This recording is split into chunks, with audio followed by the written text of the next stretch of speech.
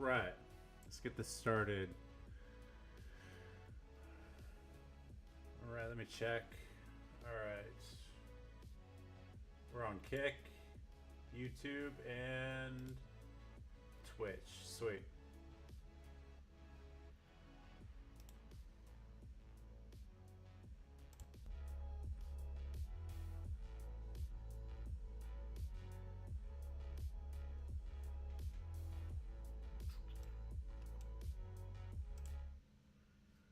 All right.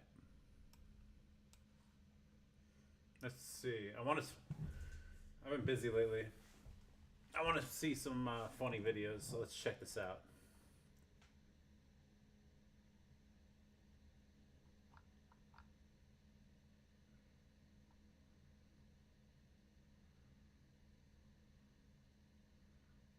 Funny holiday? Nah.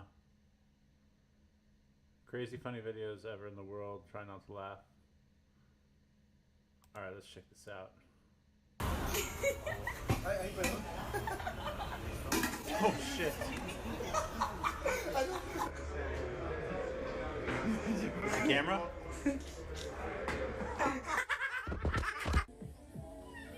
Stupid.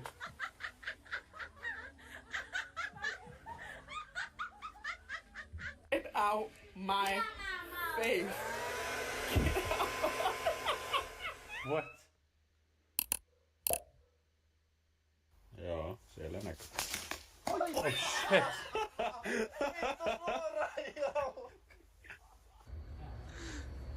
You're stupid.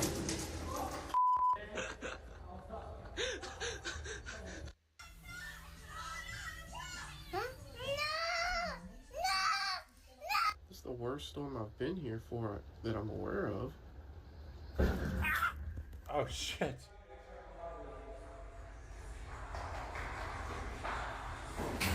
Damn! Well, we made it over. Oh.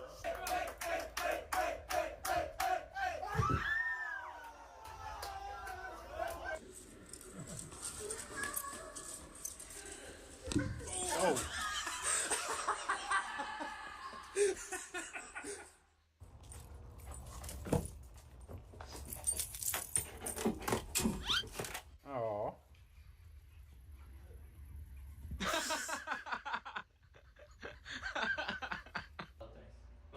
Oh god.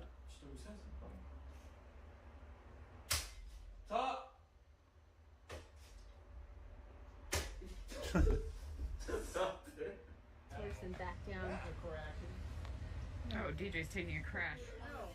Your glasses won't make it. Your glasses won't survive that.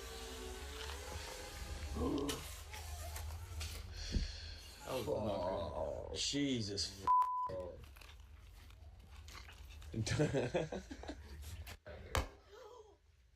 Oh my god. Literally how Are you? Oh my god. IPA for the first time, 9%.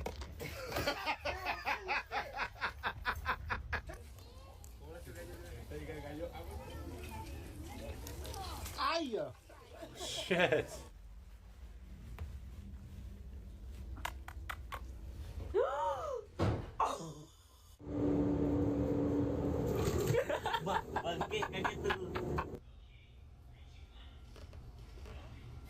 Oh. Oh god. Why did I just bust my at the Lincoln Menorah? Oh. Oh, he missed. Yeah.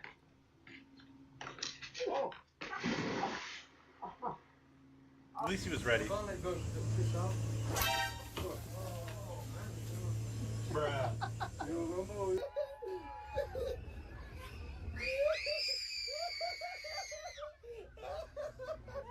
Stop! Do it again.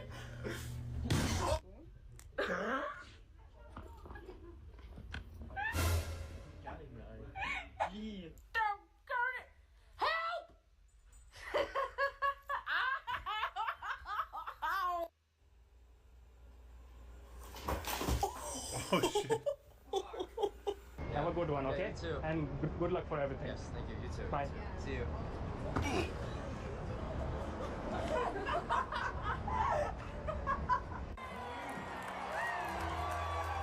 Whoa, you okay? What the hell?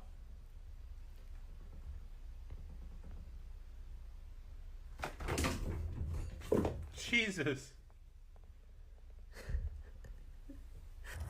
Refocus. Refocus.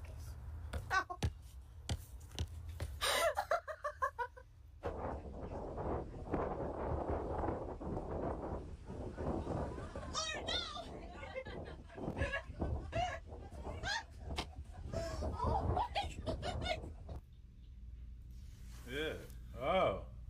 That was sudden. Together. Let's go. Oh,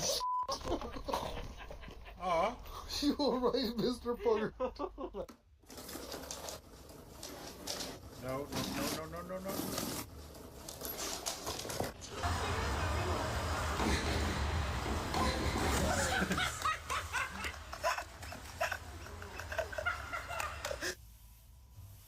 Oh no. Don't do it. Oh. Damn.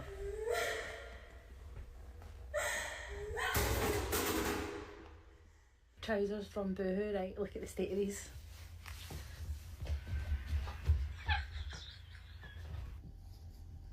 It is rotating, so it should be fine. Bruh, you tripped on nothing? Somebody pressed it down too hard, and now we have some sort of beef like a pancake. That shit tastes good. I don't give a damn what nobody said. That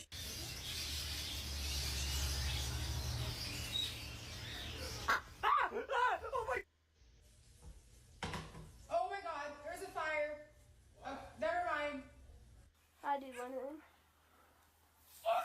Oh my god! Ay, caramba. That was...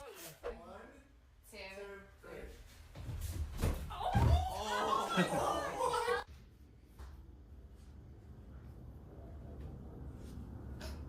Aparte las uñas negras tiene. Aw. De tu hermana.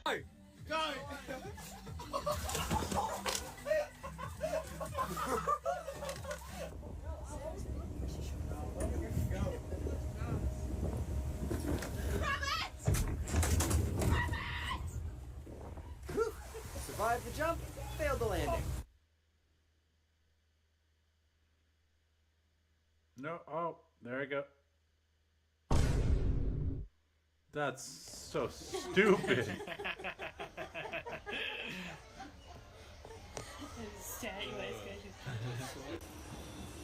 Let go of one handle.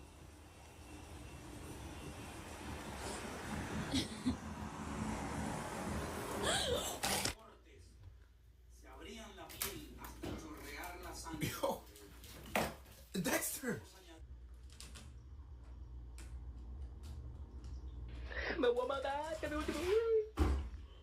Holy crap.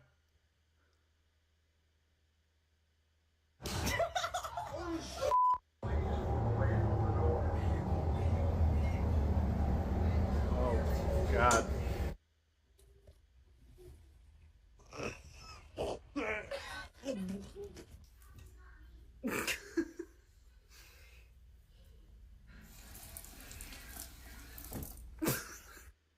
Aw. The Hey, yo, that looked rough. Hey, the Padres! You're a stupid idiot.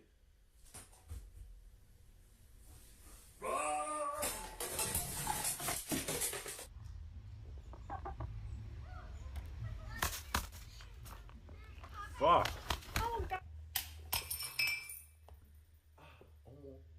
C'était un peu pour vidéo. See the light at the end of the tunnel. Watch out! Level 1 pass. Babe, can I get some of your tea? That's not tea. What is that? You drunk that? No, babe, I'm asking, is that... Babe, that's from my vagina.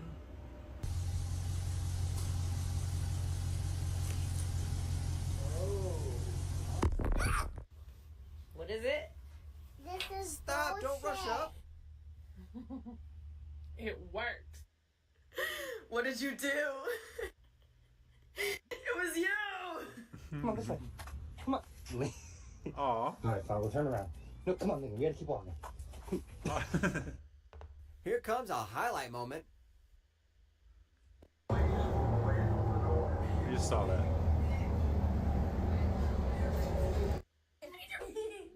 You're gonna stick it in the... Okay, now blow in it. I ain't never seen no squirrel just be chilling like that. Arm drag. Oh, my fault, bro. My fault. Oh my god!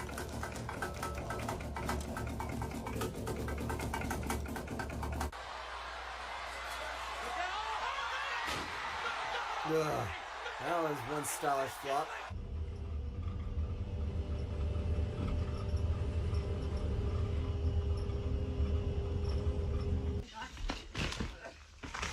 Aw. That's painful.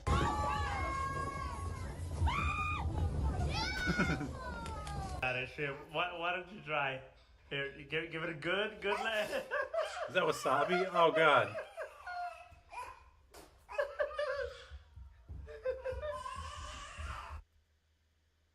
No, you're gonna flatten it. Look out! That floor coming in Shut up. fast!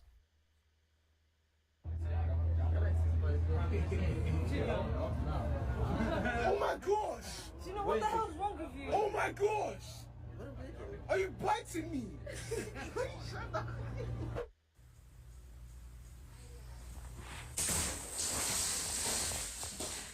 Oh my Playing god. that move. Bruh, he flew like a blast. Oh!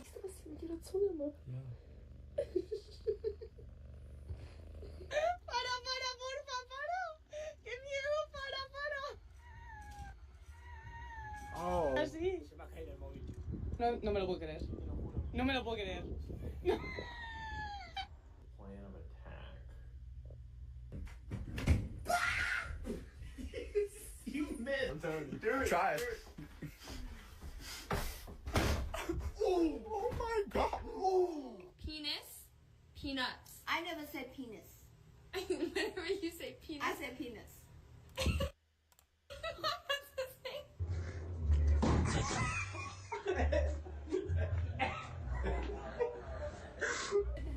Oh.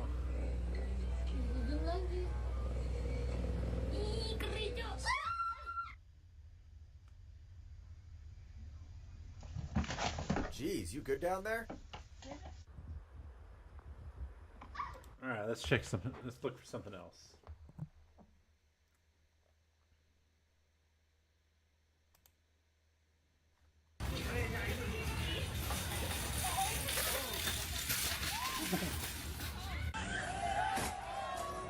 Shit. Oh, I'd be so pissed. Get them now! Move!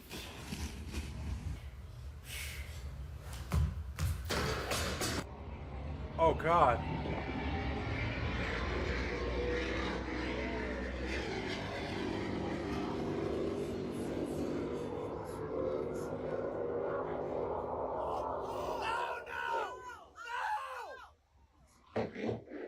Jeez.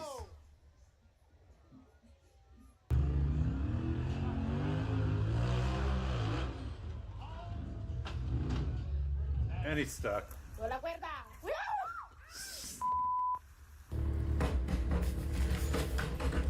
Oh, you broke the bridge, dude.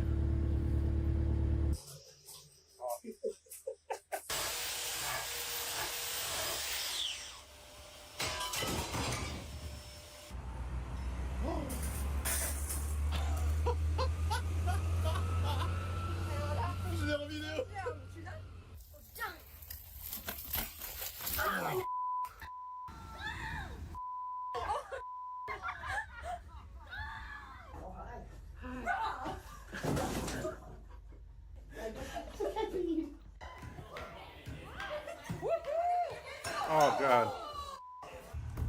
This is wild. Wild. Well, I'm not either. I gotta get in and dry my hair. I'm outside the house right now, but the dog's inside the house. I don't know if I should go with the dog. No. Michelle, just stay. Michelle, stay. Oh no. Oh no. Oh, he's so sad.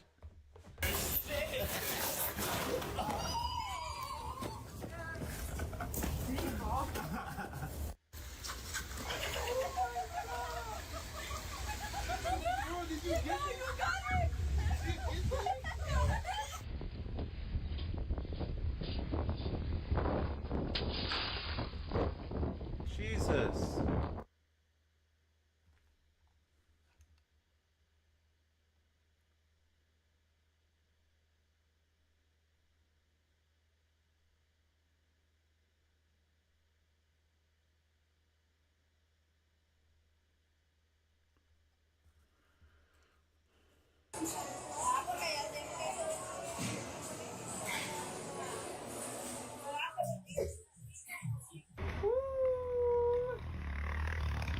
Oh God. Oh my God.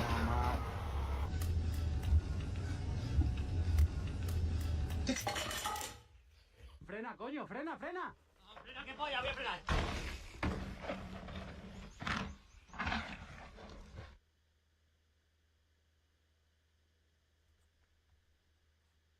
It's because it's reinforced with Malteser.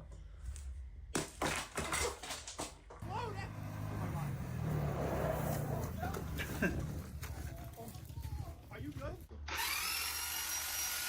Oh no. Come i capelli. Quello invece non lo so. Vai, No, per mi cogliere. Intanto in su verso in giù, da su verso in giù.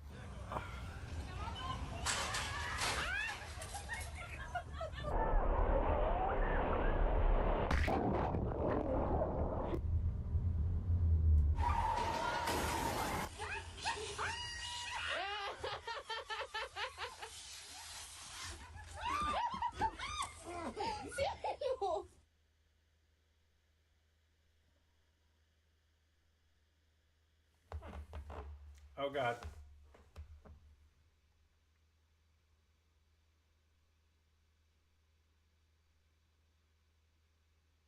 She places the right leg on the swing, checking for It's gonna break.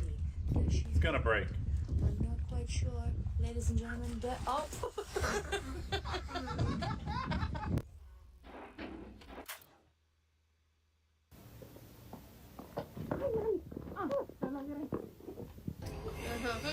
Oh God.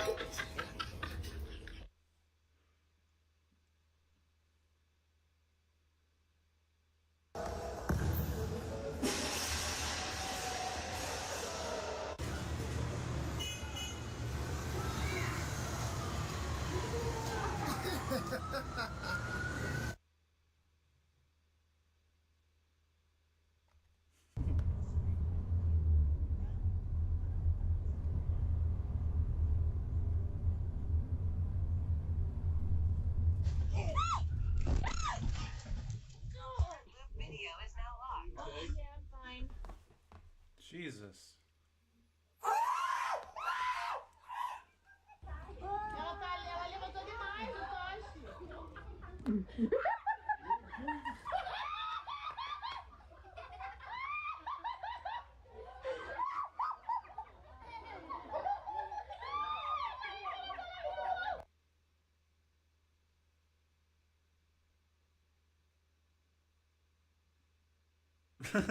For real? Oh shit.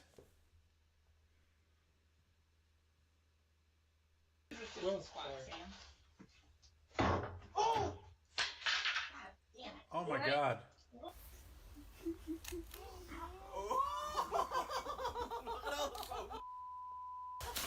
All right, let's do some news.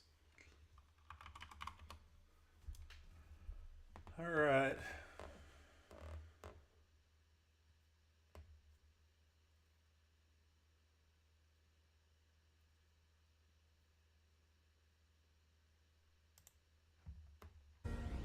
about 85% stopped by sea. You probably noticed that. Months ago. People aren't wanting to be delivering by sea, and will. Thanks to all of the people standing around me. They have worked tirelessly on this. Today's arrest happened because the Trump administration has made this case a priority.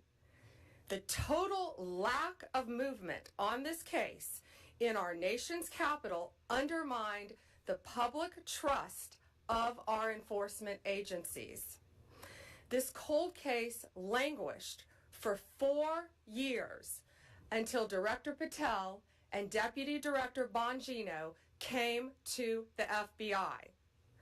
The FBI, along with U.S. Attorney Pirro and all of our prosecutors, have worked tirelessly for months, sifting through evidence that had been sitting at the FBI with the Biden administration for 4 long years. Let me be clear, there was no new tip, there was no new witness, just good, diligent police work and prosecutorial work, working as a team along with ATF, Capitol Police, Metropolitan Police Department, and of course, the FBI. We are working every day to restore the public's trust. We hope that today is a significant step towards that progress. We'll share more information when we can and when it unfolds. Ever seen under President Trump's leadership here. All right.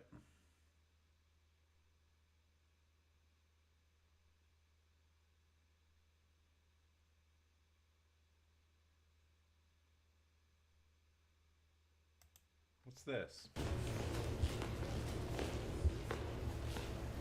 Can you tell us what your Let me just say this. Admiral Bradley and the chairman of the Joint Chiefs of Staff did the right thing.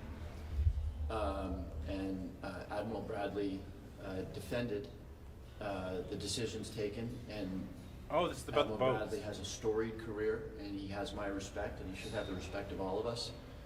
But what I saw in that room was one of the most troubling things I've seen in my time in public service. You have 2 individuals in clear distress, without any means of locomotion, with a destroyed vessel, who were killed by the United States.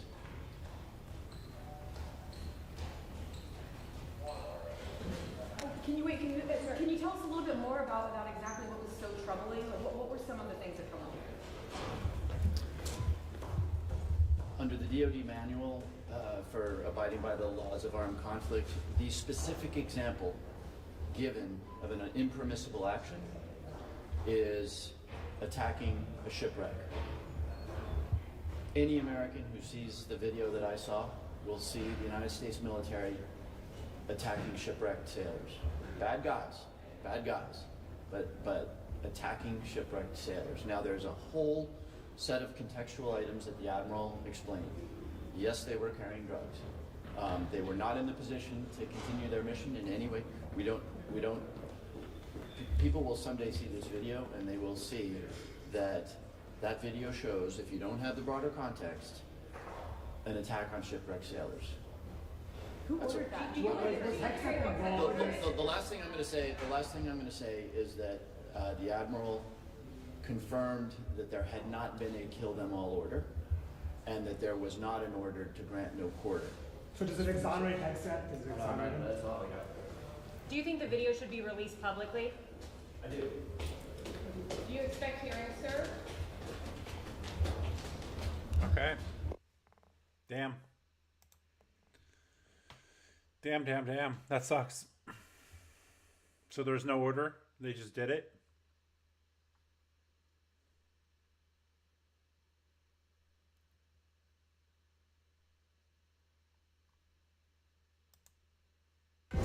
I could take a look at your YouTube studio. Or I'm an open book. I don't give a shit. You made over $26.3 million through YouTube AdSense, yeah. That is wild. This is what 10,000 videos look like. You have over 100 employees, 16 million subscribers. You've been making videos about tech for almost 20 years? A lot of your content is reviewing products from brands, but then you also take sponsorships from brands. How do you handle conflicts of interest? We're not afraid to criticize the hand that feeds us. Where do you draw the line? Apple, they hate me. Why does Apple hate you? No single company in the tech space could ever hold us hostage. Real talk, our channel's been declining in viewership. When you have 100 people on staff, you have to take any kind of drop extremely seriously. Do you regret not selling your channel for $100 million?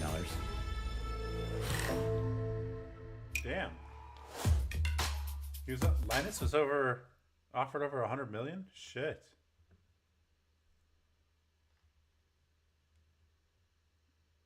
Oh, what's this?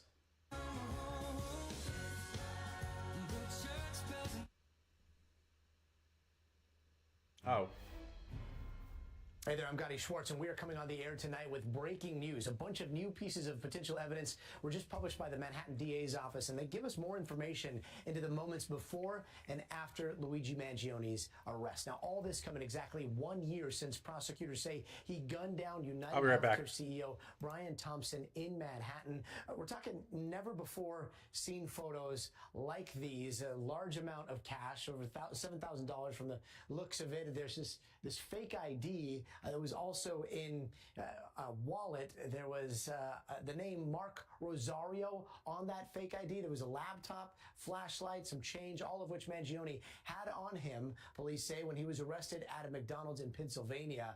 We're also hearing the 911 call that led to his arrest for the very first time. Listen to this. Blair 911, what is the address of your emergency? It's not really an emergency. I'm a manager at Plank Road McDonald's out here on the boulevard. Okay. And I have a customer here that some other customers were suspicious of, that he looks like the CEO shooter from New York. Okay. So they're just really upset, and they're like coming to me, and I was like, well, I can't approach them. Now, of course, this all comes before the high-stakes pre-trial hearing of Mangione's murder case. It's going to happen down the road. Remember, Mangione's lawyers want a judge to throw out key evidence against him, including the alleged murder weapon and writings from a journal that was also seized inside that backpack. Mangione has pleaded not guilty to both state and federal charges, but this hearing and now these images have given everyone a very, very big preview of the evidence in what could be a very big trial to watch. We've got the dynamic duo who has been following this closely, NBC News correspondent Ellison Barber and NBC News legal analyst Misty Maris. First off, Ellison, can you walk us through everything that we're seeing here today? Yeah, I mean, you look at some of the exhibits, the photos that were released by the Manhattan DA this evening, and a lot of it are items that maybe we hadn't seen before. This picture right here in particular really stood out to me. It is wads of cash. Police say Mangione had over $7,000 US on his persons at the time he was arrested, as well as foreign currency. They're showing the President Trump has had enough of both Omar and Walls. She shouldn't be allowed to be a congresswoman, and I'm sure people are looking at that. And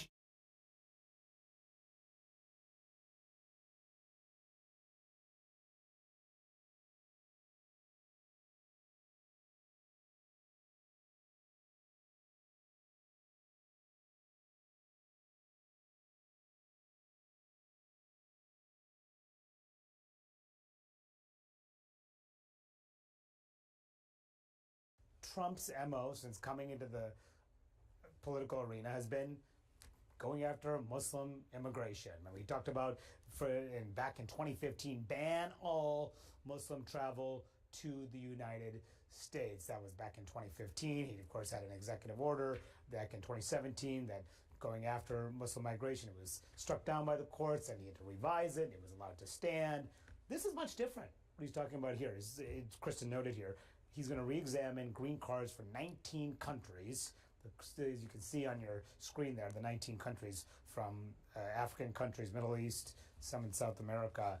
Evan, how is he going to be able to implement this? Because they're talking about a loyalty test as well. Is this a real thing that they're going to actually try to implement all of this and get rid of people who are, green cards, you're here legally. It is legally issued by the government. You are legally allowed to be here. Can they actually do this? Well, they'll certainly try. And look, we've seen them do this before, where they come up with an emergency power that the president says he has, and then dare the courts to try to stop it. And so what we expect, obviously, with this is that they're going to run into the same trouble that they ran into with the Muslim ban. In the end, they were able to basically make that legal by admitting that the rights of people who are permanent residents matter, right? It's not just U.S. citizens, but there are rights that come with being a permanent resident that they can.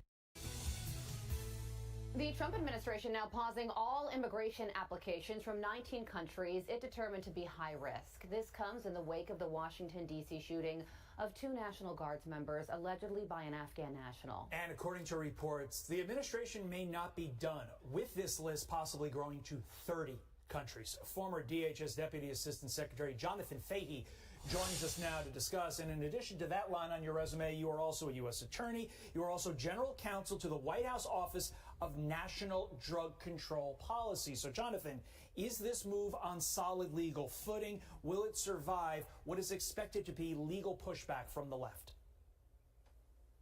Yes, this will survive, and it's already been tested in the Supreme Court in, I believe it was 2017 or 2018, the case Trump versus Hawaii with the so-called Muslim ban. But basically, Donald Trump has the authority to ban immigration from places that he determines, remember, not a court, he determines are detrimental to the interests of the United States. And in these cases, we have it for 2 reasons. One, are these people going to be properly vetted to the degree we can be certain that we will not be at danger? And these countries, they calling them third world countries or calling whatever, it's not possible to meaningfully vet people. And Donald Trump's highest priority is national security, American public safety, and also the overall interest of the health and well-being of American citizens. So this will be upheld. It will be challenged like everything else. But we have Supreme Court precedent on something very similar, only a handful of years away. So yes, it will be upheld. Here is Secretary of State Marco Rubio on this issue of vetting last night on Hannity. Watch this. You can vet what people have done in the past. You can't bet what people might do in the future. There's another dynamic at play here, and that is you could allow someone into our country who has no history of radicalization. Perhaps they even have worked with you in the past, but they are susceptible.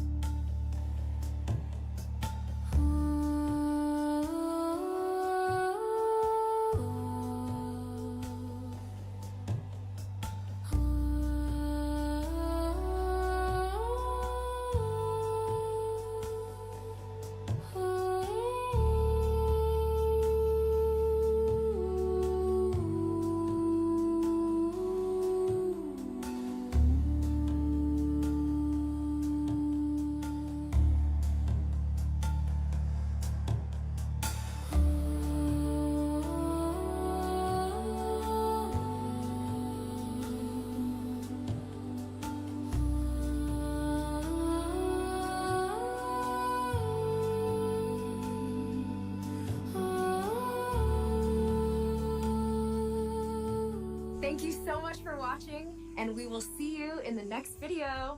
Bye!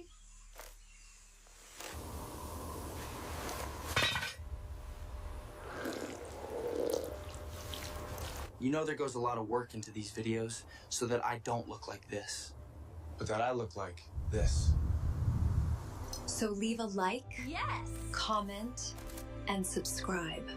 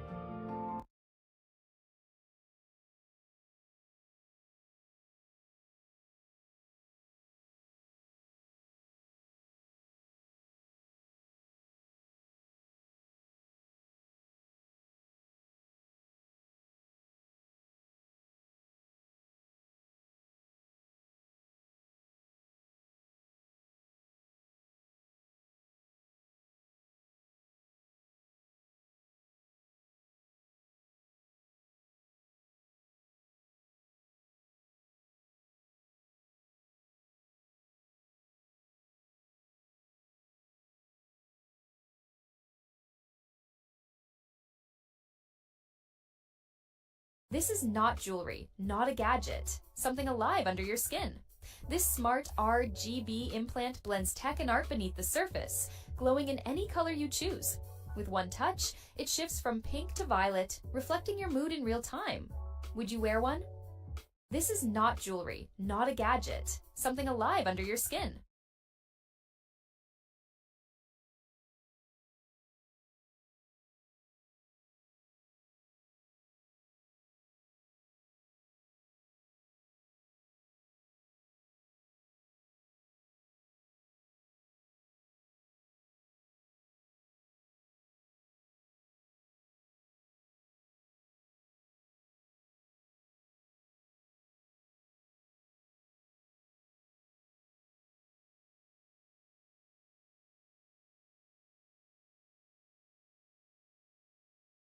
If you have the desire and, most importantly, the free time to really dive into games, the open world lineup of 2026 should make you happy. Many of the biggest releases we were promised in 2025 have been pushed into 2026. And in this video, we are going through the top 20 open world games that are worth keeping on your radar. What's up, guys? It's Braz, and here we go.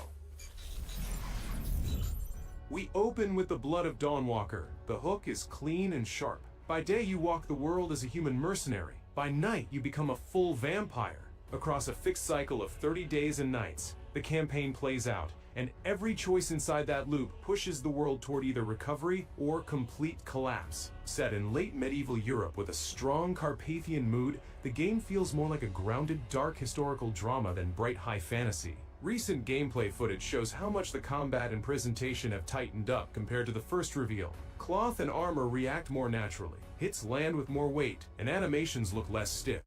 Metropolis. Moving from tight city blocks to alligator-filled wetlands and run-down roadside motels brings clear shifts in mood. Rockstar keeps the full story under wraps, but the Bonnie and Clyde-inspired duo at the center and the focus on smartphone culture make it clear how much chaos here will come from viral stunts, filmed crimes, and public overreaction. Technically, the game already broke records. The first trailer smashed YouTube view counts, and analysts keep calling GTA 6 the most expensive entertainment project ever produced, which lines up with the amount of visible detail in every frame. Hopefully there won't be any more delays, and we'll actually get to play it in 2026. Crimson Desert has quietly moved away from its original MMO from the makers of Black Desert label and is now positioned as a big single-player open-world action RPG. The continent of Pywell is not just decoration, but a messy lived-in space full of feudal politics, mercenary contracts, and random trouble in the wilderness. Pearl Abyss leans into a heavy, physical style of gameplay. The protagonist climbs cliffs, grabs onto flying creatures, falls off them, brawls in taverns, takes part in large battles, and still finds time for peaceful activities like hunting, fishing, and trading. The open world is built around a mix of scripted and dynamic events. Large-scale battles with dozens of fighters, sieges, caravans, sudden bosses on the road, and many side stories that often come not from icons on the map, but from what is happening in the environment. Technically, this is one of Pearl Abyss's most ambitious projects to date. Complex weather systems, day-night cycles, and highly detailed armor and scenery already push it into the top end of 2026 releases visually. With GTA 6 now moved to late 2026, Crimson Desert automatically became one of the main single-player open-world launches for the spring window, especially for players who miss big story-driven adventures and do not want another live service grind.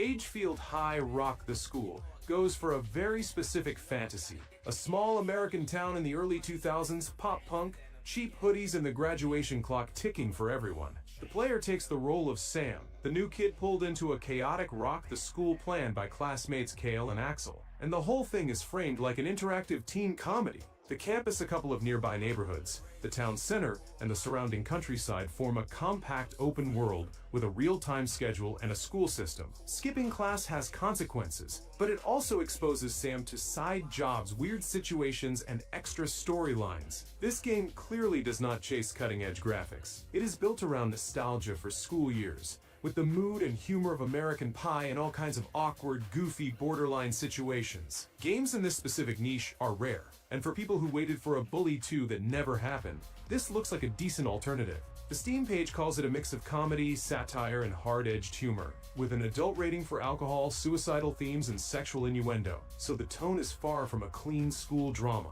Instead of a giant map, the developers focus on density, a few dozen main missions, side activities, lessons that play out as mini-games, and shops where Sam can blow money on clothes, tattoos, bikes, and other stuff. By the way, while I was looking up info on this game, I was cracking up at comments under the trailer. Like, ChatGPT generate me a sequel to Bully, or the blonde with space buns looks like a young female Willem Dafoe. That actually sounds pretty funny.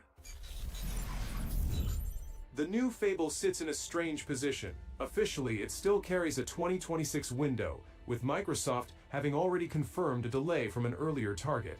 But there have been no big showings since summer 2025. At the same time, recent Xbox roadmaps still list Fable as one of the key releases for this generation, even while Playground Games is also responsible for Forza Horizon 6. That naturally raises questions in the community about whether the studio has enough capacity to ship 2 AAA projects in the same year. On the technical side, Fable is built on the same Forza tech base as Horizon, which explains the near CG quality lighting, wet cobblestone streets, and dense forests seen in trailers. The tone is recognizably British, sarcastic narration, talking vegetables, oddball villagers, and a world that treats the player character more like a walking joke than a chosen savior. We're promised a story-driven action RPG with open areas, reactive NPCs, and a focus on shaping a personal legend rather than chasing a rigid morality bar that flips the protagonist's appearance. I think they're getting it wrong here, because if you're positioning yourselves as a true RPG, then a character creator or something along those lines is a must-have,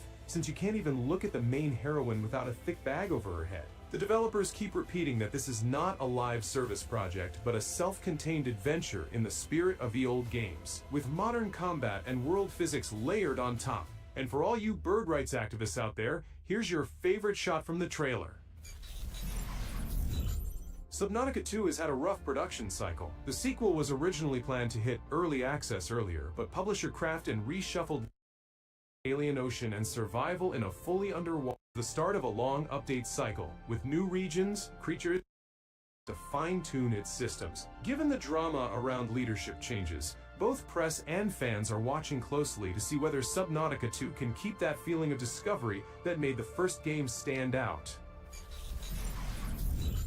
Mortal Shell 2 was officially announced as a sequel with a more open structure. Cold Symmetry and the publisher explained that the game moves away from the semi-corridor layout of the first part toward a compact but genuinely open world where players can leave the starting area and branch out into different directions, finding content in varied order instead of following one strict route. The shell mechanic remains the core. There are again different bodies with unique stats and animations that can be discovered in the world and swapped between.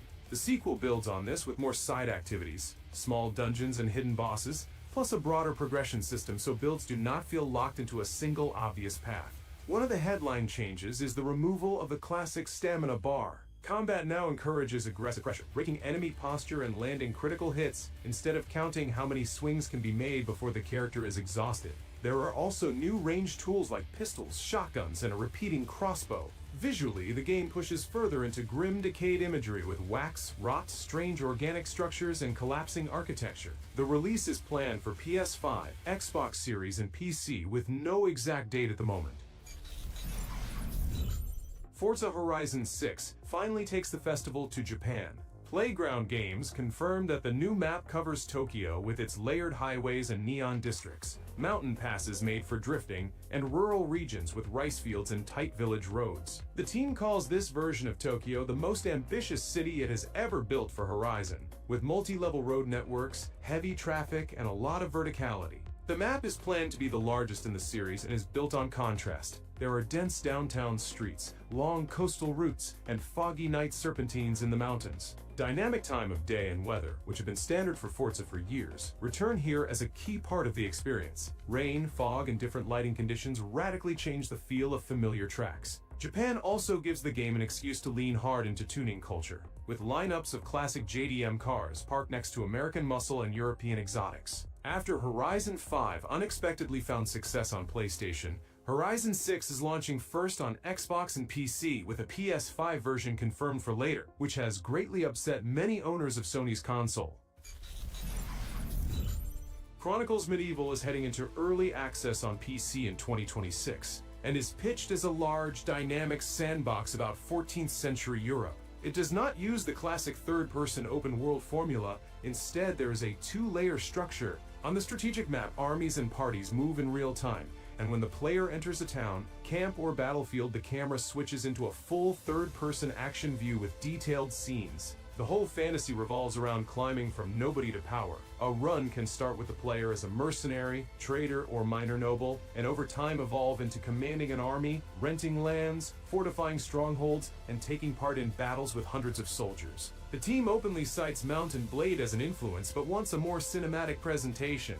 A combat system built on Unreal Engine 5 and a grounded non-fantasy setting. For early access, the plan is to include the core campaign, custom battles, and co-op. And then as the game moves toward version 1.0, expand into full co-op story progression for the complete release. LEGO Batman Legacy of the Dark Knight is planned for 2026 as a big open-world take on Batman that tries to cover most of the character's history in one package. The team is building on the tech from LEGO Star Wars The Skywalker Saga, but shifting it into a fully explorable Gotham with multiple districts, special zones like Arkham and a Batcave hub. The key idea is to walk through decades of comics, cartoons, and films. Early material shows early-era Batman in a simple suit, darker 80s-inspired arcs and modern interpretations, plus cameos from side characters pulled from all over DC's catalog. Split-screen and online co-op remain central. Two players can freely drive around the city, take down criminal hideouts, play story missions, and hunt collectibles. Gotham is described as vertical and layered, with rooftops, sewers, docks, and familiar locations like Ace Chemicals. Previews make it clear that the game is not aimed only at kids. A lot of the humor and references are clearly meant for grown-up fans who know the older comics and films. Gothic 1 Remake is slated for first quarter 2026 and tries to balance between a faithful restoration and a modern action RPG. The world is still the same mining valley, but terrain, density of objects, and camp layouts have been reworked. THQ Nordic and Alchemia Interactive say the overall scale is preserved, while the world is filled with more side events, small quests, and secrets than the 2001 version ever had. The most obvious change is combat and controls. The clunky original system is replaced with a modern third-person setup featuring dodges, blocks, and readable attack timings, plus a proper quest log and interface that does not fight the player. Even so, the structure of the open world remains close to the classic. 3 main camps, a smooth difficulty ramp as the hero pushes deeper into the valley, and the feeling of being a nobody in a very dangerous prison under open sky. The devs add new quests, expand some side characters, and update visuals to current standards, but keep stressing that the remake does not rewrite the lore and does not turn Gothic into a completely different game.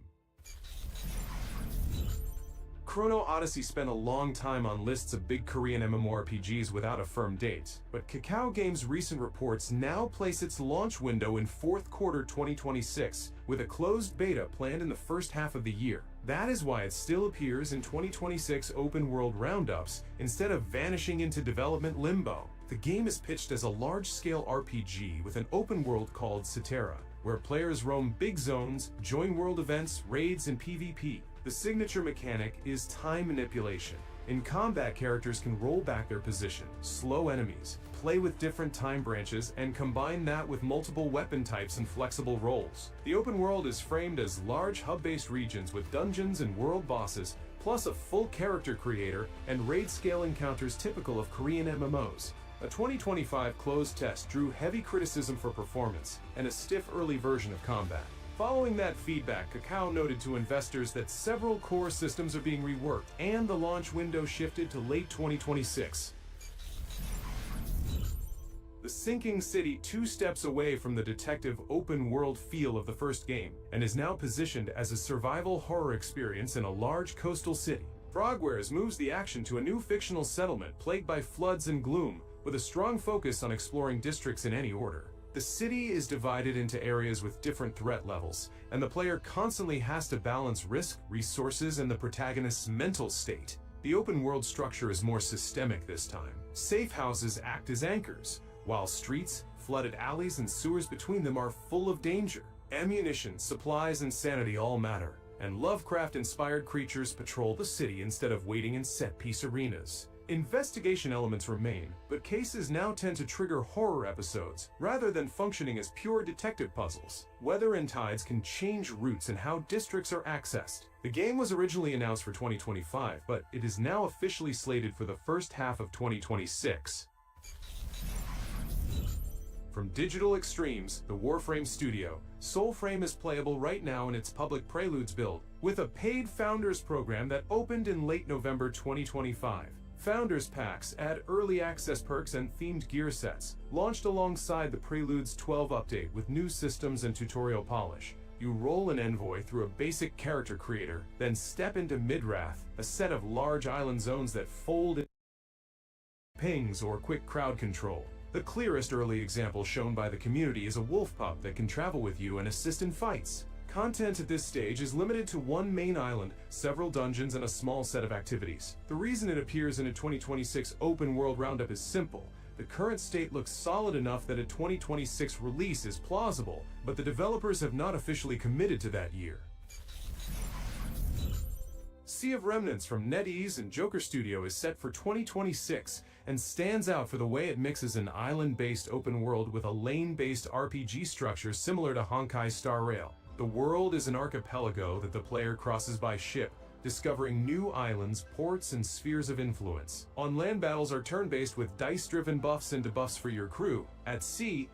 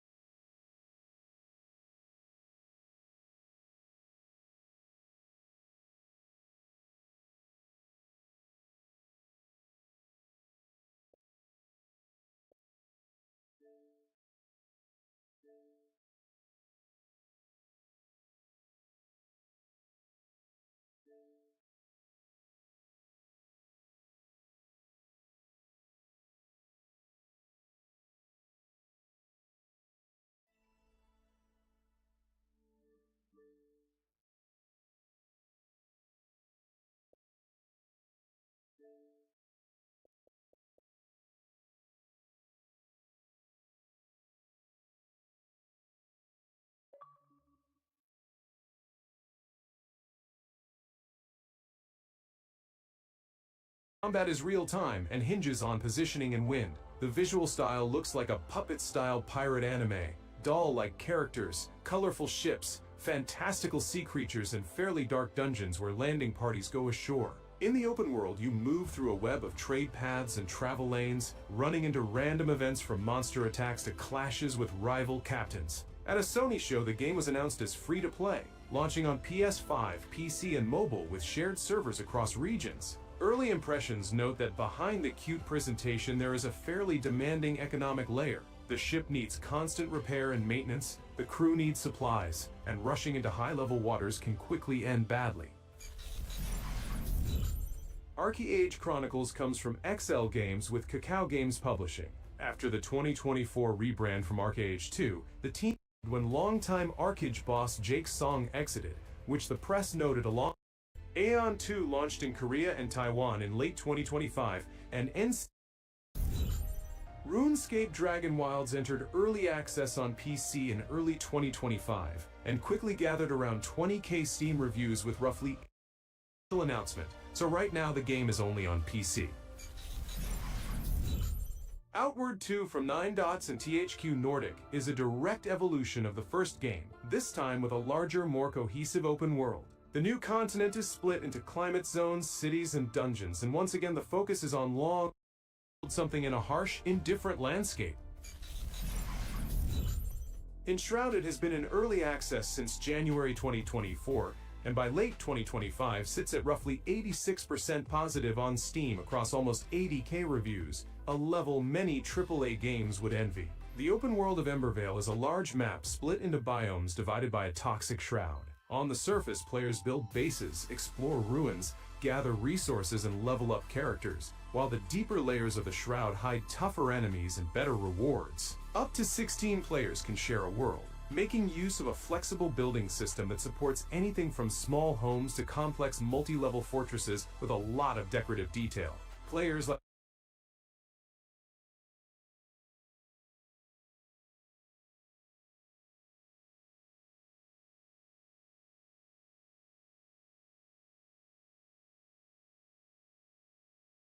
As we are in the final weeks of 2025, I wanted to look ahead at 2026, especially as we have some incredible games coming our way, and it could actually be the biggest year for Xbox yet. I have covered so many games here on the channel, but today I wanted to focus on 16 incredible free-to-play games that are heading to our consoles sometime next year. This includes a wide variety of different genres, and I'm just so glad that free-to-play games are moving away from the traditional shooter elements. With that though, my name is Fletcher, and this is Xbox Nation, and let's just dive right into it. First up, you may be familiar with a game studio known as Wargaming, and they are the team behind the widely popular World of Tanks. Well, in a twist that I really wasn't expecting, they announced World of Tanks Heat earlier this year, and this is a brand new standalone spin-off from the popular free-to-play Tank Battler, where you outfit your tank with customized weaponry and a special pilot before trundling into battle. The studio didn't share an exact release date for World of Tanks Heat yet, but when the game does launch, it will do so simultaneously for PC and Xbox with full crossplay and cross-progression. Instead of piloting realistic tanks in the World War II era and beyond, you will take charge of new creative reinterpretations of post-war designs and then customize them with different armor sets, weapons, visual mods, and other abilities. It definitely seems weird to see an Overwatch sort of take on tanks here, but I'm keen to see how it lands sometime next year. One game that is seemingly on its way to Xbox but with no confirmed release date as of yet is Crysis X. This is an open world survival crafting game that's set in the 1990s, and it pits you against infected hordes, thousands of human players, and stunning landscapes of an unforgiving wilderness. It is set to come to PC and mobile first in 2026, but then later for consoles, and it's a game where players can work together to achieve great communal projects or plot against each other to wage all-out war. You'll have to build, manage, and defend a homestead as you learn to live off the land and venture deeper into the world around you by exploring an environment that's rich in wildlife and steeped in so much mystery during the aftermath of a devastating outbreak. This one does look pretty awesome, and I do highly recommend keep this one on a radar for potentially sometime next year. Fate Trigger enters the arena as a colourful anime-inspired tactical shooter with some very fast-paced gameplay and over-the-top character designs. This title combines third-person and first-person perspectives for dynamic combats. It is set in a world of floating islands, and Fate Trigger introduces us all to a roster of heroes, each with their own skill set and flashy abilities. From defensive walls to sky-soaring abilities, each character looks to feel distinct here, while allowing us in creative team compositions. One standout feature does seem to be a character that's equipped with a lipstick gadget that tracks enemies. Yes, it is as wild as it sounds. It looks to blend realistic weapons with sci-fi aesthetics, and it really does mirror the sort of energy you come to expect with something like Apex Legends, or adding an anime flair for good measure. With skill-based movement and a mix of close-quarters combat and range attacks, Fate Trigger is really shaping up to be one of 2026's most exciting shooters. I know many on the channel have actually been asking if if Once Human is coming to Xbox, and yes it is, but with no confirmed window. All we know at the moment is that the developer is still working on the Xbox version, and it should launch hopefully sometime in 2026. This was mentioned by a supposed Once Human team member over on Reddit recently, and they also put out a statement back in July stating that console versions are in the works. Once Human blends open world gameplay with vigorous survival mechanics, while also including horror elements in its terrifying monsters and post-apocalyptic setting. I've always had my eye on this one simply because I'm quite a fan of third-person action games, but then again, being a free-to-play game, it always does bring in some very questionable monetization practices. Currently, no game sits at mostly positive reviews over on Steam for over 20,000 reviews, so it does seem that community sentiment around this one is pretty positive. Hopefully then, we will be able to try this one out when it does arrive on the console sometime next year. Diablo and Dark Souls have both spawned countless imitators, but interesting combinations of both aren't as common. If you want to shell out for a game in early access, there's always no rest for the wicked over on PC. However, if you don't have a PC or you just don't want to fork out any money, then you might want to check out this upcoming game with a lower barrier of entry. Gods, Death and Reapers is set to release sometime in 2026, and it blends Diablo inspirations with an interesting mix of genres and styles. It features a gameplay loop that's inspired by extraction shooters, and then options for single-player co-op and PvPvE, so there's a lot to be excited about with this compelling release. The Steam page, which is up in a moment for Gods, Death and Reapers, offers the option to request playtest access, so it does allow you to play in the alpha test if you do have PC, but honestly, I know a lot of us are just waiting for it to come to all platforms sometime in 2026. Spellcasters Chronicles is a game that's vying for a top spot on a list of the best MOBAs out there, but it doesn't really share many gameplay similarities with the likes of Dota 2 or even League of Legends. Of course, the basics are there. You basically summon legions of minions to do your bidding, attack towers and taking territory from your opponents. But you can then also ascend into aerial battles with other spellcasters by spraying frost rays at their shields and then forcing them to duck for cover. Considering this live service game is coming from Heavy Rain and Detroit Become Human developer Quantic Dream, I should hardly be surprised that it doesn't play things strictly by the book. It is looking pretty unique so far, even though the hallmarks are in place, and hopefully we do get a firm release date sometime next year. Many exciting titles got showcased at the Tokyo Game Awards all the way back in 2022, and Ashfall was certainly one of those games that caught the attention of many players out there, but it has been some time since we've heard anything about this release. This one though is a new MMORPG title that features a grim storyline and takes inspiration from many games like Fallout. Based on the impressions of what we have seen over the years, it promises good action-packed gameplay with cover-based shooter elements. The level design and the art style are simple, but overall it does look pretty good though. Since it was real though, we've had more mentions of other platforms coming, including consoles, so it does look mighty impressive and already on my own personal radar. Ashfall though, if you aren't aware, is set on a fictional post-apocalyptic world where Earth has been ravaged by nuclear weapons initiated by a rogue AI. You can think of it like Skynet from the Terminator series, as the AI's behaviour and setting are very identical to that. So far it looks great, it sounds great, and I do hope we see some more about this very soon. Path of Exile 2 builds upon the foundation of its predecessor, delivering a Diablo-like action RPG experience with so much more depth. It has some stunning visuals, a brand new storyline that's set years after the original, and 12 character classes with 3 specializations each, with customization options which are pretty endless. The iconic skill tree and gem systems do return though, and it does really offer a near infinite build possibility. Combine that with tons of loot and challenging enemies, and Path of Exile 2 is really shaping up to be an ARPG's fan dream.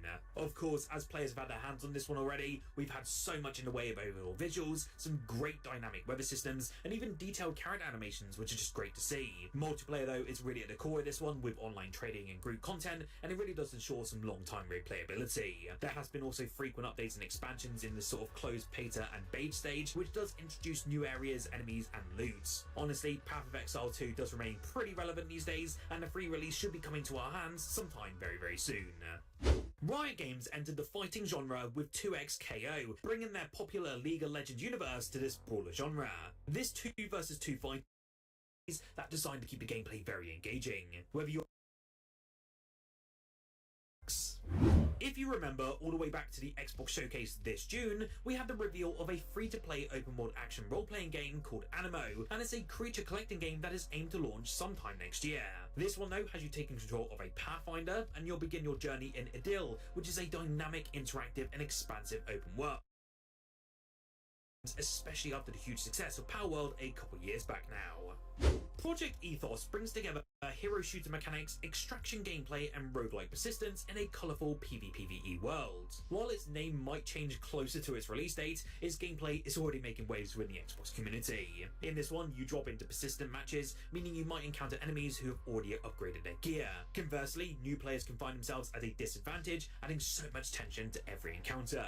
Teams in this instance must balance fighting AI enemies while facing off against real players to secure loot and survive. The character abilities also look to complement the gunplay rather than overshadow it, ensuring some very skill-based combat, as we see in the likes of Arc Raiders. As you progress though, you'll be able to unlock new abilities, weapons and gear, so it looks to keep gameplay very fresh and exciting. Honestly, Project Ethos is shaping up to be a unique blend of strategy and action, with great vibrant visuals and an ever-evolving world.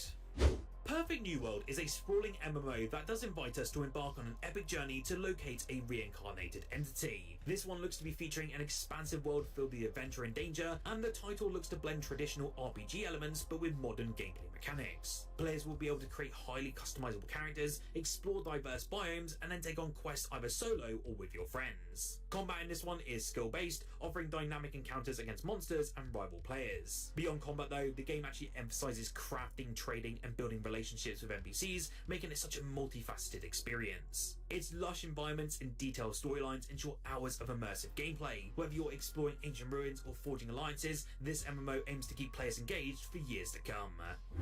If you've happened to venture away from the Xbox ecosystem over the past few days, you may have noticed that a new game called Where Winds Meet has been proving extremely popular across Steam and the PlayStation storefronts. This is a free-to-play open-world action-adventure RPG featuring a narrative-driven campaign that can either be played solo or in co-op, and the reviews that I've seen so far have been very good, with the game boasting a very positive rating over on Steam. So, you may be thinking though, is Where Winds Meet coming to Xbox? Well, it does seem to be on its way, but we're gonna have to be a little bit patient for it. At the moment, it's a PlayStation exclusive title until May of 2026, but the official FAQ does have Xbox stated as a platform, but the date is to be decided. I do hope we see it, as the game looks pretty awesome so far, and I'm very keen to get my hands on it on our Xbox consoles. For fans of Warframe, I have no doubt that Soulframe is also on your radar, and I'm really hoping we see it arrive sometime next year. As of this video, Soulframe does not have a set release date, let alone a time frame, and so far it's only been confirmed to be coming to PC, but with Warframe also arriving day on date onto Xbox originally, I have no doubt this will be the case with this new game. To give you some more of an idea, Soulframe's gameplay is designed to captivate you with its focus on exploration and combat within a vast, beautiful world. The game looks to encourage us to build our own homes and settlements while adding a layer of personalization and community building to the traditional action-adventure formula. Of course, this one is way more medieval and melee inspired, which is just really awesome to see, especially within that setting, and I just can't wait to see how this one plays out from the Warframe developers. Now, Ballad of Antara is an open-world hack-and-slash Souls-like that focuses heavily on parrying. It feels like a sort of spiritual successor to Pascal's Wager, except it seems to be wildly better in every single aspect. The presentation seems to be similar on mark to Black Myth Wukong, and if that game's success is anything to go by, then Ballad of Antara might end up being a smash hit when it comes to Xbox sometime next year. From doing a little bit more digging and watching way more gameplay from this video, I can see that the setting is actually dark fantasy based, and it seems to be inspired by the likes of Eastern mythology, with loads of mythical creatures shown off in every other scene. I do have some worries though, based on what I've seen so far and upon doing some research, and that mainly surrounds the enemies having a ton of health, which makes me worried about whether it becomes a bit boring combat-wise. Still, we have yet to see if this one's going to be any good, but I do hope we see more gameplay on this coming within the early part of 2026. What free game has you excited out of this list? I would be keen to hear your thoughts in the comments below, and obviously if I have missed any, do let me know as well. If you're down there already, make sure to like this video if you did enjoy, and subscribe for more Xbox content on a daily basis. If you do want to see some awesome Xbox content though, why don't you check out the video on screen now. I recently covered all of the Xbox Game Pass games that have been announced to be coming this December, and there's quite a few titles you definitely need to keep your eye on.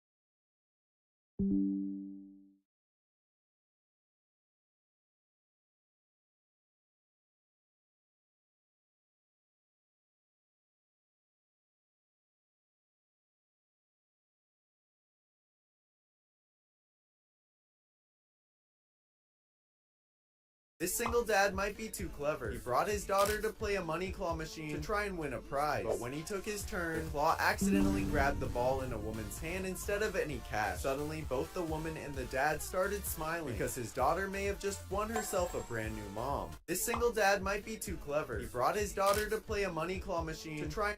Sometimes Thor gets very quiet and I get concerned about my internet connection. Why would you ever get concerned about your...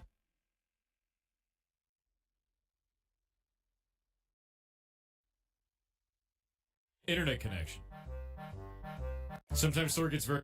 I may be a Grinch and a grumpy old man at heart, but Sometimes Thor gets very quiet and I get concerned about my internet connection. Why would you ever get concerned about your... I may be a Grinch and a grumpy old man at heart, but I still love my wives. What is this? Why do we look like America right now? Okay, Emmy, can you put these back? Wait, put one in my arm crevice. Okay. Oh my god. The tag.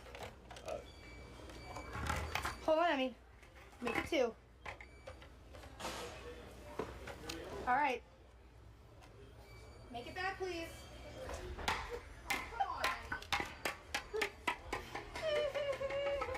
I may be a Grinch and a grump. First time seeing a folding laptop. Super thick. And you fold it like that as a normal laptop. So how do you type? I'm not gonna use the physical keyboard. Can I have 7 orders of 16 meatballs? 7 plates? Yes. 7 plates? That wasn't funny. What the was the point of that? Tomorrow will be the most beautiful day of Raymond Chaos's life. His breakfast will taste better than any meal you and I ever tasted. The message here is really deep. Of course, surface level, no, don't do that to somebody. On the not so shallow end of it, though, he is right.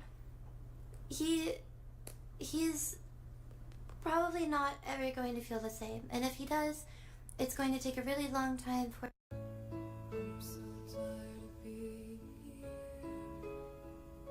Childish fears. This pain is just a... You won't even look at me. Got the bonus on...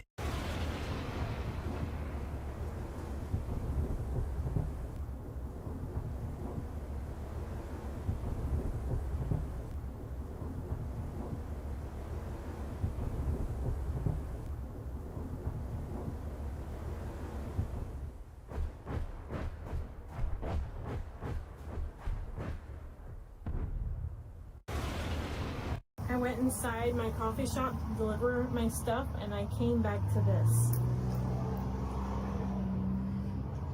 Mommy's just cleaning your car. I went inside. Ordered in, yes. Why? No! No way!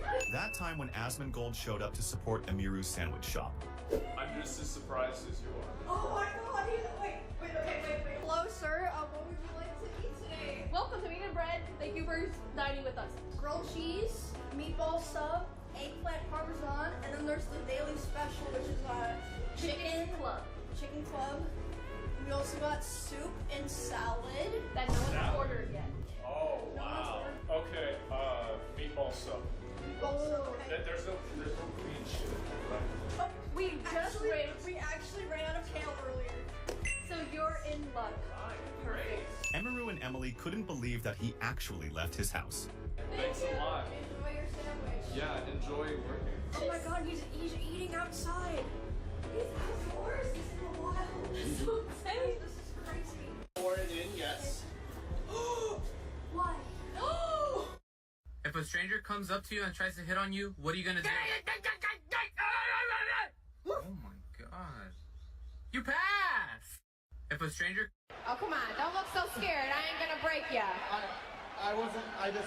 You froze up like Crawford facing a breakaway. You just surprised me, that's all. Yeah? Trust me, sweetheart. If I meant it, you'd know. This guy's a genius. He stopped frying chicken and started cooking it in water. He adds 8... Absolute legend. YouTuber Outdoor Boys came out of retirement to film a video for his friends. In 1992, absolute. In 1992, McDonald's sued a small Scottish restaurant named McMunchies, arguing that the name was too similar and might confuse customers. But the owners pushed back, claiming that Mech wasn't something McDonald's could exclusively own. The court sided with them, ruling that McDonald's didn't have exclusive rights to Mech as part of a name. It was one of the rare cases where someone actually beat McDonald's in court. In 1990... What the? Oh my god, is it your new friend? Oh my... This woman's Halloween costume is insane. Channel. So Ray J went straight to the radio station the very next. I wonder if I do a no fries diet for a month. Identified the suspect as a male in his 40s, last seen near the Riverside Transit Station. Investigators are asking anyone with information to come forward. I'm so sorry, I can't. Oh no, Identified the suspect as... This is a Bulbasaur in real life. Why does Baron Trump walk so strangely? No one realized that his body harbored an astonishing secret. One time I got pulled over and the guy thought it might be a stolen car. There's something about me that apparently I am so stupid that they stopped believing that I'm guilty of whatever it is they initially thought. But we had moved, this is back in Baltimore City, we had one last load to get. I'm like, F it, man, I'll get it. So I drove my buddy Tony's girlfriend's car, but his girlfriend's car was in her mother's name, okay? Her mother was insane and had been married 8 times. Just keep that in mind. So I'm cutting through downtown Baltimore, and all the street lights are on, so I didn't even think to put on my headlights. That's why I got pulled over. So when the cop pulled me over, do you know why I pulled you over? That I truly have no idea, man. Headlights weren't on. That's typically a sign of a stolen vehicle. I'm like, okay. And so I had to give him my information and all this, and he rolls back to his car, because he asked me, do you have the registration and all that? I'm like, I don't know where it is, man. He's like, you being serious? I'm like, look, you're asking me questions. I'm giving you an answer. I'm not lying to you. I said, I don't know what to tell you. Do you have your license? Yes. Goes back to his car, comes back a couple minutes later. Guy looks at me. He's like, how old is this woman? I said, I have never met her, but girlfriend's about my age. She's probably about my parents' age. I don't know, man, 50 years old. And you're telling me she's been married 8 times. So what I'm telling you is that the bitch is crazy. All right? But I do not know her last name. And whatever last name is on the registration, it might be different now because my understanding is she'd gotten married within the last 3 months. I'm like, bro, I don't know what to tell you, man. Oh, whoa, easy. Please help. Fucking feed him, dude. Was so starting. I don't know. Maybe he just needs some gas or something. We have gas. We have a gas can. Hey, bro. Yo. Need help? Yeah. You don't mind helping me get some gas? Yeah. But I don't understand. You have a Tesla. Right. Yeah. And you need gasoline. Well, yeah. So we can. Why shouldn't we make healthcare tax-free in this country? Why shouldn't we just exempt all health? How many allegations does she have against her? You done crashed out for the last time. No more Roblox. It was even my voice on my favorite brain rod. I don't even know what brain rot is. You done crashed.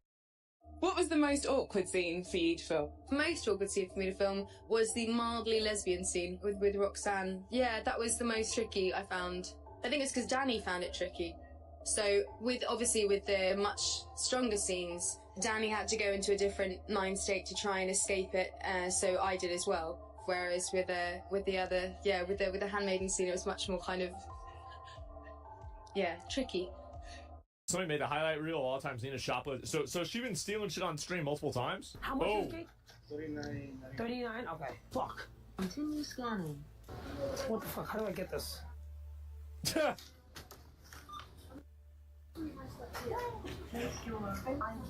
Just here. So she put something underneath it right here, and then she scanned that instead of the cake. If it don't scan, it's free, right? Why is it not scanning?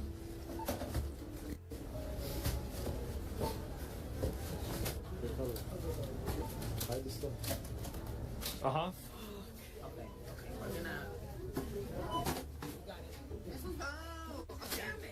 So she actually...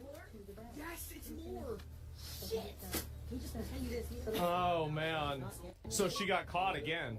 Somebody made a highlight reel of all the times Nina shoplifted. So she been stealing shit on stream multiple times? What's a tiger mom? If you think... What's a tiger mom? You know, like that, Asian stereotype that parents will, be really mean if you don't get perfect grades, and like Yeah. they force their kids to like do piano, violin, dance, art, all these things. I had that until I was. If you think about a charity. Anti-ICE protester who threw a trash can at a police officer was just sentenced to 6 months. What do you say to a blonde with no arms and no legs? Nice tits.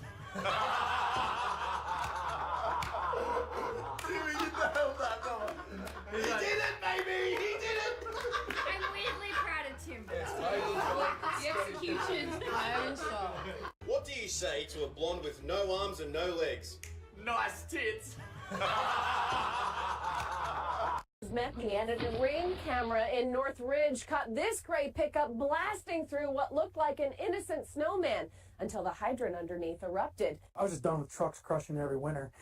And honestly, I was pissed on how they were knocking the snowman down, so I had to do something about it. Neighbors say Matt Knowles' frosty decoy worked like a...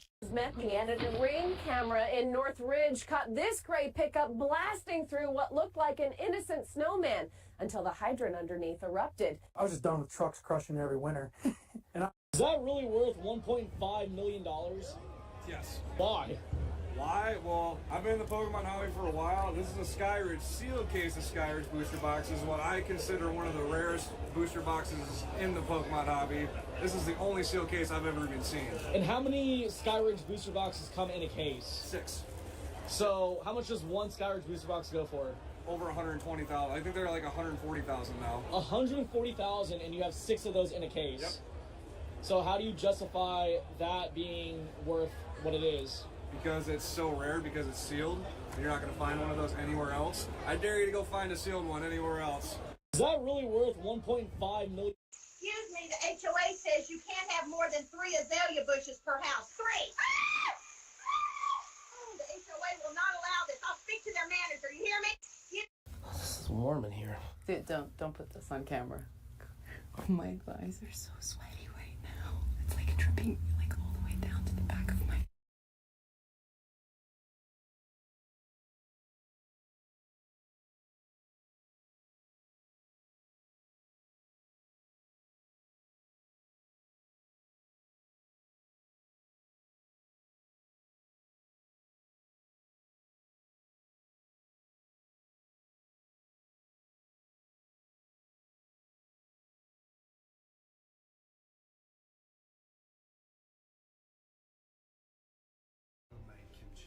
Kimchi.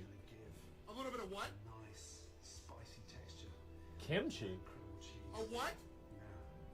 The acidity. What is this slop? What is it? What? How's this work? What is kimchi? I don't even know. Oh, it's a...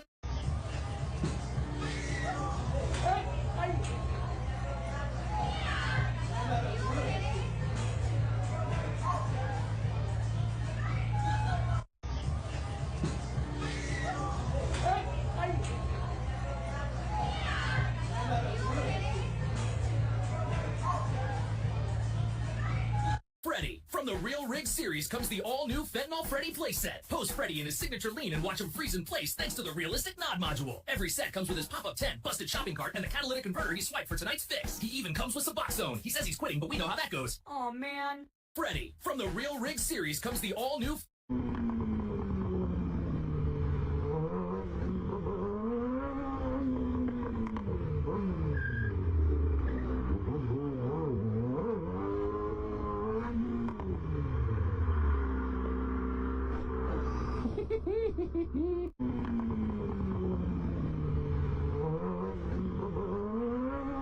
Do you think you'd be able to hold your breath for 3 minutes straight? No. Why? Because So this is the border wall in Poland, and you can see people that are just cutting through the border fence and trying to sneak inside. Looks like they're trying to pull some sort of a ladder. News: police are looking for a man who ran away after robbing a store. Crucial development, Bob. Police have just dispatched a sketch of the suspect. Classmates that I have school shooter vibes. Bowl of sludge. Is that your classmate? What am I looking at? Is this... We're not going to take it. What's this? Oh, wow. That's a lot of people. I'm just curious, though, if... I can't believe this happened live. Here we go, everybody. Episode 500. In front of a live crowd of thousands at Card Party Seattle, I'm opening a heavy Shadowless base set pack that costs around $2,300 in search of course, the Shadowless base set Charizard. These are crazy.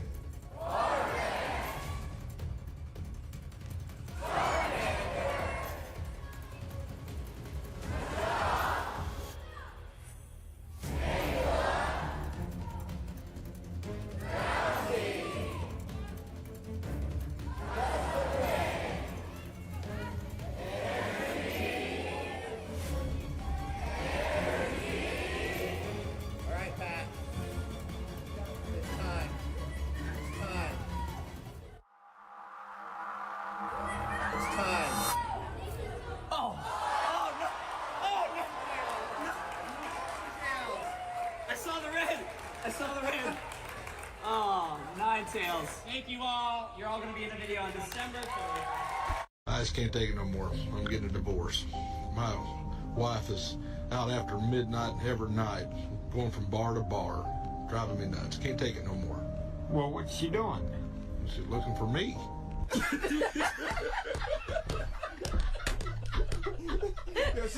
I just can't take it no more. I'm getting a divorce.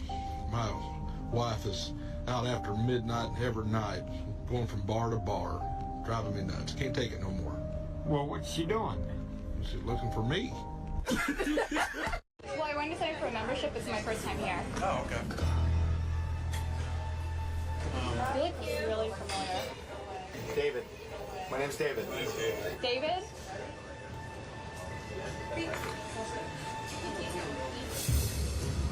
Are you Aaron Rodgers?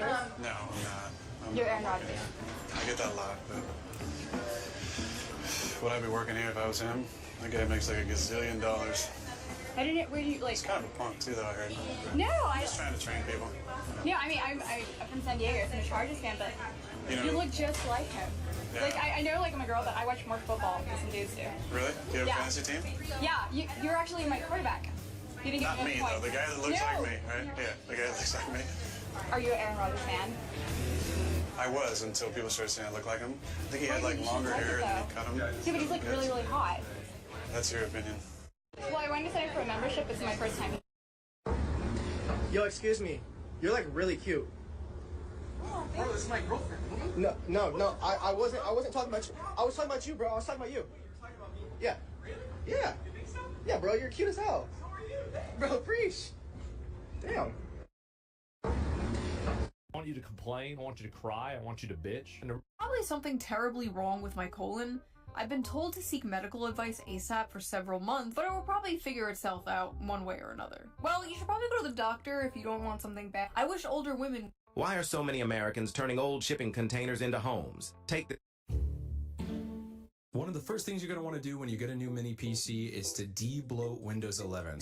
Excuse me, is this sold? No. Don't you want to see which one I'm pointing to? It's not sold. None of them are sold. How much? $25. Do I just take it off the wall? It can't follow you home. Hey, look what I got. Where'd you find that? There's this sad little room back there. Oh, yeah, that's where they put the very minor artists or the mops. Well, I didn't see a mop, just paintings like this. Oh, hey, it came with a hat. All the great ones do. I like it. My first art acquisition. I hope you haggled the price down. Nope, paid full price. Which was? $25. You overpaid. But hat. What's that? What? That in your arms. Oh, Benjamin took me to the Solomon Crespi show tonight, and I bought this. It's Agnes Reynolds. It's Agnes Reynolds. It came with a hat. Come to my studio, Sean.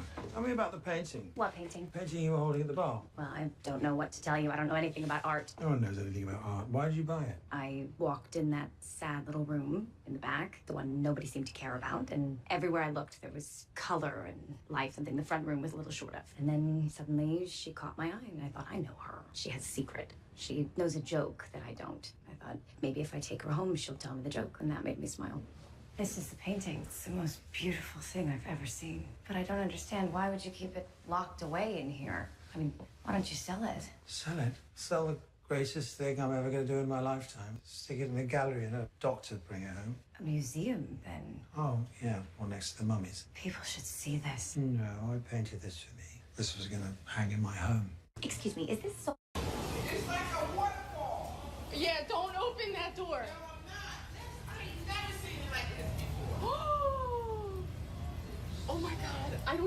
what to do right now. Packaging. Did you create this yourself? Yeah, simply take your pour over, open it up, gently hang it over your cup, and then pour hot water over the organic grounds and immediately watch as your organic coffee drips directly into the cup. Once brewed, then you get to add your Copper Cow creamer, and there is nothing else like it on the market. There are no preservatives or additives, and then stir, and within seconds, you will be sipping it on your own perfectly balanced Vietnamese coffee. Total sales to date is 4 million.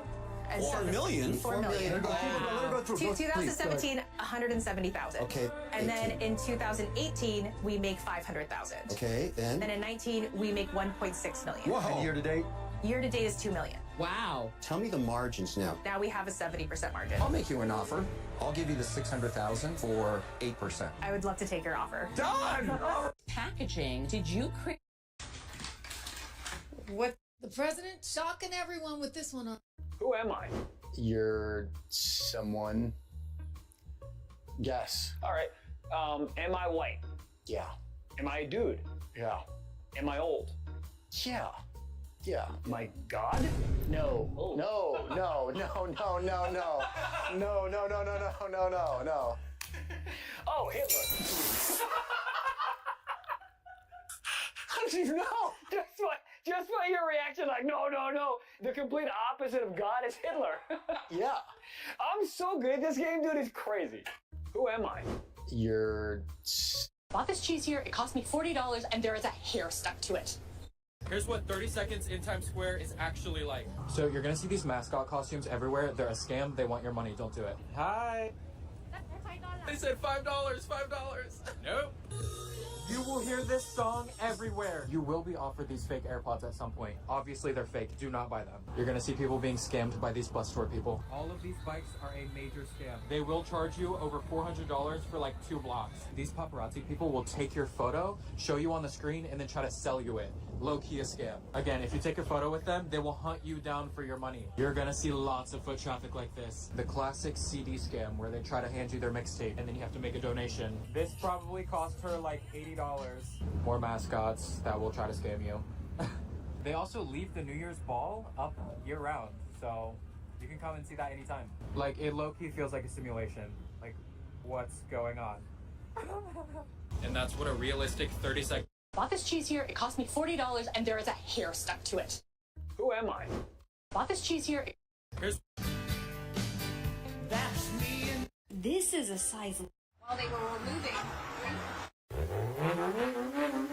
I think we're opening the box here too. Oh, I got Shaco! Let's go! Hello! Hey, the defense is better than mine. Best Chinese stream ever. Repeated as explosions broke in the sky. All that I need. Actually, I'm sorry. That was $260,000 in 24 hours. What? Wait. Wait a second. Hold on, guys. Let's take a couple steps. You're so. Oh, this is a little. If you're gonna put a burger in front of us three to get your hands on an apron, I swear to God, it had better be a unique burger. Watch how the judges react to the greatest burger in MasterChef history. We have a double bacon cheeseburger with a fried egg, arugula salad with a homemade hash brown cake that's crispy on both sides. How long did you put the burger for? Around 6-7 minutes. It's tasty. Holy, dude. Yeah, killer. I like that face. This is incredible. What's up with this lemon pepper bacon? I won a competition with that bacon. That is some seriously good bacon. Thank you, chef. Joe, is this dish worth an apron? 100% yes. That's a yes from me. I just hope that we make these in XXX because I'm not too sure if this one's gonna fit. Yeah, I'm fat as fuck. Congratulations. Homeboy who actually told me about Tinder. What's up, Ray Ray? He told me to get this like Pokemon's app right here, so I went and got it. And they got these cool little characters like dinosaurs and ducks and shit, you know. Then this guy shows up and he starts calling the Pokemon by the wrong names. I don't know, just on purpose to patronize me, making fun of me. I don't know what his deal was. He called Bulbasaur. That's Onion Turtle. Geodude. Punchy Rock. Meowth. That cat with the long ass arms. Ekans. Purple shit. He called Diglett. That's floor shit right there. And Doug Trio. That's 3 floor shits. He knew Pikachu, but Everybody knows Pikachu. Oh, yeah, that's Pikachu right there. He called Weepin' Bell. Oh, that's almost a pair. Weedle. Party Wiener. Beedrill. Everybody know that's Big Dick B. Bees don't even have dicks. It's a stinger. Homeboy who actually told me about... So just get hot water in a medium pot like this. Mm-hmm. Set it on your palm.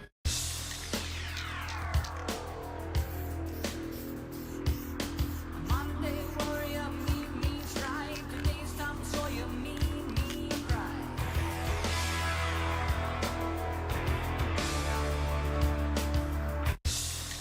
Guys, I asked her to go in and get a left-handed screwdriver, and it's 11:57.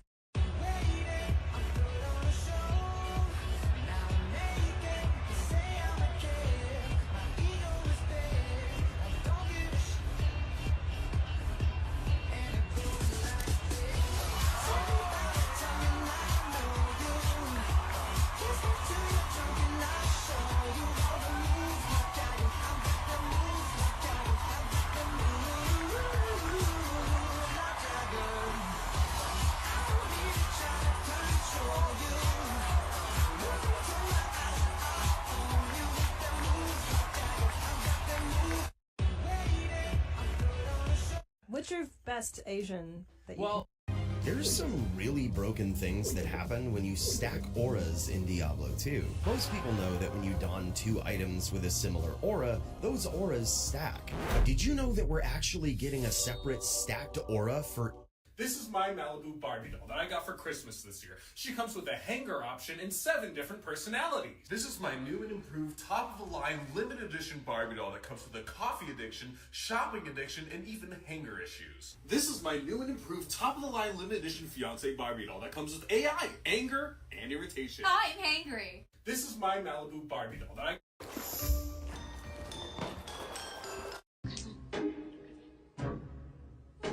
I'm jealous, I'm overzealous. When I'm down, I get breathe down. When I'm high, I don't come down. I get angry, baby, believe me. Oh yeah. I could love you just like that, but I could leave you just as fast. Cause you don't judge me. Cause if you did, baby, I would judge you too. Whoa. No, you don't judge me. Cause if you did, baby, I would judge you too. Cause I got issues, you got it too. So give them all to me, and I get mad to you. Lost in the glory of our problems. Could the big red ball from Target stop a bullet? We've got the big red ball from Target here, and I'm going to shoot it with higher and higher caliber bullets all the way up to a 50 cal and see what it can stop. Good luck, Fred. Starting out with a 22. Bullet hit.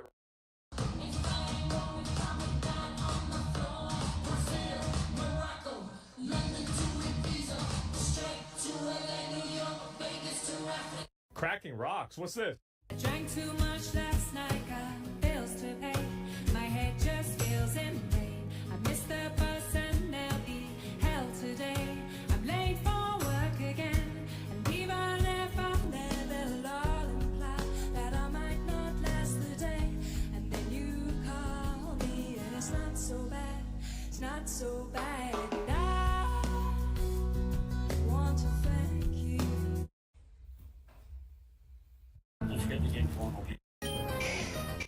Cruising down the street. So, Dennis, how long have you been in America?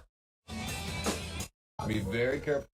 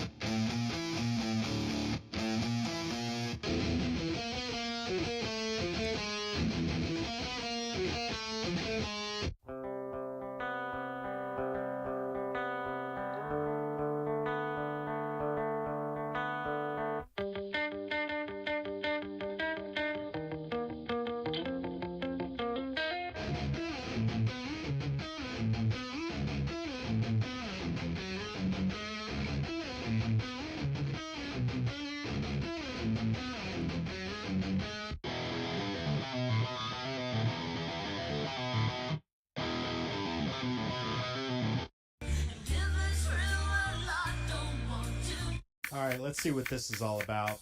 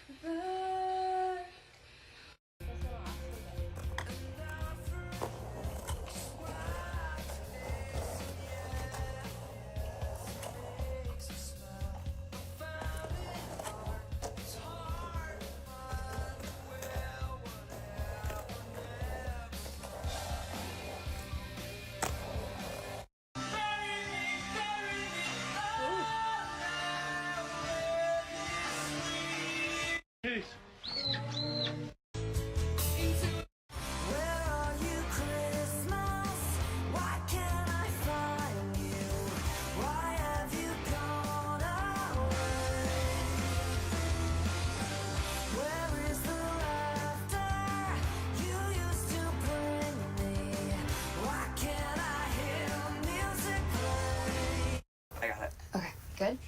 The other one's gonna be inappropriate. How many springs does an official? Fill him with the venom and eliminate him. Other words, I'm enemy. No matter when I hurt him, but I did him in a fit of rage. I'm murdering, kill nobody, will evade him, finna kill him and dump the fucking bodies in a lake, obliterating everything incinerator, renegade him, and I make anybody who want it with the pin and frame. Don't nobody want it, but they're gonna get it anyway. I'm beginning to feel like I'm mentally ill. I'm a killer, be killer, be the vanilla gorilla. You're bringing the killer within me out of me. You don't wanna be the enemy of the demon who in me, or being receiving enemy. What stupidity it'd be? Every bit of me's the epitome of a spitter when I'm in the vicinity. Motherfucker, you better duck. He just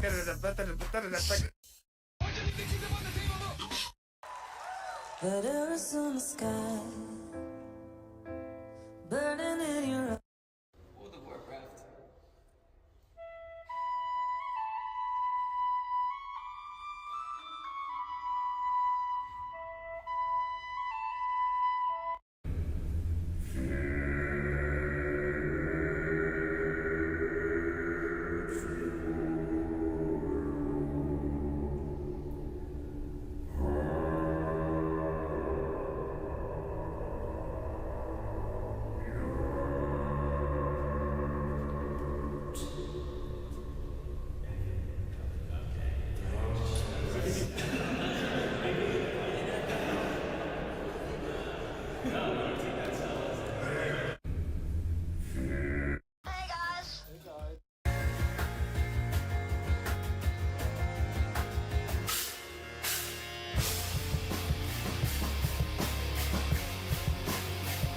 Hands next to you on the mat and begin a very gentle bouncing up and down.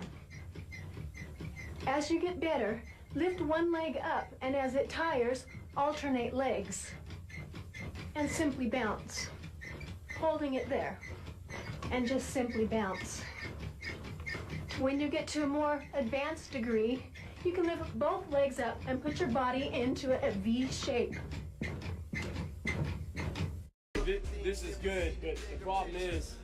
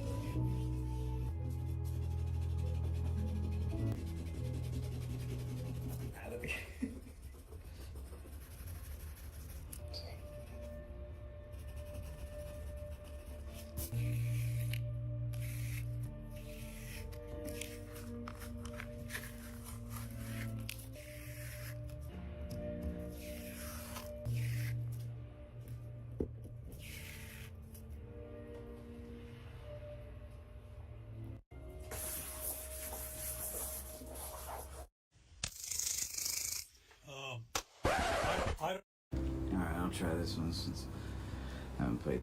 Here's what happens inside your body 5 seconds. 10, 9, 8, 7, 6, 5, 4, 3, 2, 1. Hands up, everybody, hands up from the plate. 10.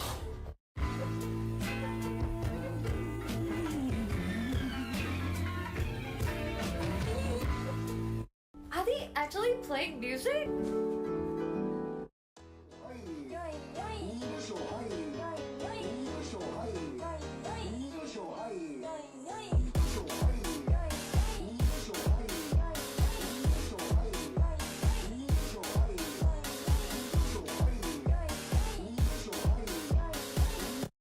We need to record. If you're happy and you know it, clap your hands. All right. But you're remembering a time when you were happy and you used to clap your hands. Ooh. You're not happy anymore. Go ahead.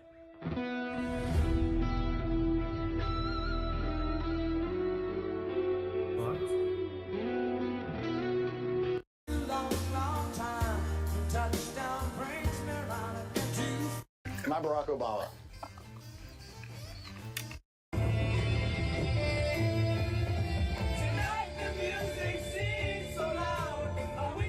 Tate, they said you sound like an owl.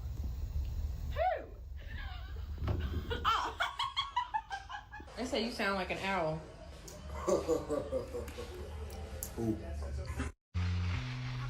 Ready for war, Joe? How you wanna blow they spot? I know these dirty cops that'll get us in if we murder some wop. Hop in your Hummer, the punish is ready. Meet me and Beatles with noodles, we do this do while he's slurping spaghetti.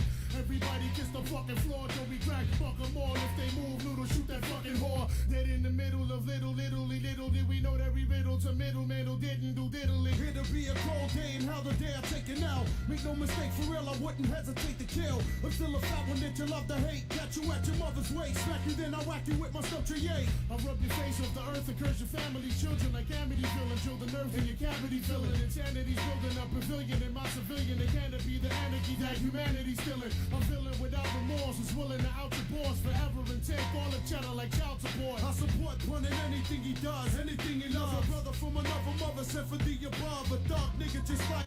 This is the problem everyone gets wrong, okay? You're not supposed to just slide backwards, but just slide forwards, so you get into the egg, and then you slide backwards like that.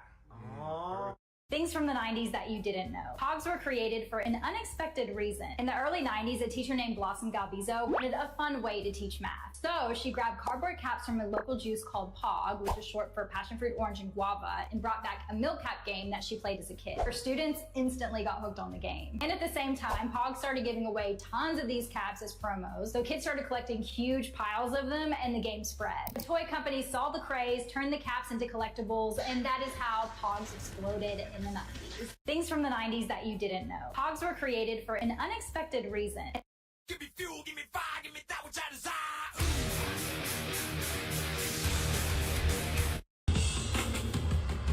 And then you got these other people. So according to your mind, we're gonna start by putting a cookie cutter into a homemade pumpkin pie. Just yeah, what is that?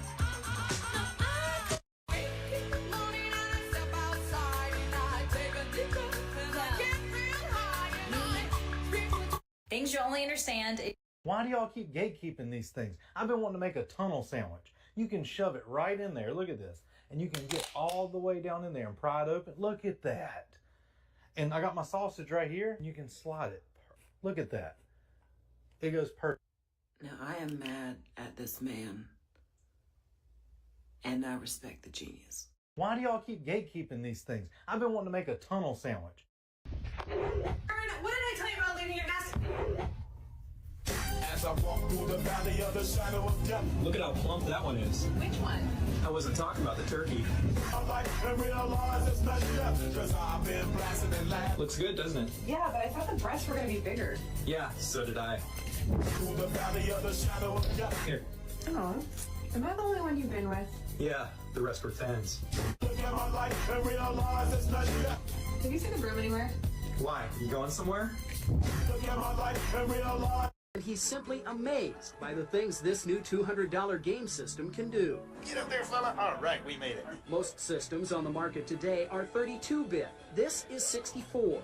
In short, Nintendo took the power of a $100,000 computer and put it into an affordable home game machine. Hundreds of people prepaid Toys R Us $25 to make sure they'd get a system out of the first shipment on Sunday. But what if you want one for Christmas? Better do it now. As the closer you get to Christmas, the less likely it will be that we will have the units in stock. And he's simply amazed by the things this new $200 game system can do. Get up there, fella. All right, we made it. Most systems on the market today are 32-bit. This is 64.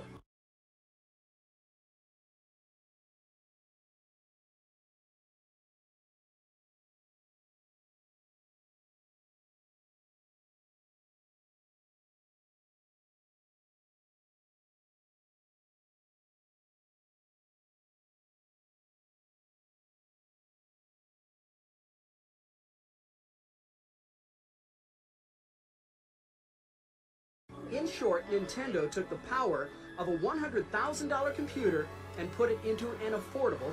Would you go skydiving with me? No. Who had the better verse?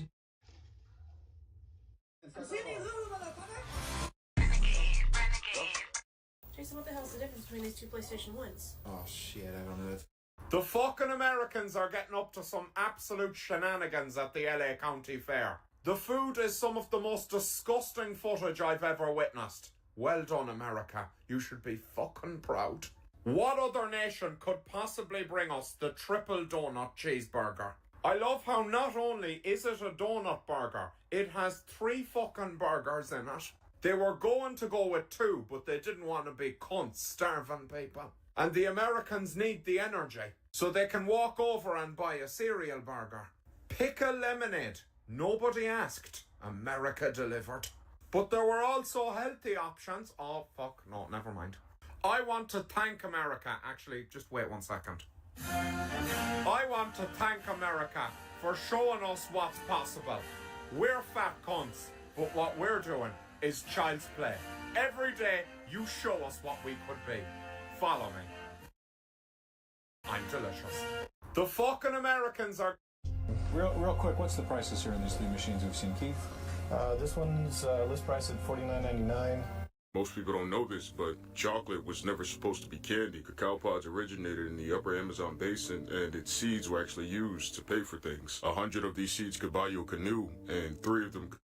Did you know that there are actually 2 versions of Super Mario World for the Super... Grant, did you make this? Yeah? What's your problem? What's your problem this time? No, take it easy. I was gonna say, this is very good. I like it. It's delish. Take it easy. Okay, thank you. Thank you. Thank you. Grant, did you make this? One of the world's most eaten... Christmas taco pocket casserole. Cheddar cheese triangles on each side, opposite sides of our giant tortilla here. And now we're going to create a slit just on 1/4 to fold the edges over to create a double layer of pocket, and then fold the tortilla over for the triangle shape. Put it in a pan. We've got 6 big slices. Take it to the oven until the outside is nice and crispy, and the inside we've got cheddar cheese melted.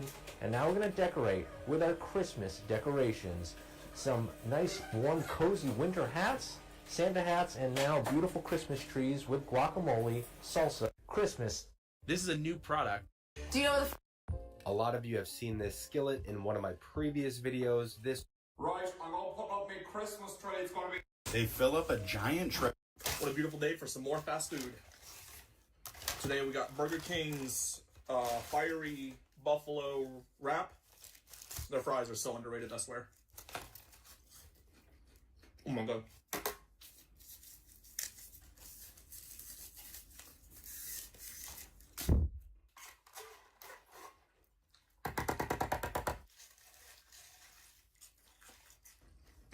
Very fresh. Time for the wrap. I get a lot of comments, and I see a lot of comments about, oh, you should watch what you eat, eating fast food is not healthy. Well, I appreciate you guys looking out for my health.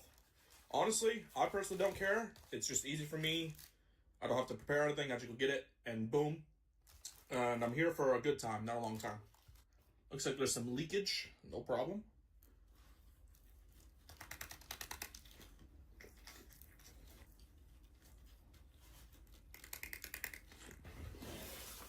What a beautiful day for some more fast food. Today we got Burger King's. Aside, because if you get in my way, there's going to be problems. You understand? I remember the time when. Savage bastard. Waffle fry Philly cheesesteak. This is I a way never to think- utilize your waffle iron to make a Philly cheesesteak sandwich. Okay, Super bro. easy, very Ooh, convenient. bro. Just press some pre-cooked fries right into your waffle iron with a little bit of cheese as the binder. Now we've got I classic gotta do that Philly technique. cheesesteak ingredients here: cheese, steak, peppers and onions, folded in half. Oh, give me a take it piece, on the bro. go. Waffle fry Philly. That's crazy. Okay, next we're gonna do the burger that made me somewhat famous. This is the Oklahoma fried onion burger. Same size ball of beef, everything. This time though, instead we salt the ball. Also we salt the surrounding area. Paper thin cut onions go in here. During the workman's shop strike of 1922, everybody was out of work in El Reno, Oklahoma. So an enterprising young man decided to take the same volume of beef to onions and press the onions into the burger to see what happened. And he was just trying to extend his beef supply for the day. And what he ended up with was inventing an incredible burger that we still make 100 years later. Unlike the smash burger, which cooks very quickly, the onion burger is a slow cooker. It takes patience and it takes time. We're going to sear the side that we press down, and then we're going to flip it over so the onions are now hiding underneath, and they caramelize with the beef tallow or the rendered beef fat. As the rendered fat goes down, the heat comes up. Onions are caught in the middle of that. The onions are now part of a combination, this transfer of heat and beef tallow over and over and over and over again until they give up. The moment when the onions give up is the moment when they taste the best. Cheese. Normally, if you're in Oklahoma, there's no cheese. I mean, they do put cheese on if you want, but that's like the younger generation. If you're under 60, for example, that's the younger generation. So this bun does not get toasted. It goes right on top of here. It's a science experiment that's happening. It's steaming. It's what I call beef steam. It's also a great name for a band. I do a thing which I've never seen them do in Oklahoma, where I gather the onions and put them underneath so they don't burn. And I start to check. I can actually see what's going on now. We're getting there. We're not quite there though. It's actually pretty hard to overcook the burger at this point because the onions act as an insulator, prevents us from overcooking the burger patty itself. So it stays very moist. Here we go. Let's give it up. See that? Woo! Surrendered. Look at that sweet surrender. That's it. See that? There's no more white in there. You don't see the onions are just by comparison. See that? Look at that. So here we go. Very important part of this burger, something called the pinch and pull, which is just done for speed. You put the heel, which was on top, is now on the bottom. Basically, pinch the whole thing together gently, and you pull it off. That's it. We serve this one with 2 pickles, but the pickles don't go on the burger. The pickles go next to the burger. You're supposed to eat them while you're eating the burger. You can't see the onions. People say, it's not an onion burger, I don't see onions. Like, oh, dude, they're in there.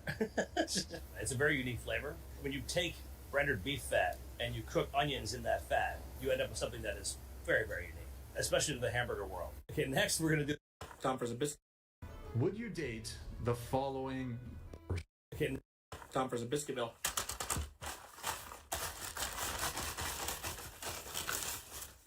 Can't forget the orange juice. Would you date the following person? Scroll up. I mean, this was from like, look, this was from 2012. Scroll up a little bit. No, oh no, they're laughing. Oh God. Bro, you can't, oh, come on. Shit, man. Would you date the following person? Today we're trying what people say is the best steakhouse in the whole of Las Vegas. They're famous for their humongous Australian jumbo lobster tails with butter, as well as the super prime cuts of beef. This is Golden Steer, a Vegas institution that was even around before casinos were on the strip. They have this one guy who's made 650 tableside Caesar salads alone. He's even had 2 elbow operations just from making the salads, and each salad will set you about $19. Gotta start the meal in good health. So good. I love how it's not too creamy. Next, they wheel in this trolley of jumbo Australian lobster tails, with each tail costing over $100 each. That's the No, I just biggest had my lobster mic tail I've ever silent. seen. Like, You're how good. much would this guy bench? Like 200 kg? You then shower them in butter, then dunk them in even more butter, then just sit back and enjoy the ride. The tails, they're so meaty, and I love making a lobster roll with the warm Dude, bread. they said this is $19 for impossible to a beat. salad. Then they What bring the in hell? the meat platter with a very small piece of bone marrow. I've never seen anything like it in my life. It's like a dinosaur bone. The tomahawk steak is carved table size, and it's sprinkled with their famous 0-calorie seasoning. I'm not gonna lie, the bone marrow is slightly intimidating, but when you scrape out that beef jelly and spray it onto the steak, ah! Damn. Hey Brandon, I made 20. Oh my god, I'm what hungry. can we play? Just give. If you drop garlic into a jar. This is horrifying Oh, I love this footage. guy. A crime against bread. Man's greatest carbohydrate. Look what the slicing Gotta like machine it. is doing to him. Stop, you cunt! Smashing him around the place. He's his whole life ahead of him. He could have been a sandwich or a garlic bread. Found another one. This time Oh, there's God. 2 victims. This person is on some sort of a spree. Why have you put them in like that? Thrown up against the wall like a cheap pussy. At least there's a couple of salvageable slices. I've put this one in just to calm us all down. Look at them lovely slices. Everything is going to be okay. Never look at a bread slicing machine the same way again. Follow me. I'm delicious. All right, Who Oh, wants damn. to buy this 38.6 pound steak? It looks so good. But I will confess, I'm going to chalk this up as one of my fails, and I'll get into that in a second. So 38 pounds from Masita Market, nice and thick.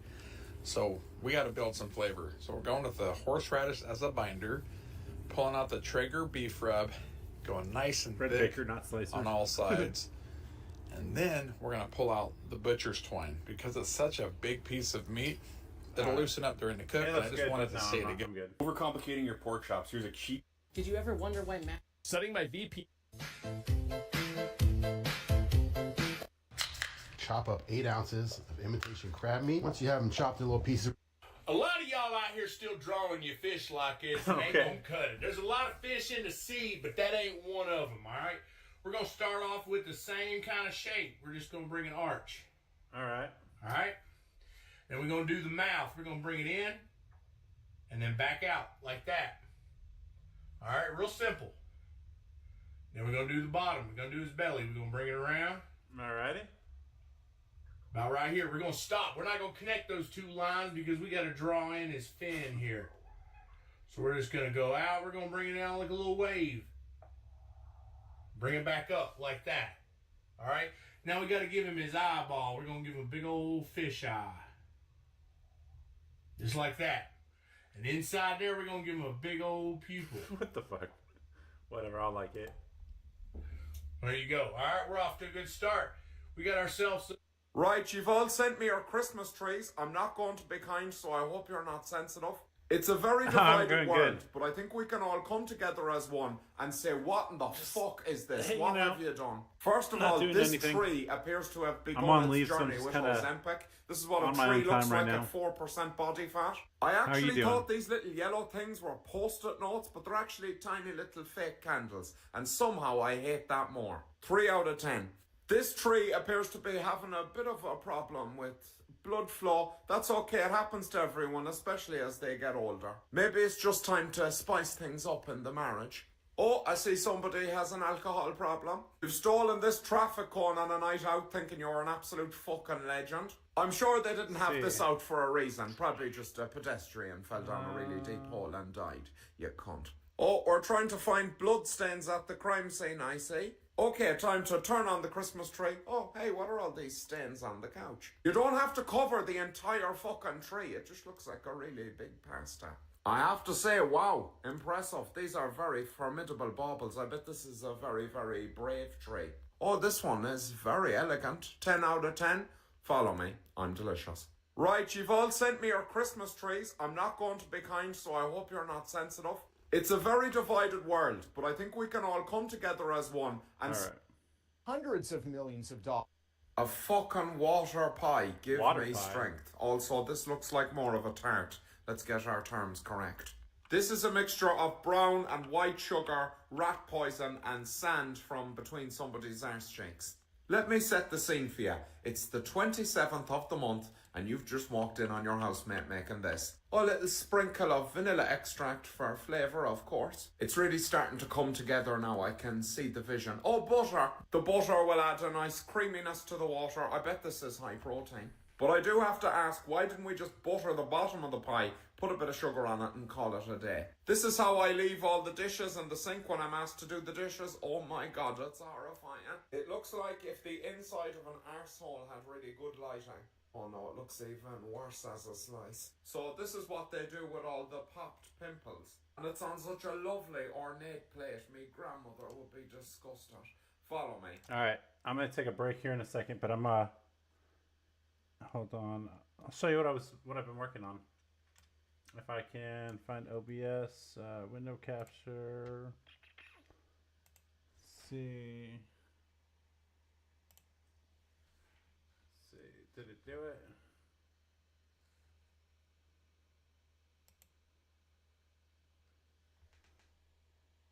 No, it didn't. Hold on.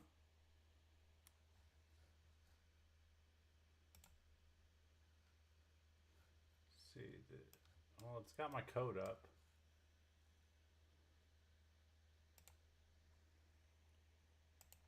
There. So, oh, I didn't want to do it. Whatever.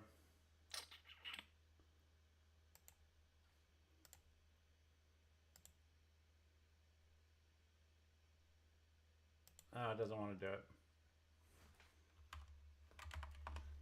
So right now I don't have really anything, but I'm working on a little game.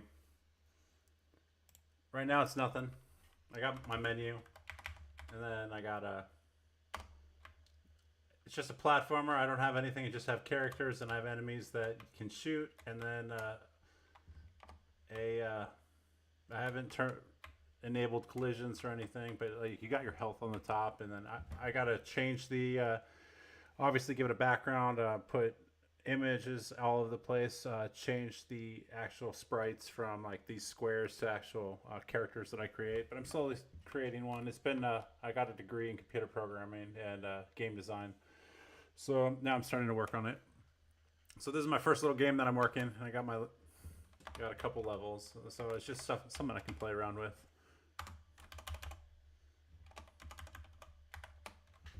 But yeah, that's what I've been doing.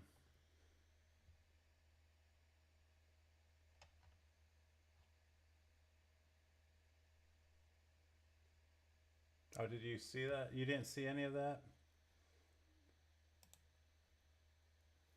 Shit. Can you see that? Should be able to see that.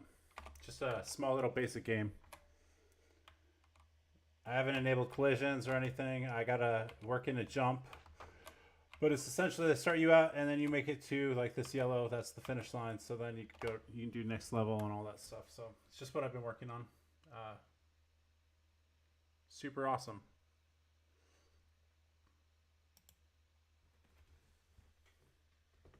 But yeah, while I'm on leave, I'm trying to make my first game. So today was my first day of leave, so I was super lazy. I just laid in bed all day. And then tonight I'm streaming, and then when I'm done streaming, I have a little bit of work to catch up on. And then after that, all it is non-stop trying to make the game and then streaming. But yeah, all the blocks, like I just need to change it out with like sprites, actual images, create little animations, and then go from there. So it's just something to work on.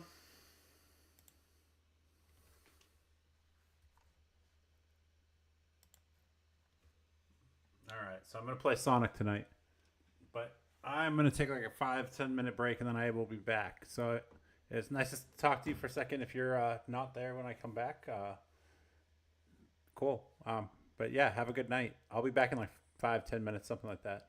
And just getting something to drink. And maybe something to eat for a second.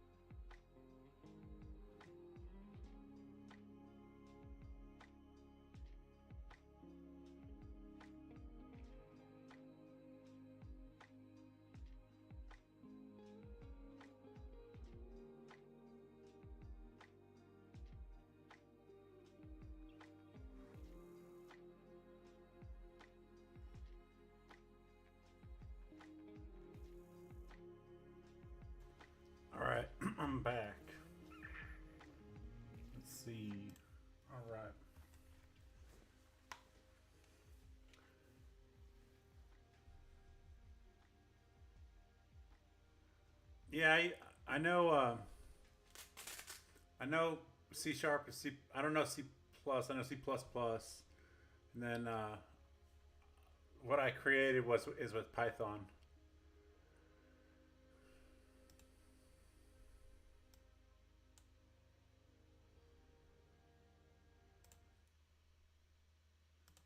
All right.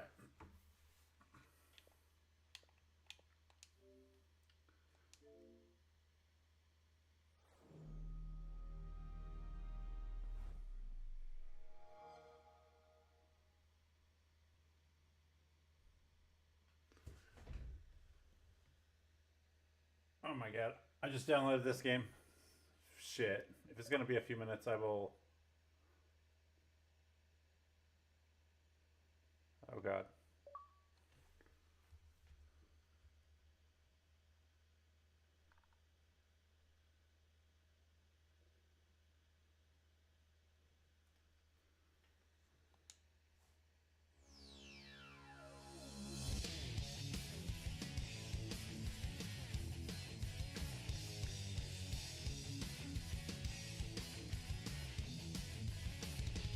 How's the audio on your end? Like for me, this is super quiet. I have to turn it all the way up to max, but I have my settings already saved in OBS.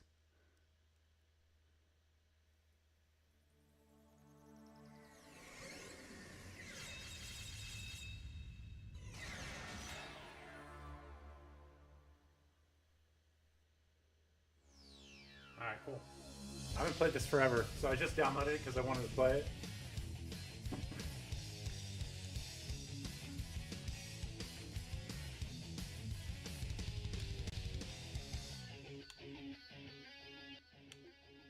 Oh, let's continue without saving. Fuck it.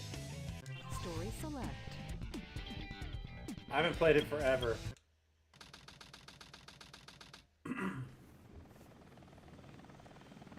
Sigma Alpha 2 heading due south over the city. We're en route. Everything's a go. This is Control Tower. We have you on radar. Report cargo status of captured Hedgehog aboard. Over. That's a 10-4. Cargo secured on board and... What? Didn't copy that. Over. Gone. He's taken out everyone aboard and... What's wrong? What in the Come world? in. Over. Freeze! What do you think you're doing? Get the Hedgehog! Yeah, for sure. Some games are like that. Especially like the older ones that aren't like brand new.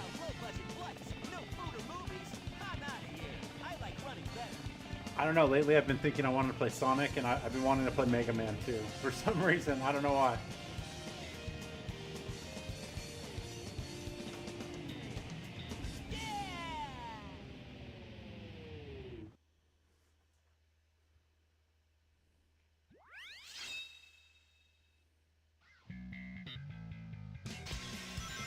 Attention all units. Suspect seen heading south. Block all major roads and capture the suspect.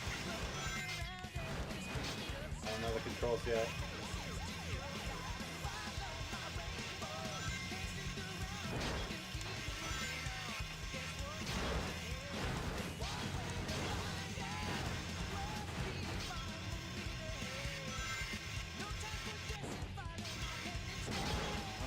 God, I suck, but whatever.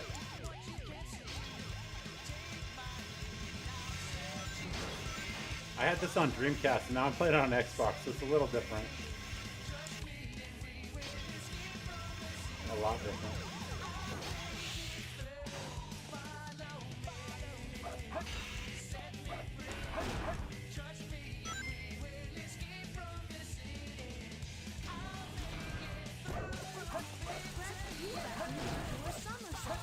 This comes in handy when you want to break the wooden container.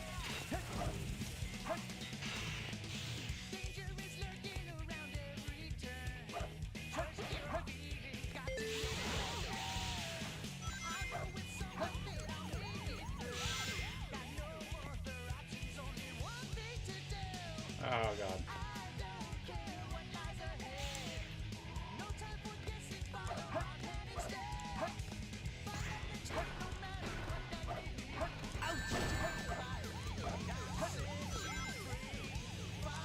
Dude, I suck at this, but whatever.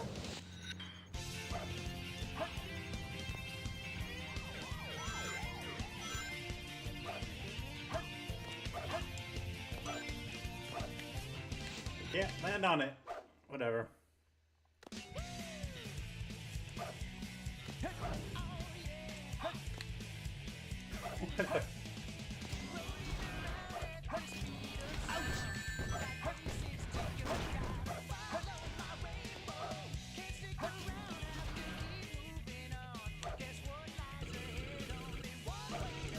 You can definitely tell this is not made for Xbox.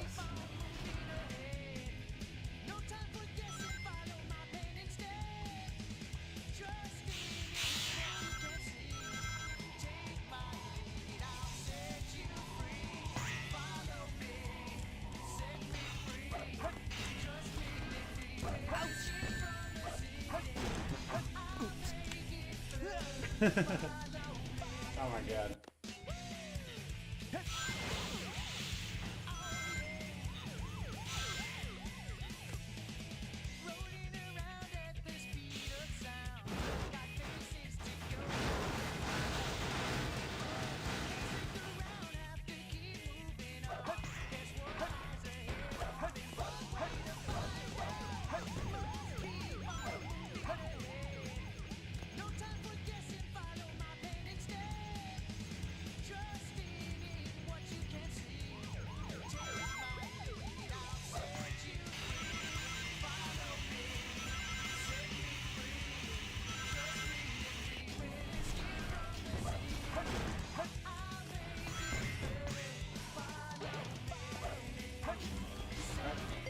There we go.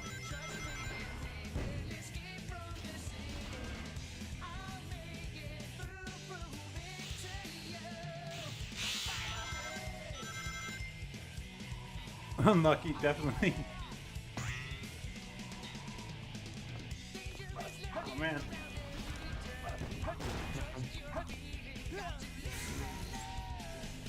Again. This is stupid. I used to be the bomb at this game. I loved it.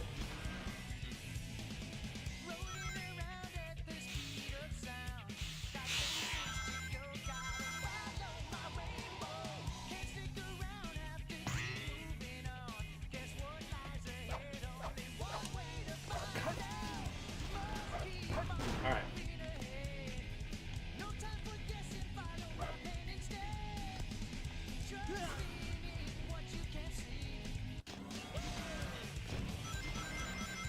Can't even get past the first level. We got it this time.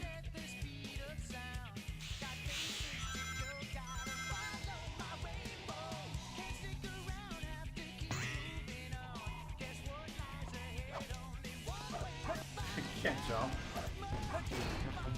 Alright, slow.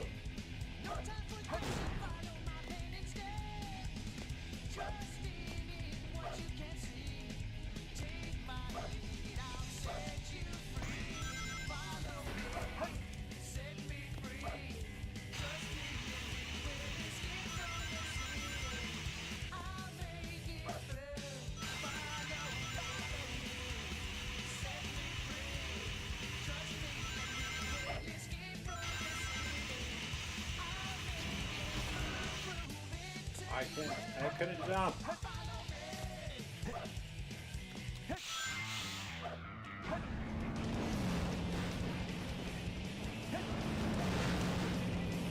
Nope. Keep going.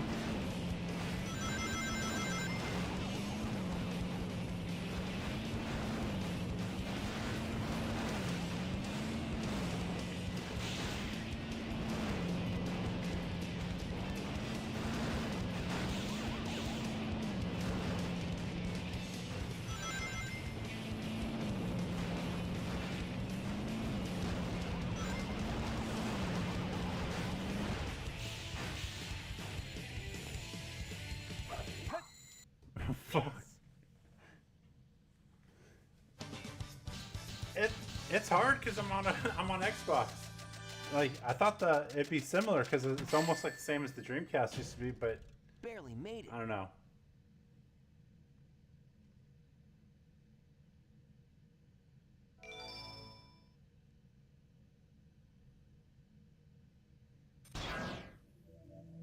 This game of tag is boring. I'm out of here.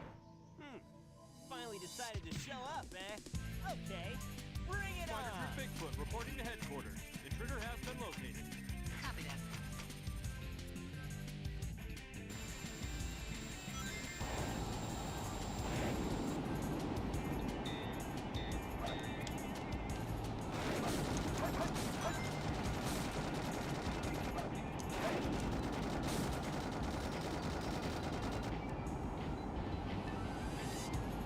You land?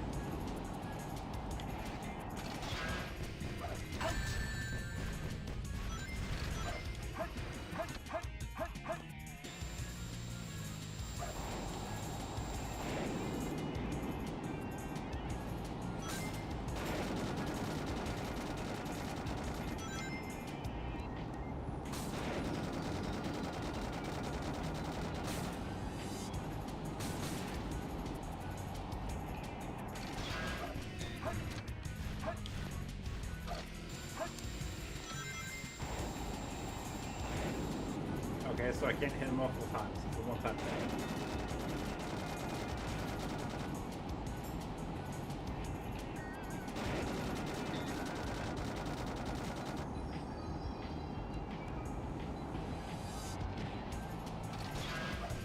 This is Spider Troop Bigfoot. Bigfoot to headquarters. Over. We've engaged the enemy and request backup.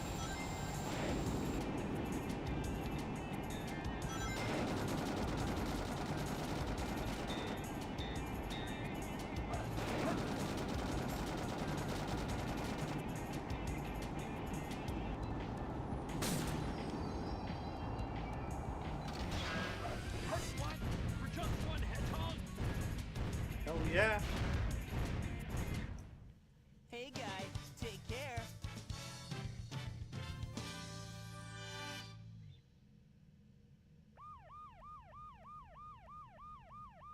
What?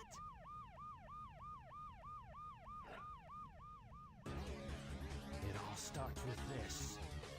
A jewel Shadow. containing the ultimate power. That's the Chaos Emerald! Now I know what's going on. The military has mistaken me for the likes of you. So, where do you think you're going with that emerald? Say something, you fake hedgehog! Chaos control!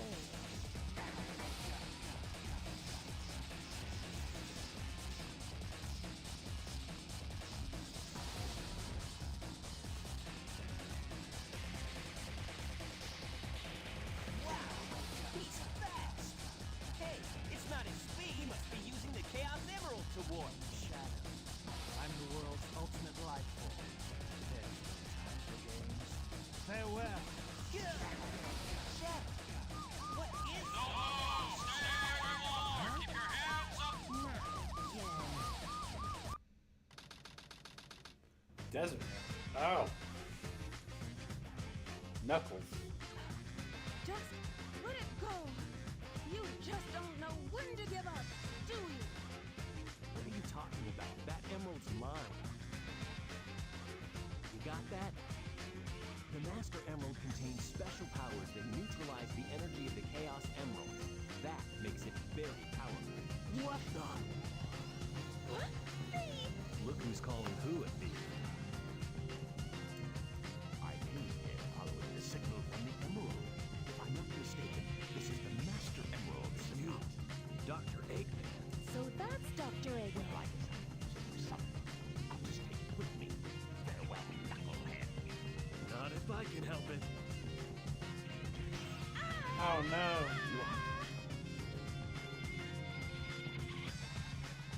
What was that all about? And look what you did to my emerald! I did that to prevent the Master Emerald from being stolen, you idiot. If it's in pieces, I can restore it. And by the way, that's not Dr. Eggman. I'll into it once I get back to the base. I can't stop thinking of Jim Carrey now. I despise anyone who takes jewels from me. All the world's gems are mine to keep. Yeah, we'll see about that, Batgirl.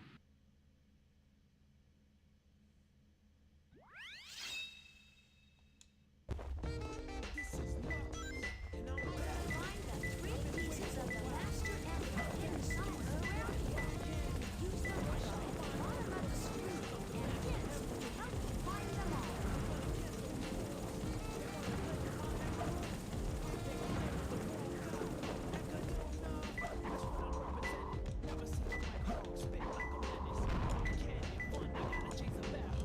Ah, man.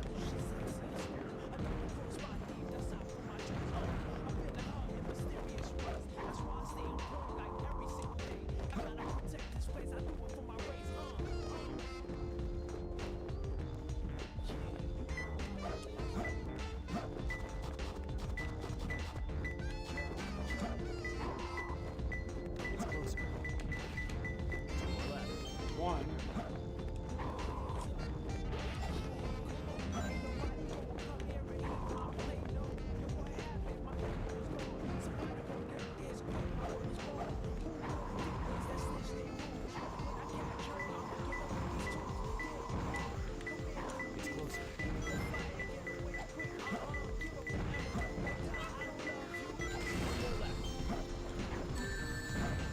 Remember, this level took me a long time.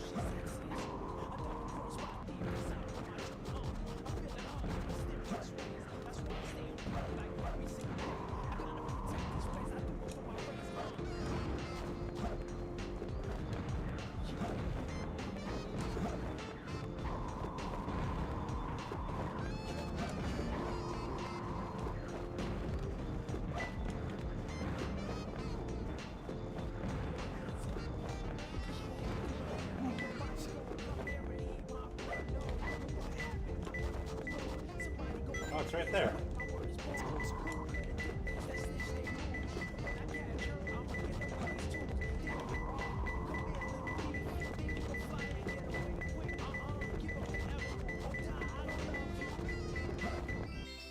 I found him. I can do it, yeah. His mustache pisses you off? That's funny. Yeah, I feel good.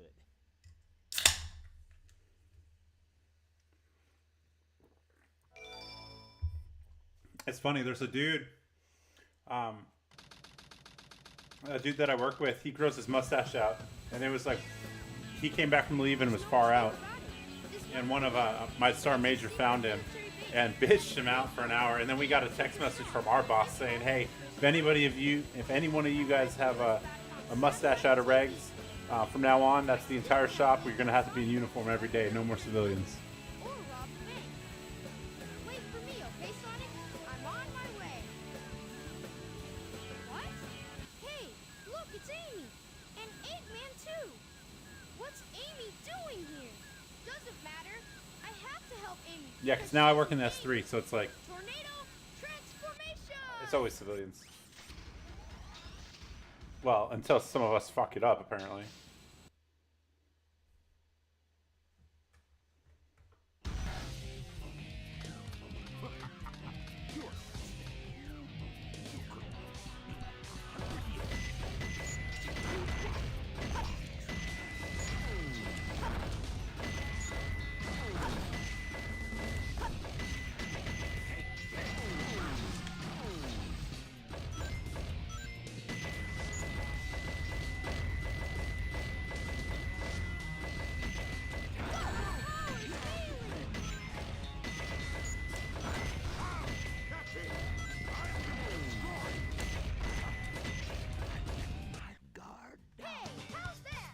I have a mustache like that.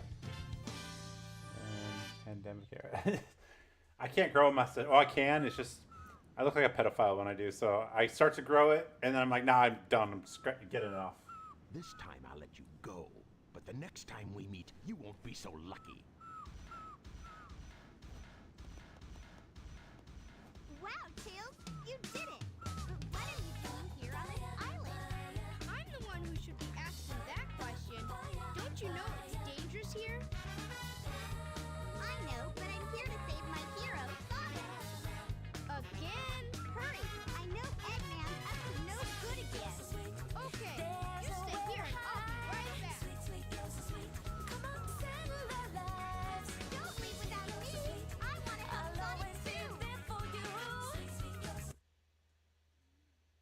I want to help Sonic too.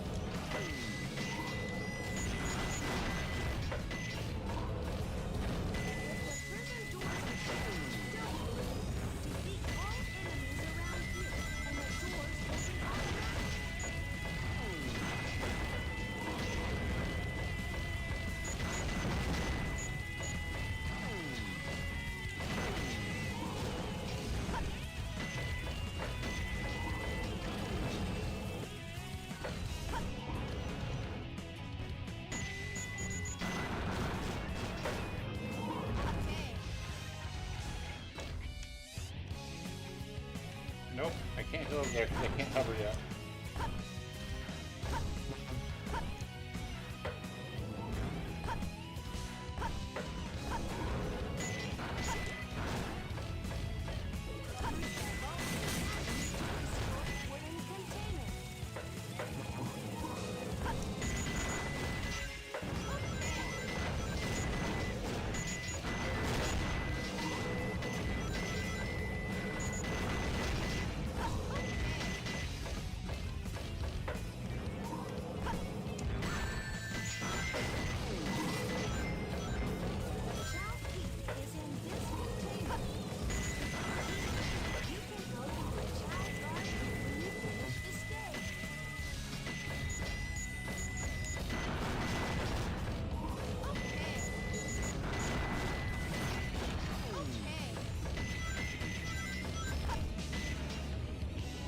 Alright.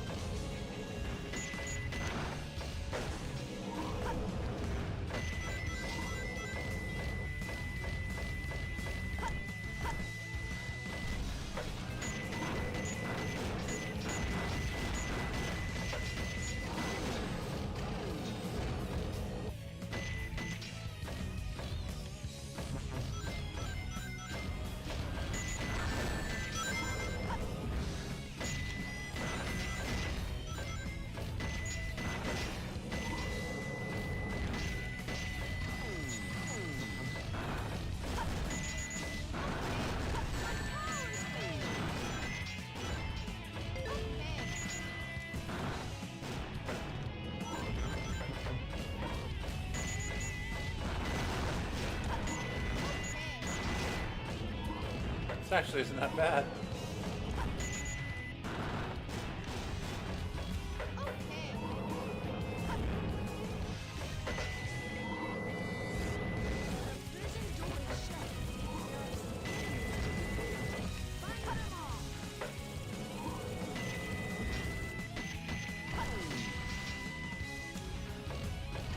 Oh, I remember.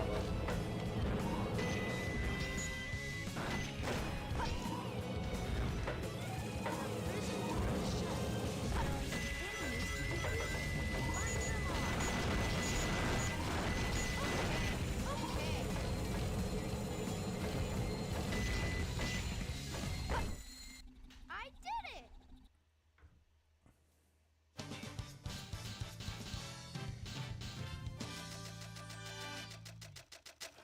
UFC fighter from Russia? That was easy. That's funny.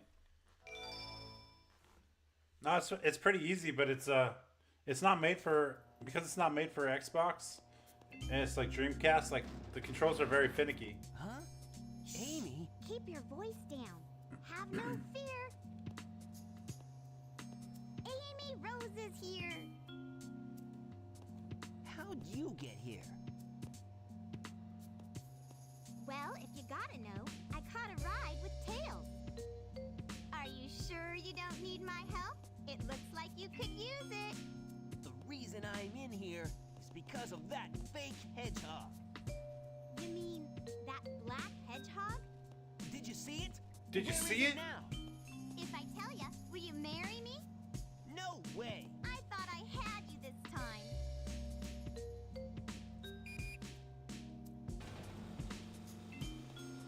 That black hedgehog came here with Dr. Eggman.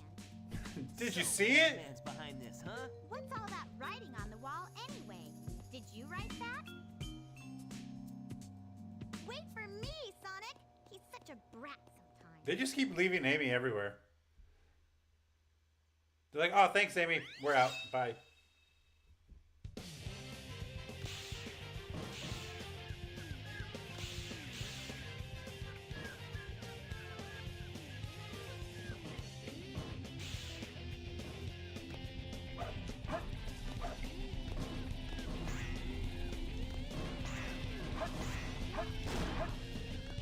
Whoa, I almost died.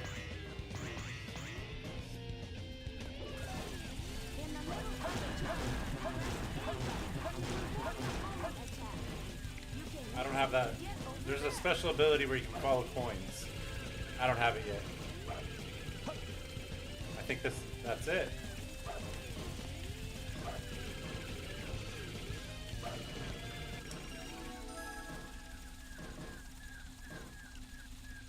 Light dash can move light speed along paths of rings. Yeah. Press B button to get them. Alright, let's do it. Oops. Oops.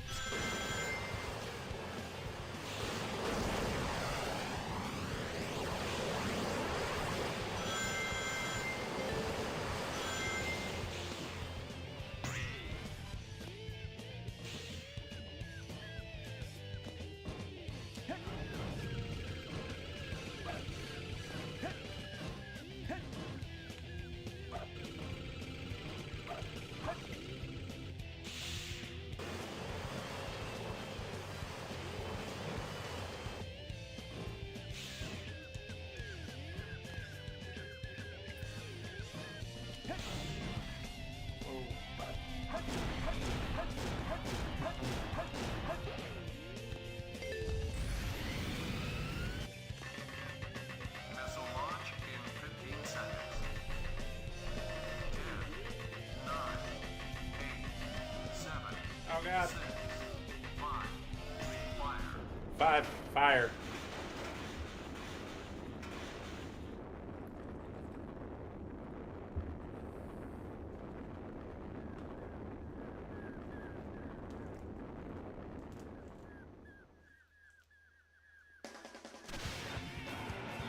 Oh, more. Oh god, I can't control it.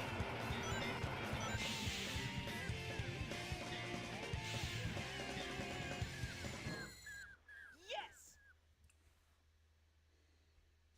Oh, one away from getting a life. Damn.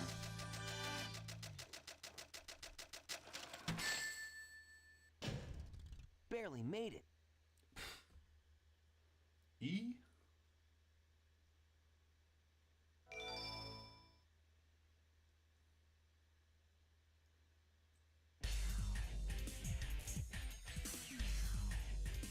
Phew. So far, so good. Hey, that's... That blue hedgehog again, of all places. I found you. Faker. Faker? I think you're the fake hedgehog around here. You're comparing yourself to me? Huh. You're not even good enough to be I'll my make you fake. eat those words. I'll make you eat those words. There's no Shadow. time to play games. You won't even get the chance.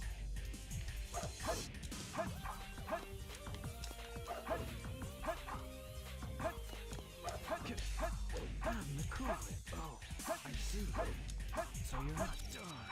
Not bad for an imposter. Do you know who I am?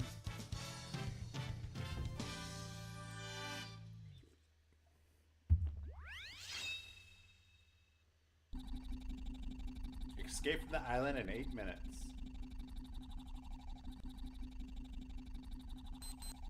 Shadow, what are you doing? Hurry and get back here right now before the island blows up with you on it! Blows up? Faker. Blows up. Gotta get out of here. Find Amy and Tails. Right away.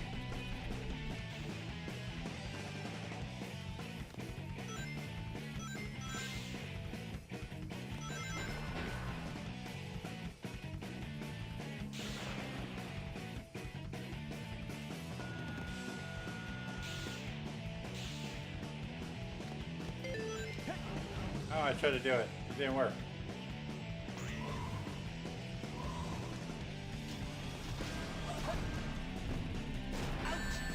Jesus.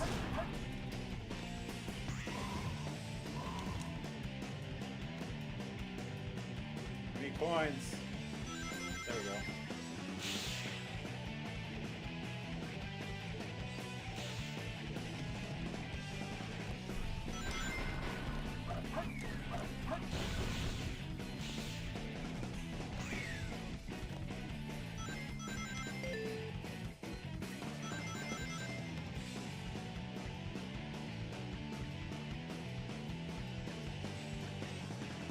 Ah, God damn it. That's my last life. This is my last life. Shit.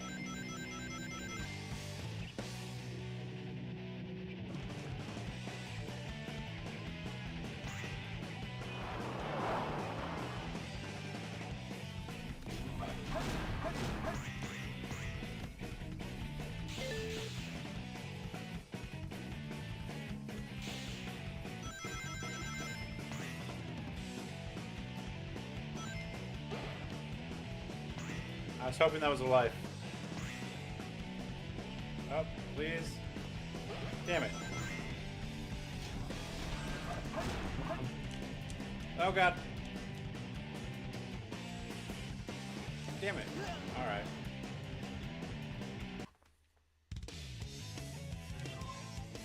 Story select.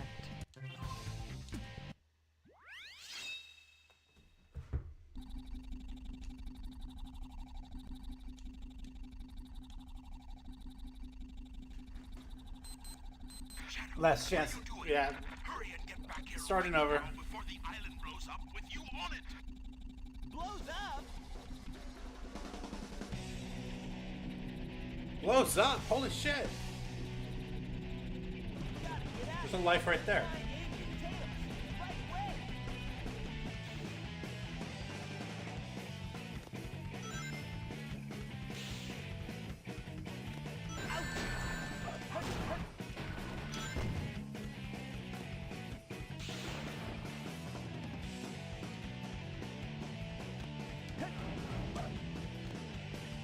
Oh, I can't do it.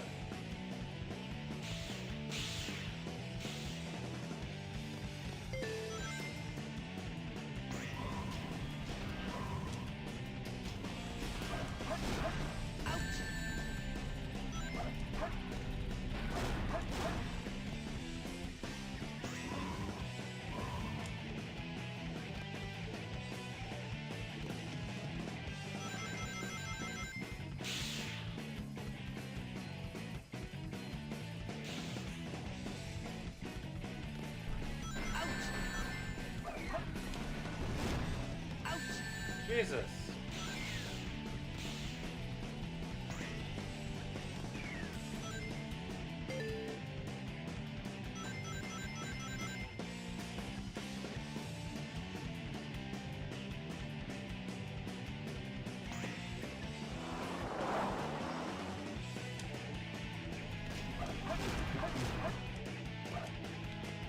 Oh god.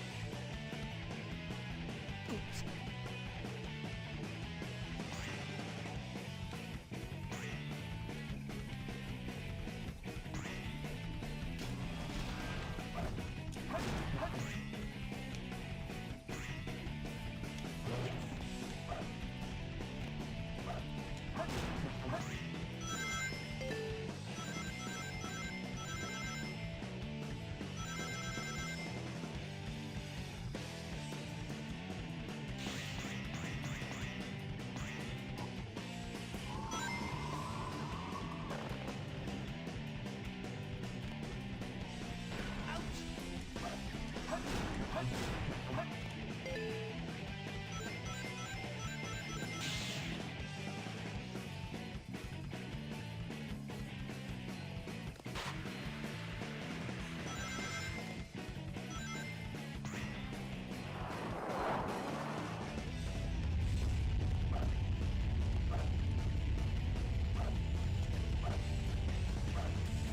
God, get up there. Why can't I get up? There we go.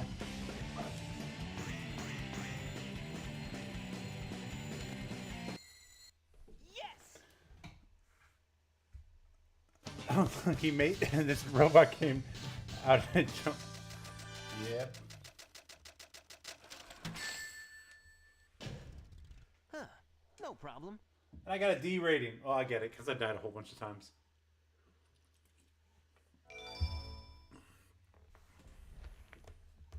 So what? Knuckles now?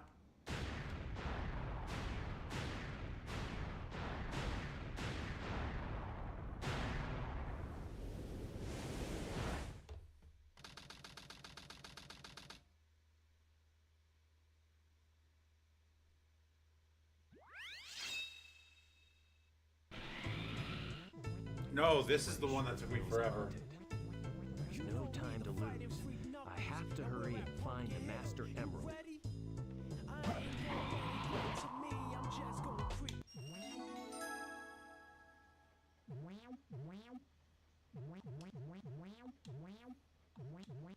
B button. Alright. You know me, the fighting front knuckles, and we're at Pumpkin Hill. You ready? I ain't gonna let it get to me. I'm just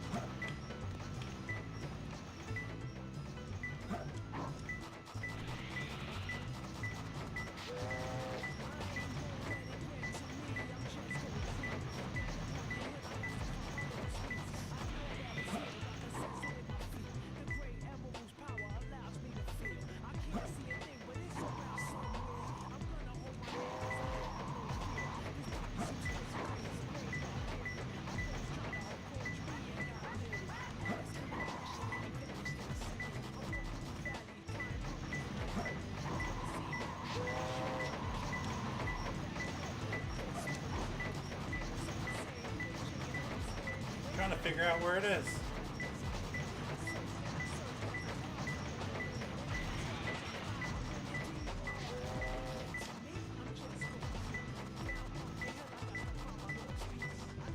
It's closer.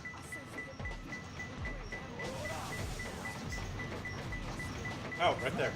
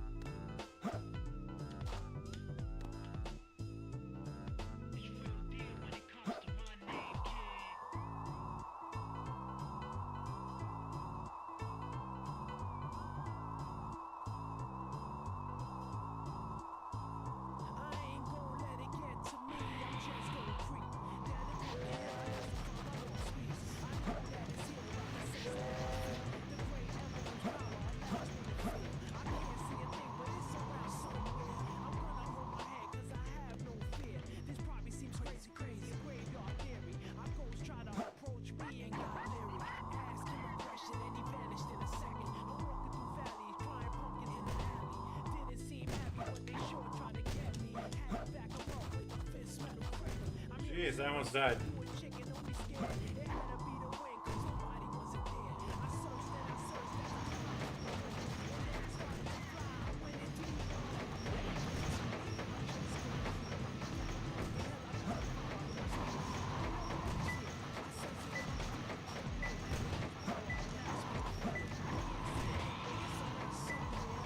Oh, nope, turn around.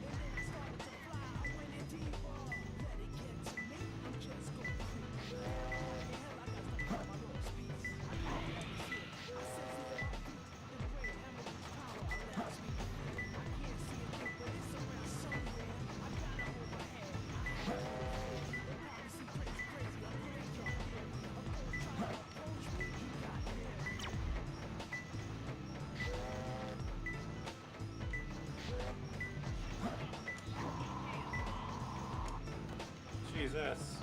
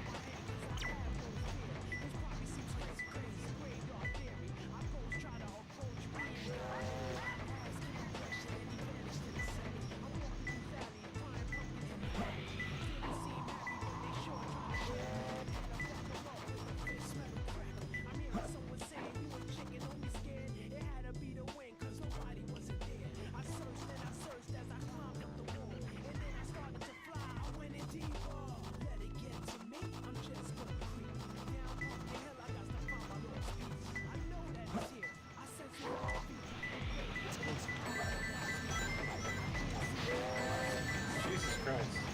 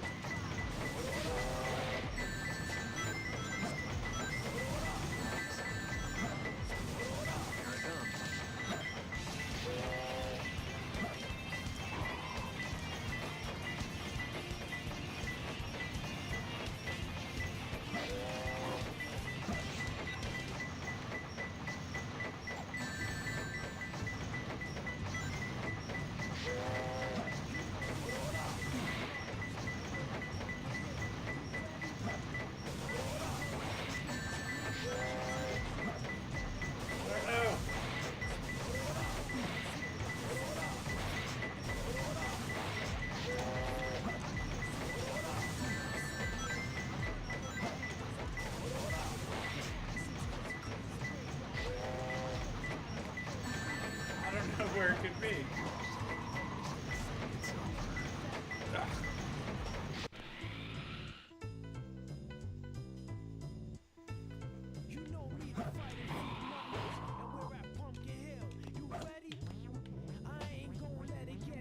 All right, prayer for the harvest of holiness.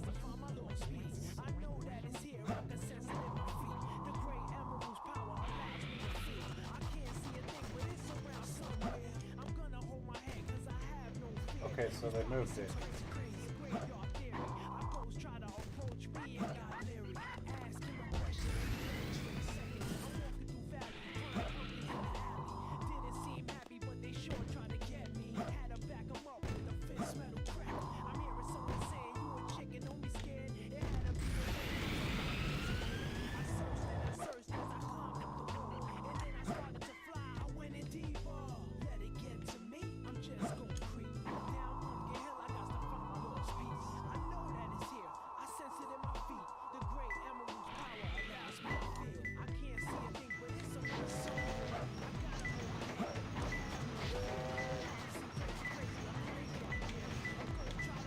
Oh, it's right there. It's closer. I found him. Oh, I don't know what the longest chapter is. I think they're all pretty short. It's just how much you suck. That was tough. That was tough.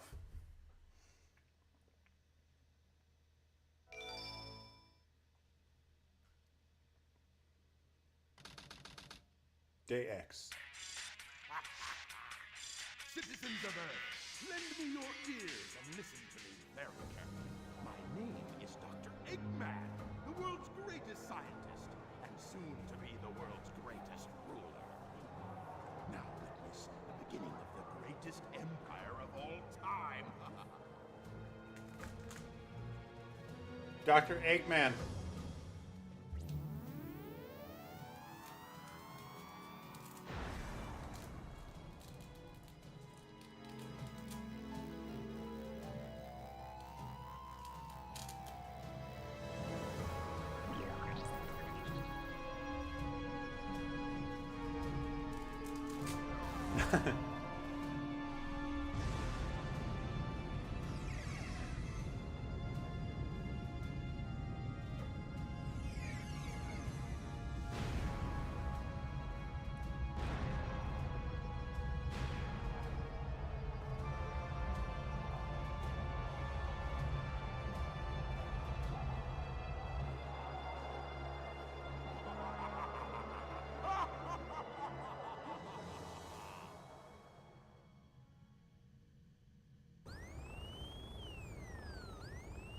Look! Half of the moon is gone? Eggman! Oh, that creep never gives up. But how did he manage to harness all that energy? It's got to be the Chaos Emeralds. Yeah, that's the reason they were looking for him. Tails? The Chaos Emeralds are like magnets. They have the power to attract each other. I can use that to find where Eggman is.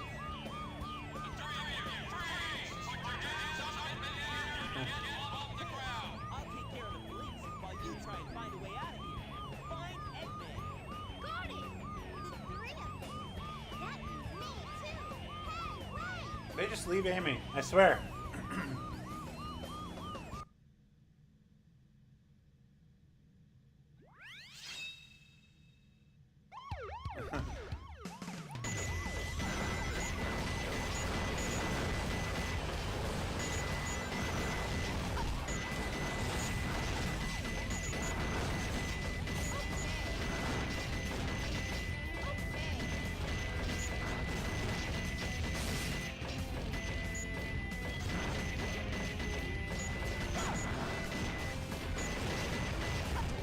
I don't have the jetpack. Not yet.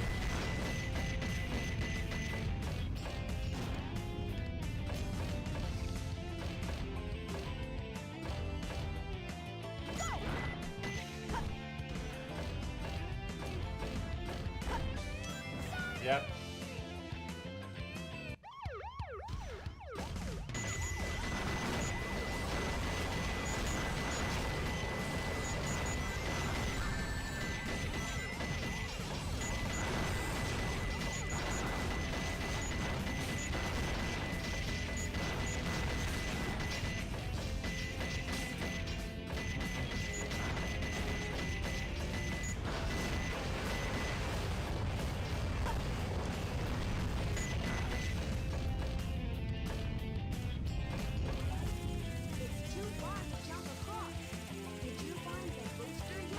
No, I did not find the booster yet.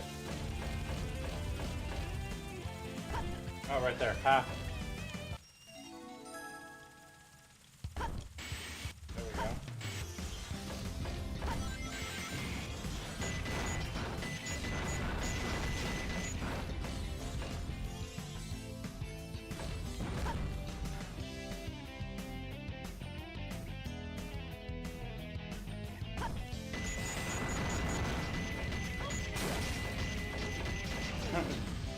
For real.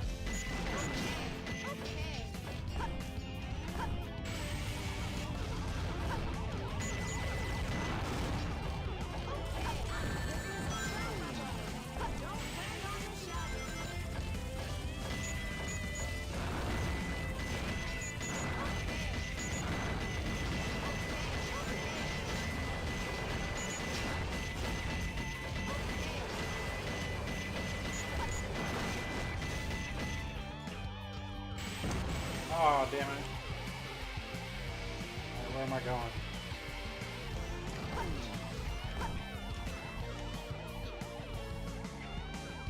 No, you're not going back up? Alright. Damn it. Alright, let's go.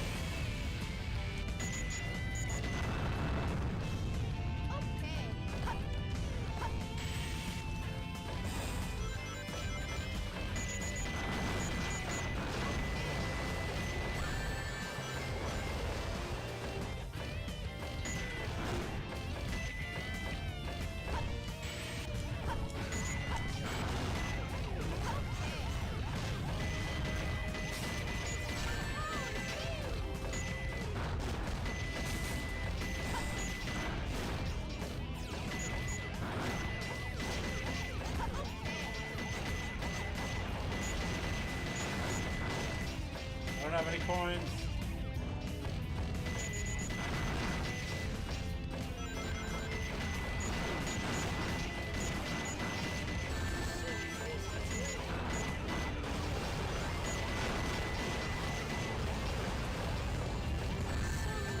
Oh, really? Really? Oh my god, right at the end.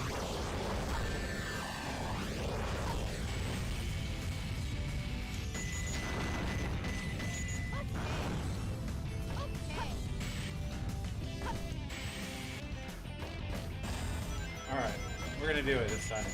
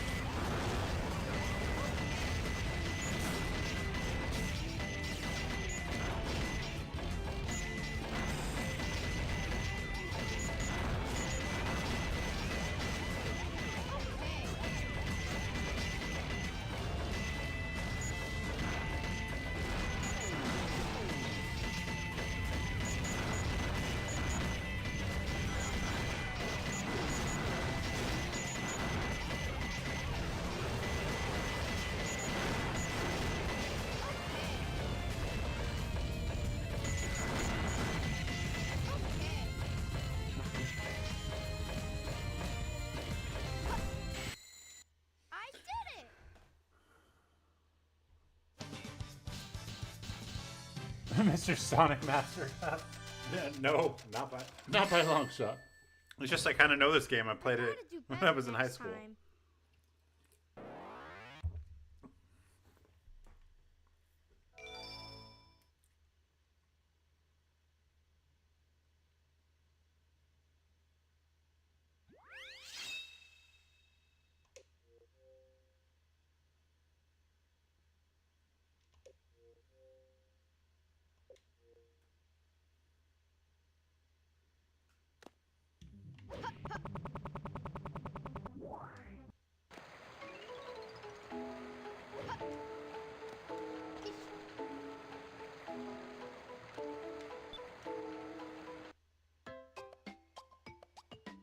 I will quit. I don't want to. I don't like this. It's the one part of the game I don't like.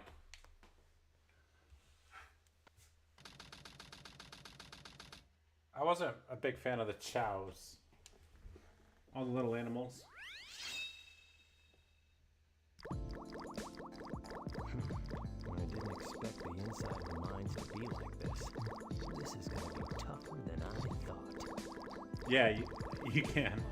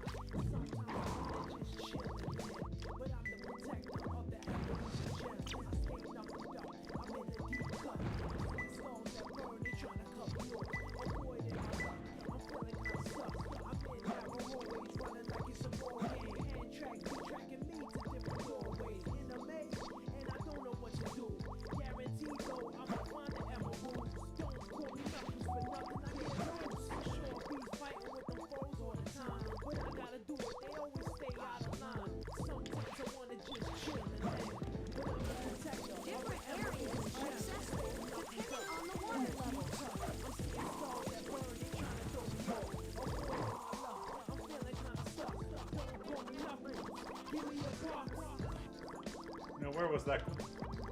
It's right there.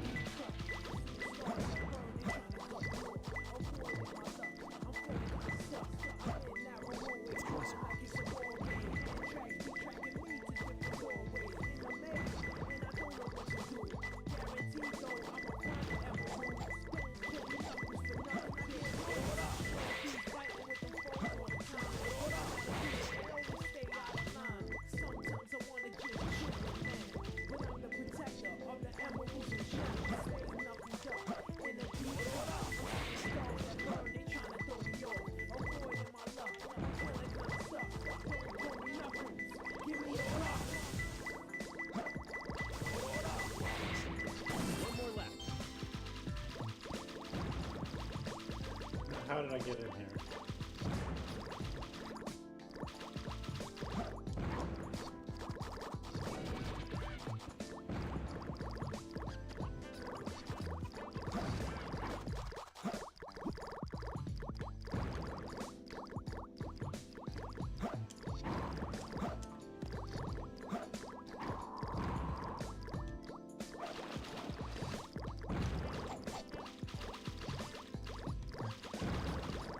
don't know how I got in here.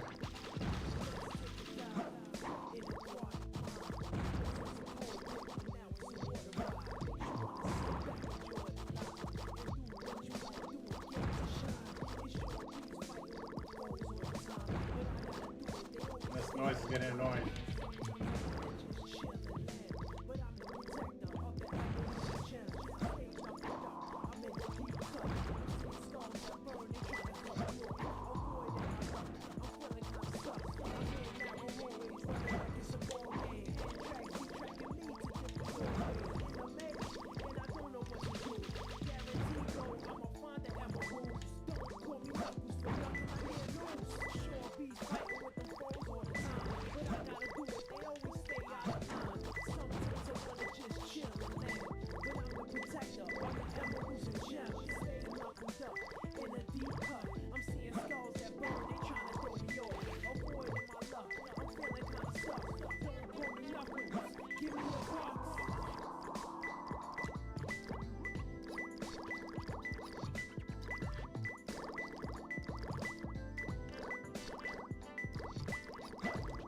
It's closer.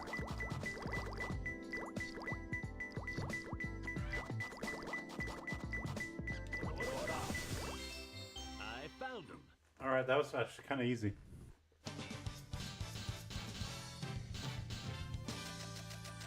Looks like the swim simulator.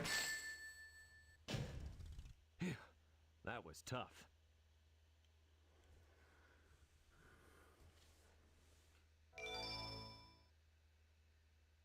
What state am I from? I'm from California. California. Sheesh. There always seems to be a lot of police around when you don't need them. Tails, any news yet? For some reason, I'm not getting a signal from the 6 remaining Chaos Emeralds. Maybe Eggman took the emeralds into Where are you outer from? space. Outer space?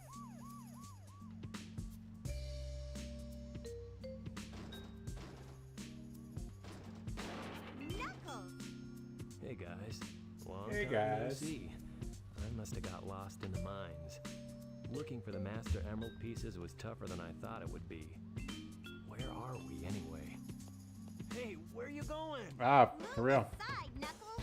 I've been to Interact. Transcripts between Eggman and the President and the government. That's it. I'm following the President's limo right now. If we get into the limo, I wanted to go we can trace the to cause of Istanbul, but they wouldn't let me. Okay, let's meet up there. Hey! Wait for me, Tails!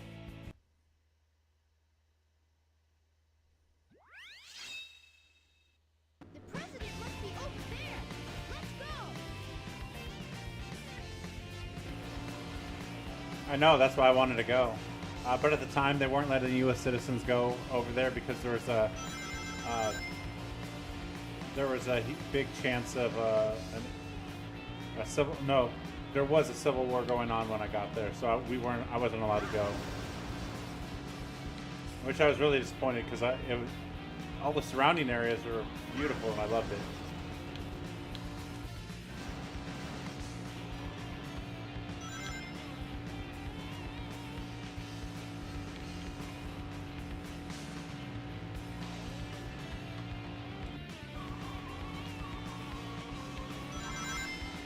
Ah, I should have gone in there.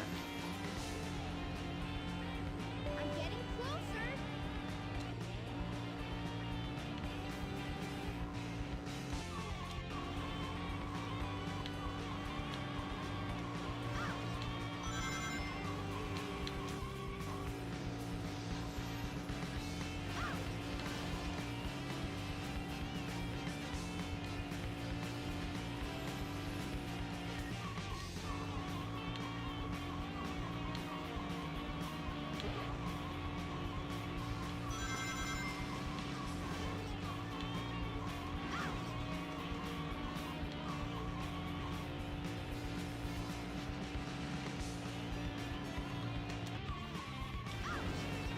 $42 seconds left.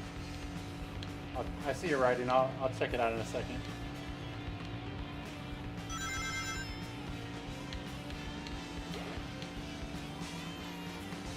Tails, did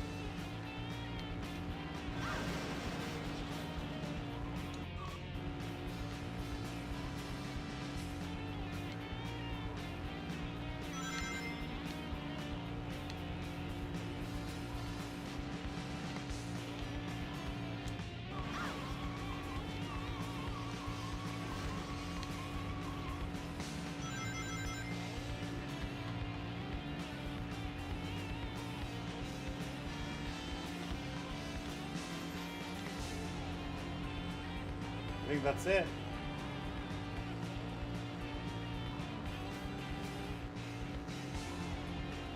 That is it.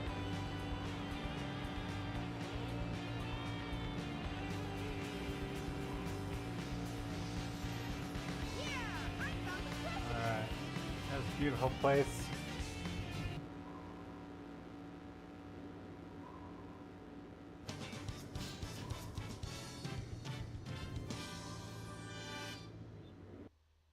Oh. Oh, cool.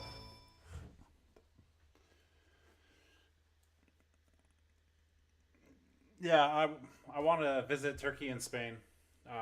Well, I kind of visited Spain and traveled around a little bit.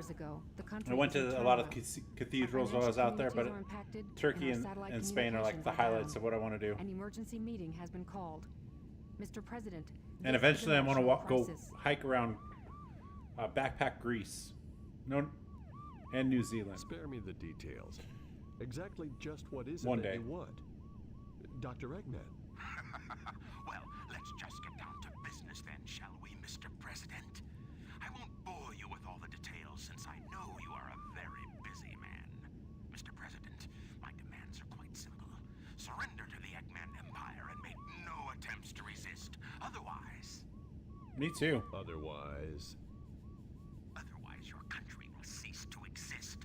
You'll have 24 hours to... I wish I could grow a mustache out that big. No way! What the?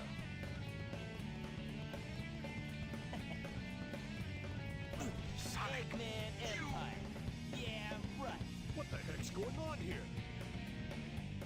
Don't worry, Mr. President. What did you Everything's do? under control. Just leave it to us. Got it, Tails? I got it! He's transmitting from the space colony Ark. Okay. I think we're going to Ark. Wait up, Sonic! Hey, you, Mr. President, we're receiving an incoming signal from our agent.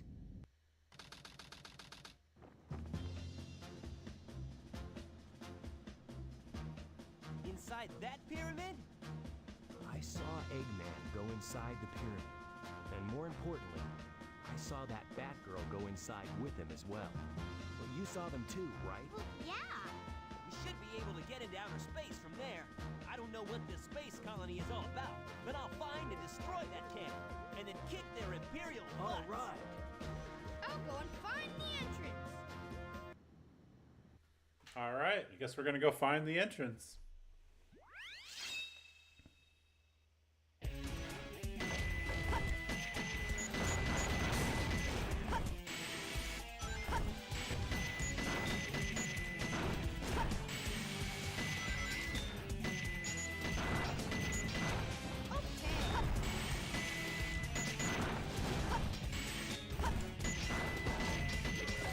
Try shooting strange-looking walls. You can find your way out.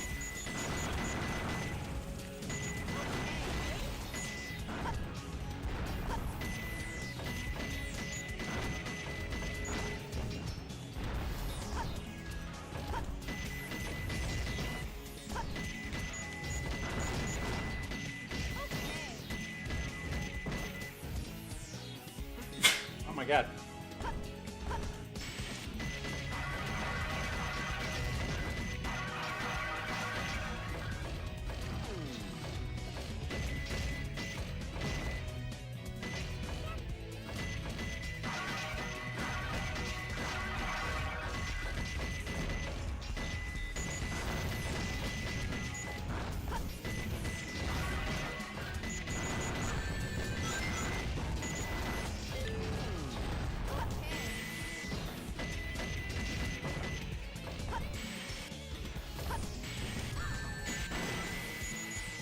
Oh, I died.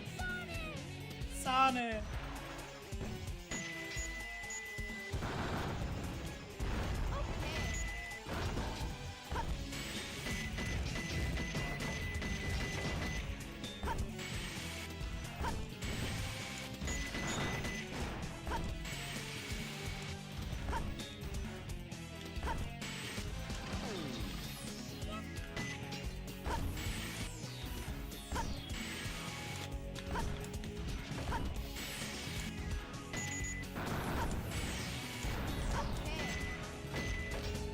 Gotta be more enemies.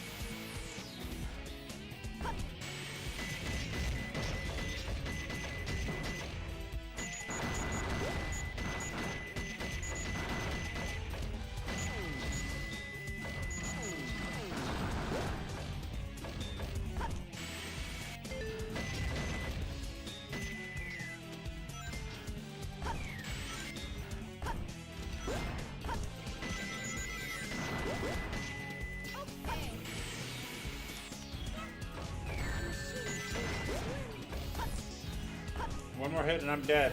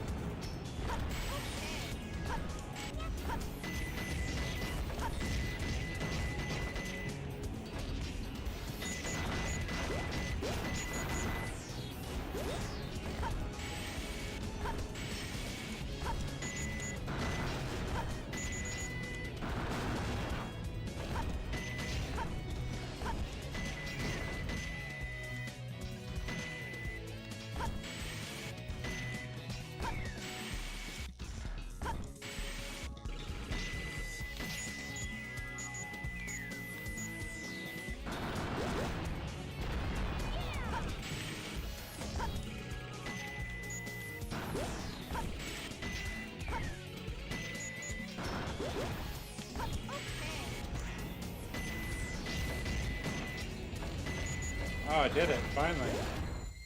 I did it!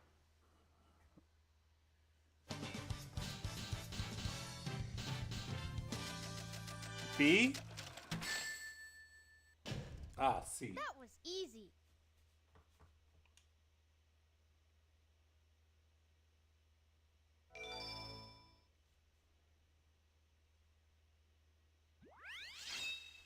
Pyramid Cave. Alright. I don't remember this level at all.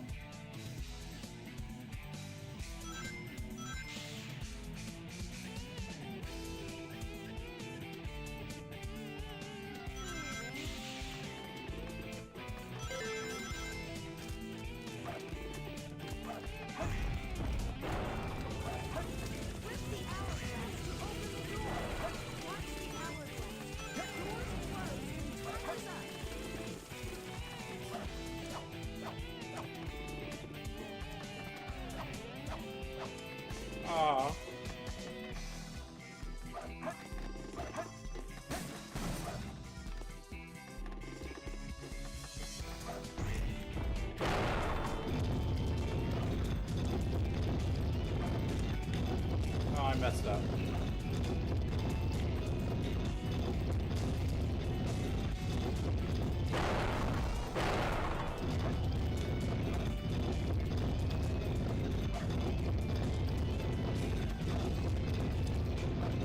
There we go.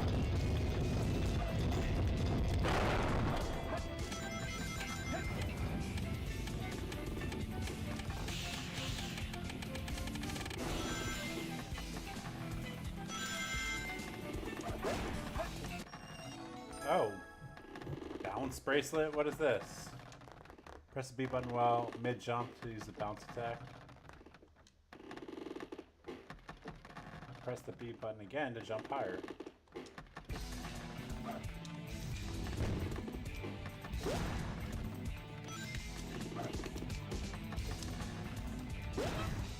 Weird. Alright.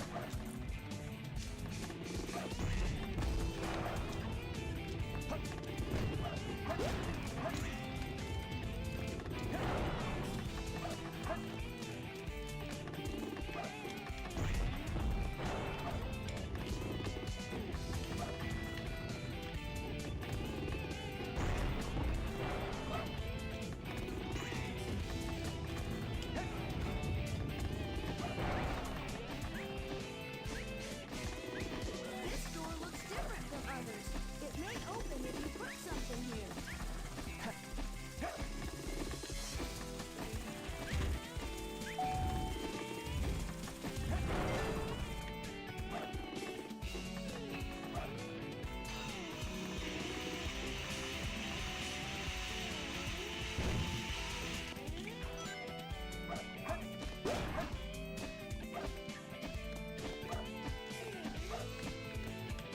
Oh, you.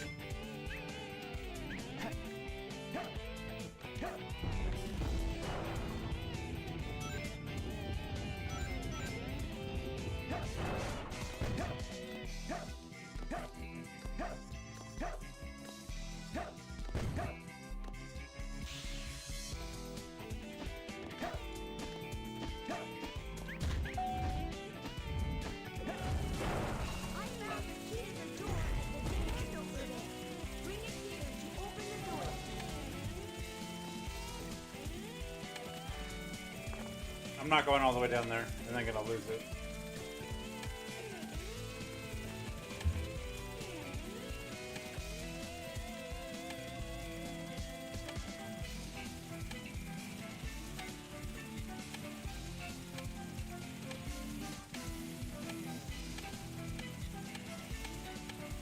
Come on. This is what the inside of the pyramid looks like.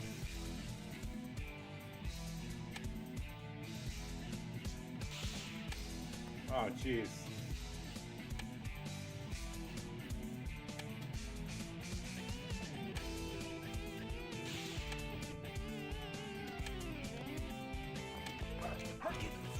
Jesus, go!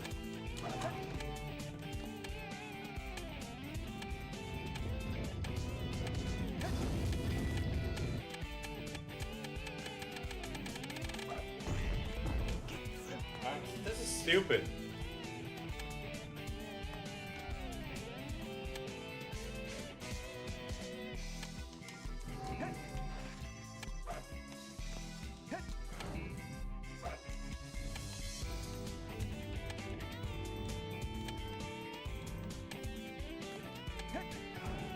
Come on. It's actually pretty annoying.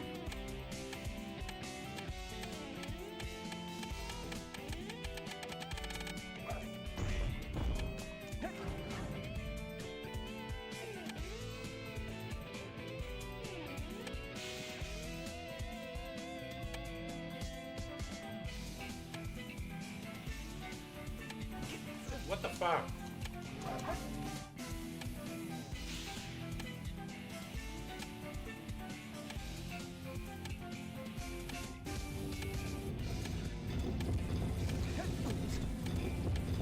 What the fuck? There we go.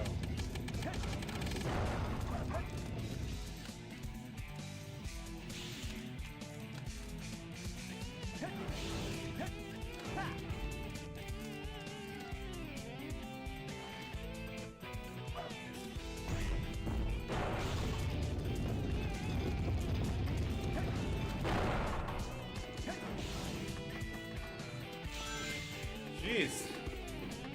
This level's annoying.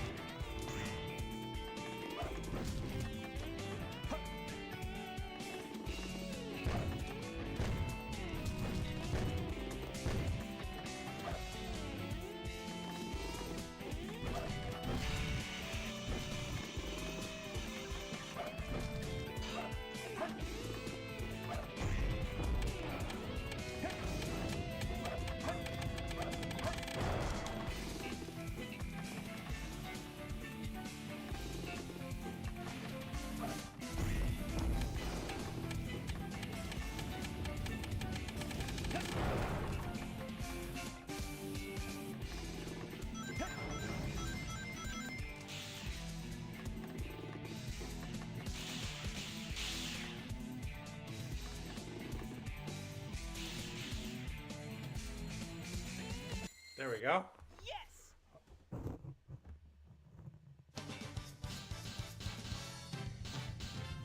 Alright, well, yeah, have a good one. Thank you for watching. I just have fun streaming. I think it's fun. So regardless if people watch me or not, I don't care. I just stream.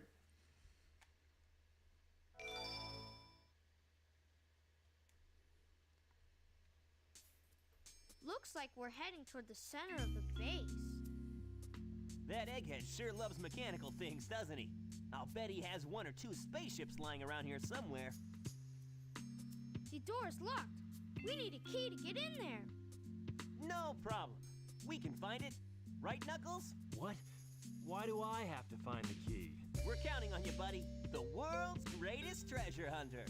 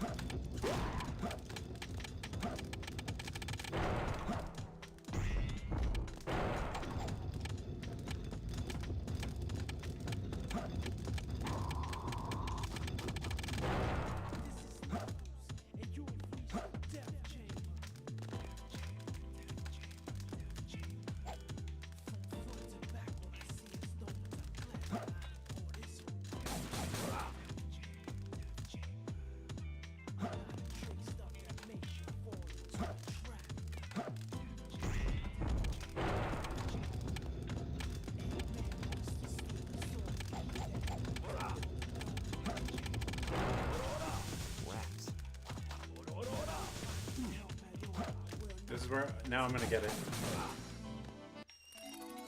Hammer gloves.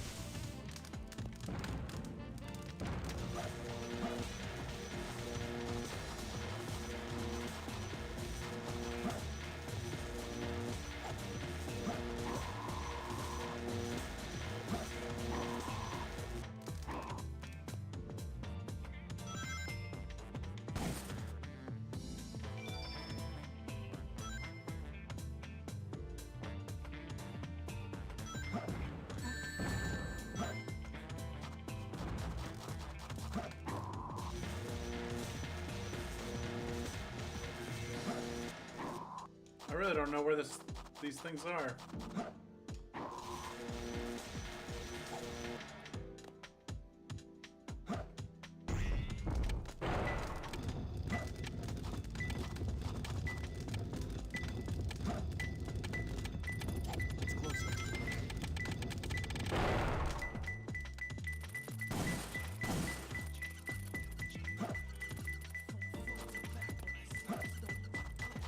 Two more left.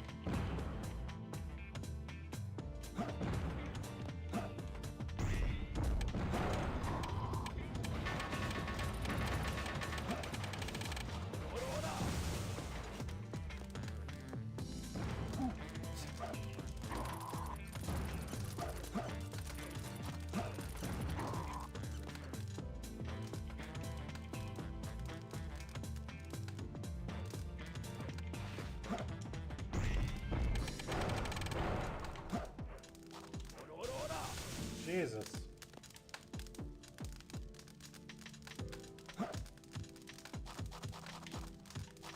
Alright, I guess I gotta go to the center.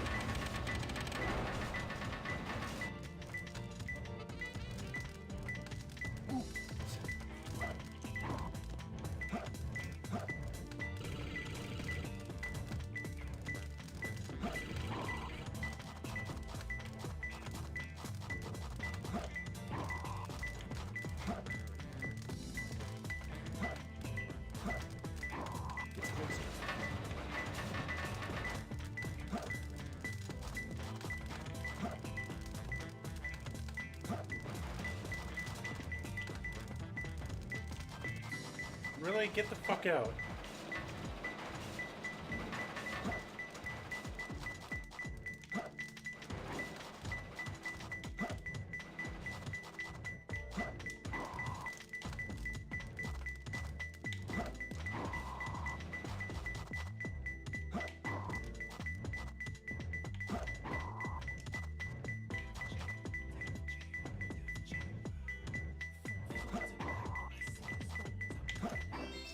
Jesus, that took a few.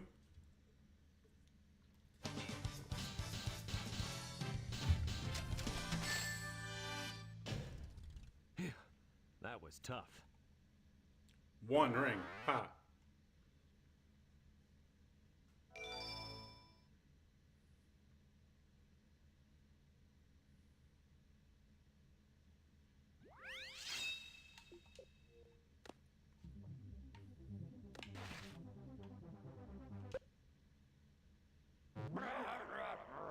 Huh?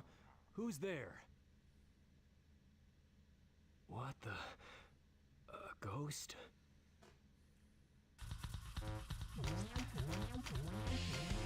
King Boom. Boo.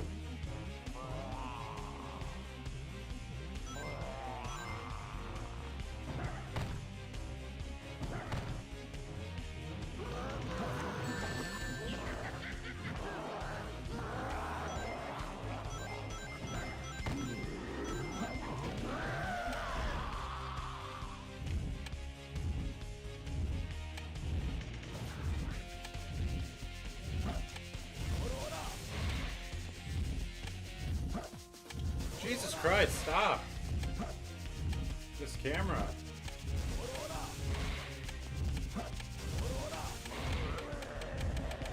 Jesus, what the fuck?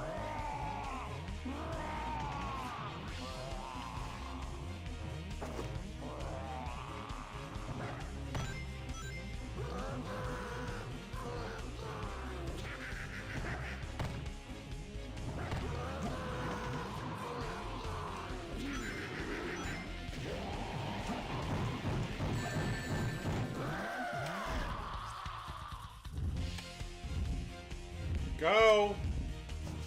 Fucking idiot. Why is this kid?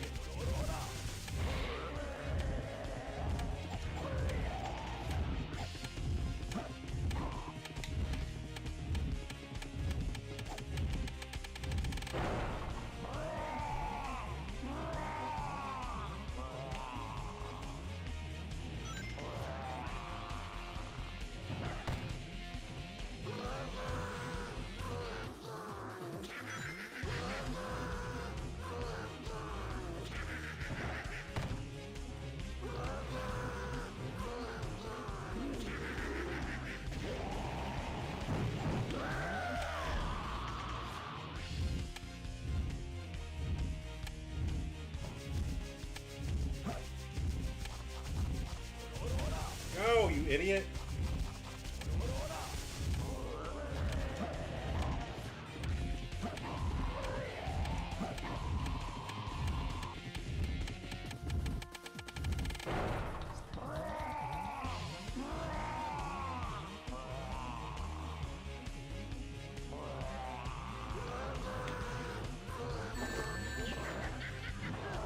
Jesus.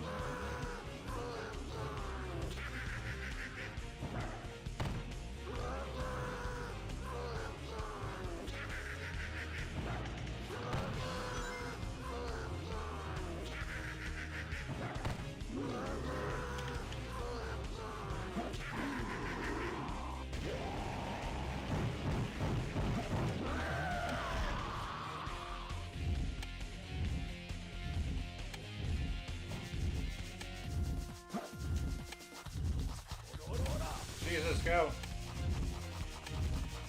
Go.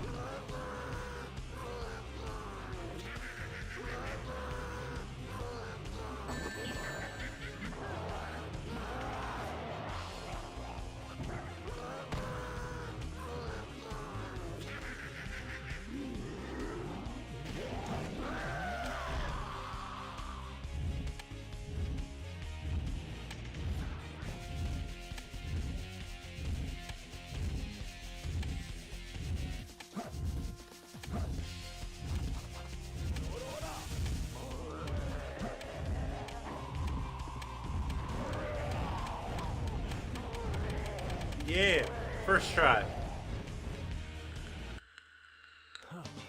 What a hassle. That was close though. There's like no more coins around. That was pretty rough. We did it! Let's go, Amy! Yeah! You little thieves. Did you really think Eh? Come and get some, Eggman. Sonic! Just leave it to me. This time, as well as the Chaos Emerald. I call on you to destroy these pests. Come out, my servant.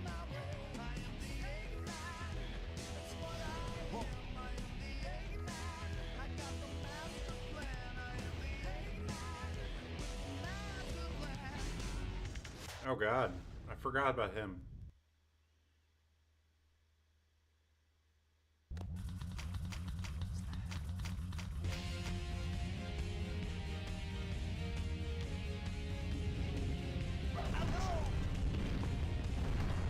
What the fuck?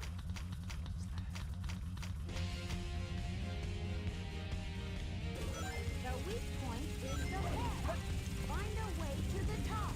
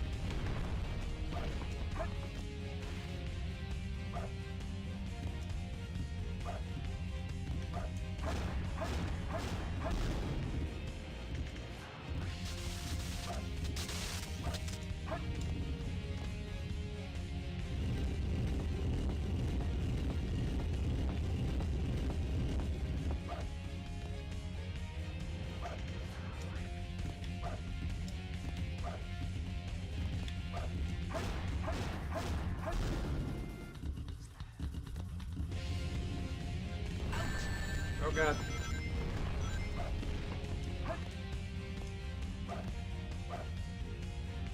No.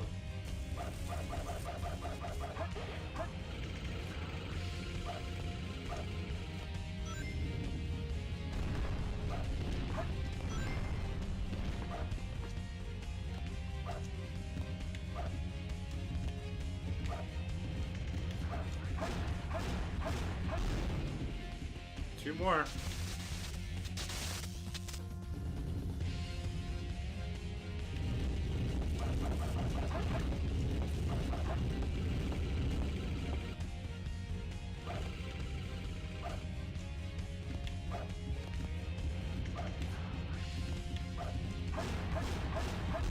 One more.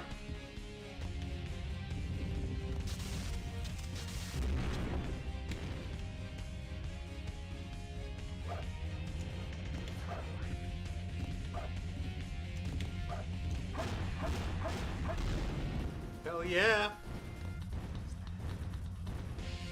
Screw you, Eggman. Nice try, Rocky.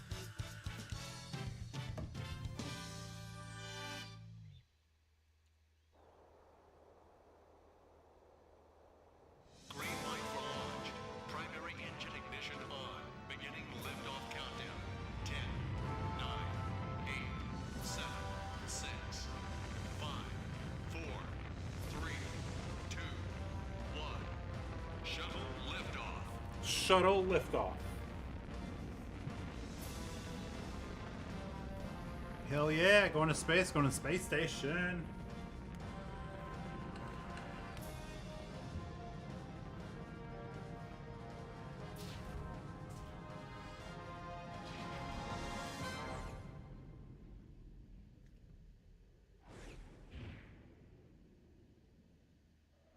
So this is the space colony where Eggman is hiding. What the? Is everyone alright? We should be landing soon. The hatch doors are open. Don't sweat it, Knuckles. The only thing in the cargo bay are those What do you Master mean, don't Emeralds. sweat it? Right? Land the Knock shuttle it and off, let me Knuckles. out. We're gonna crash this thing if you keep that up. Oh no! Don't touch that lever!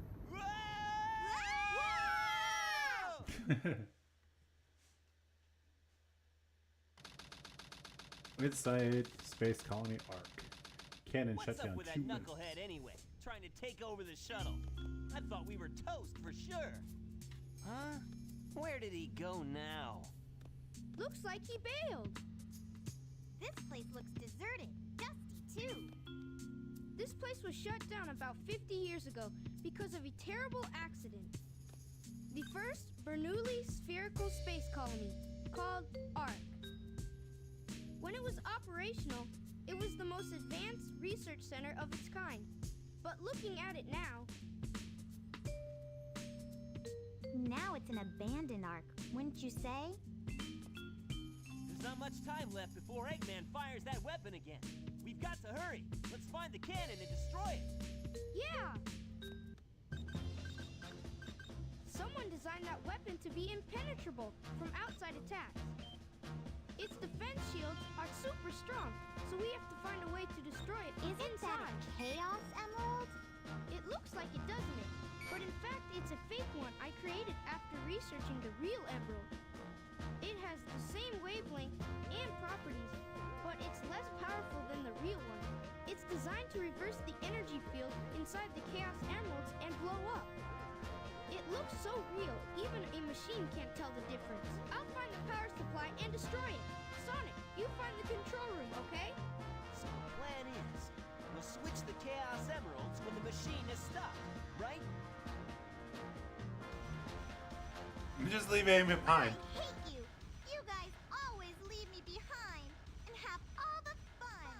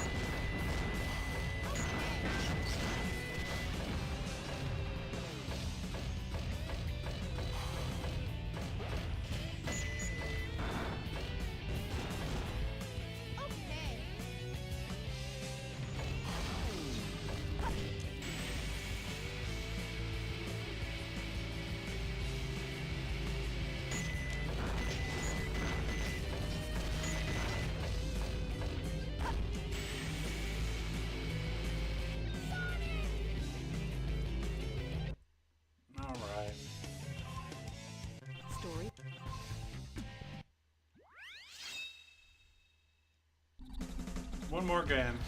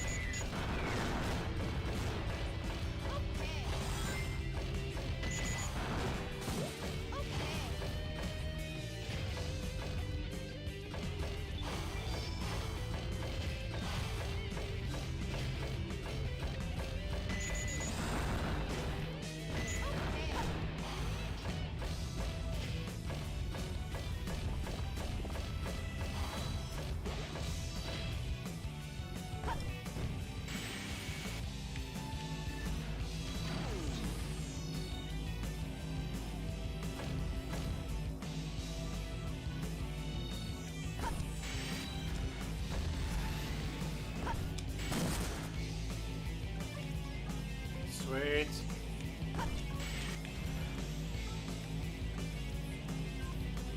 Come on, let's go closer, closer, closer, closer.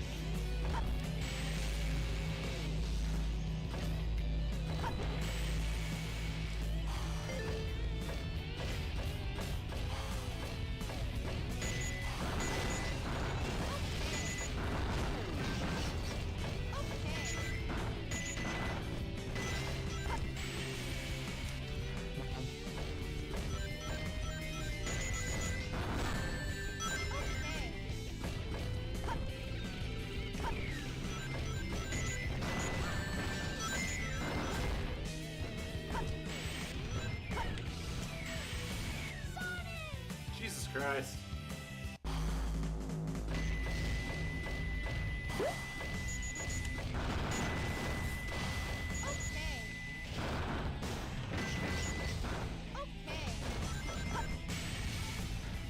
What the fuck?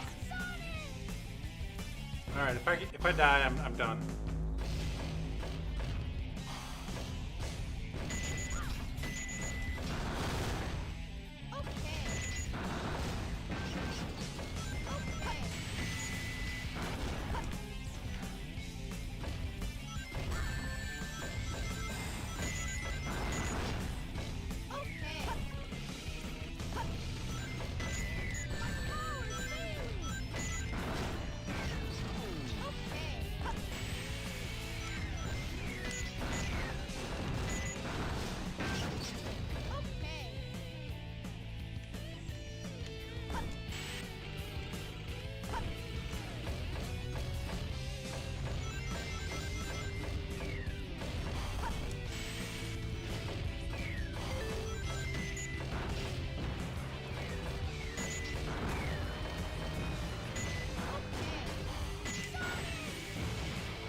Jesus.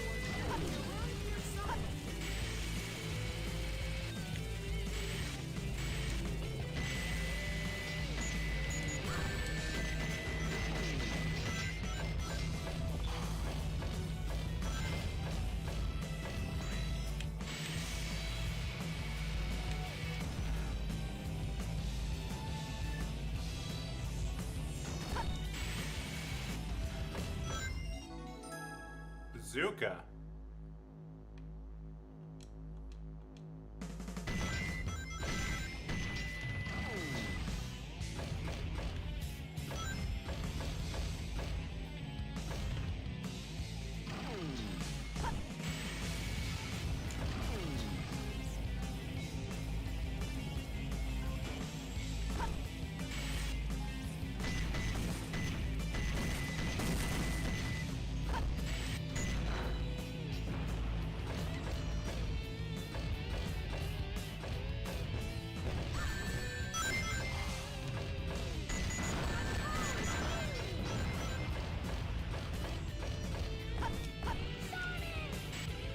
Jesus Christ.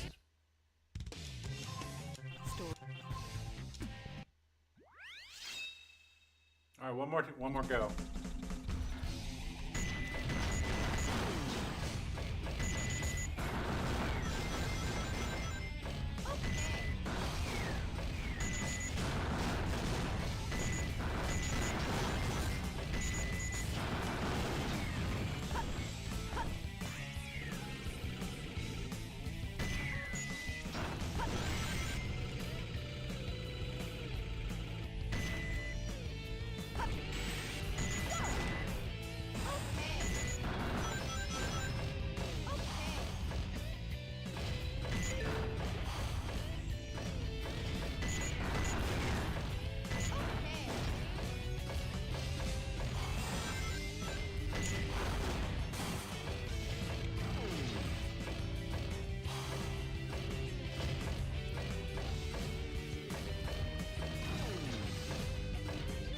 There we go.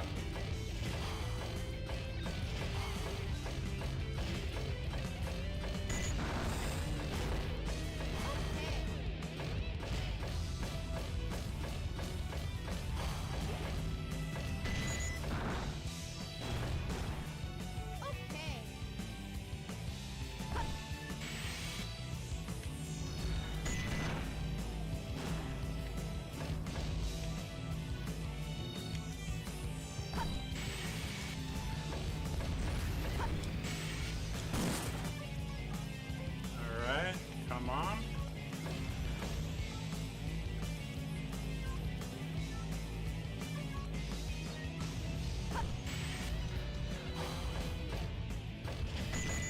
Jesus.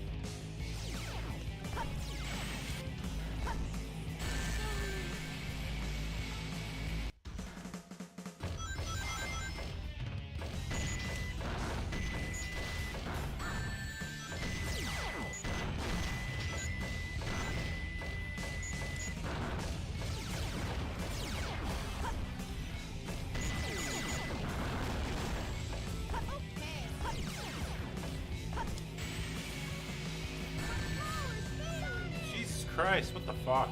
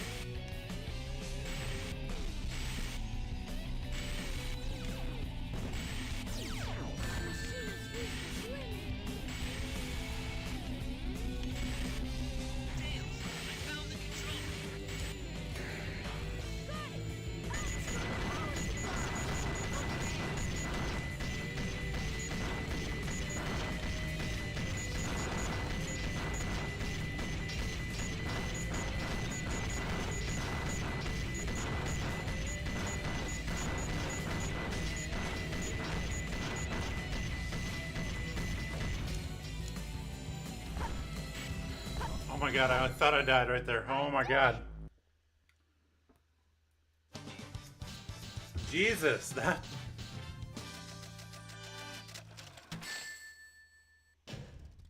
I gotta do better next time. I gotta do better next time. Now it should be Sonic's turn.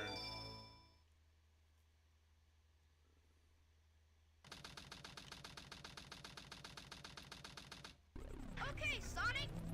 Now put that emerald. Tails, tell Sonic to meet you back at the research facility. Sonic, Amy is. I didn't get that, Tails. What happened to Amy? Tails! Oh no.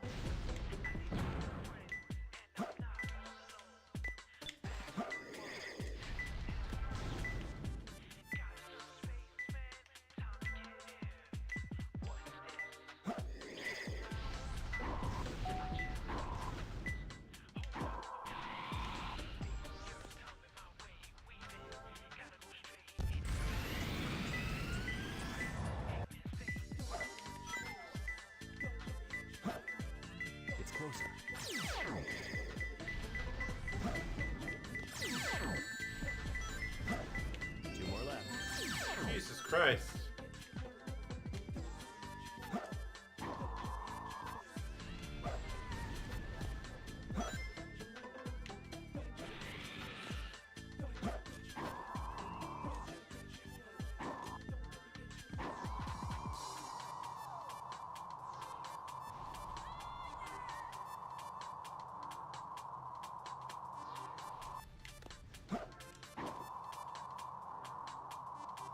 I'm just trying to see if it's around here.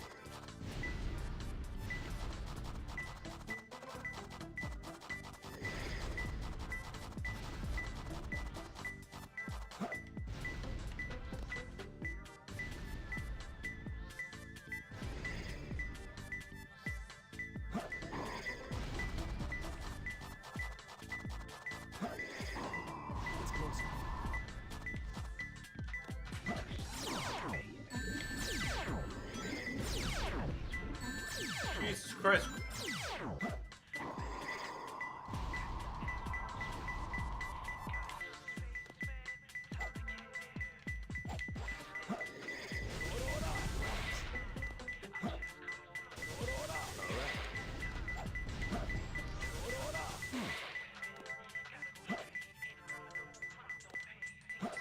One more left.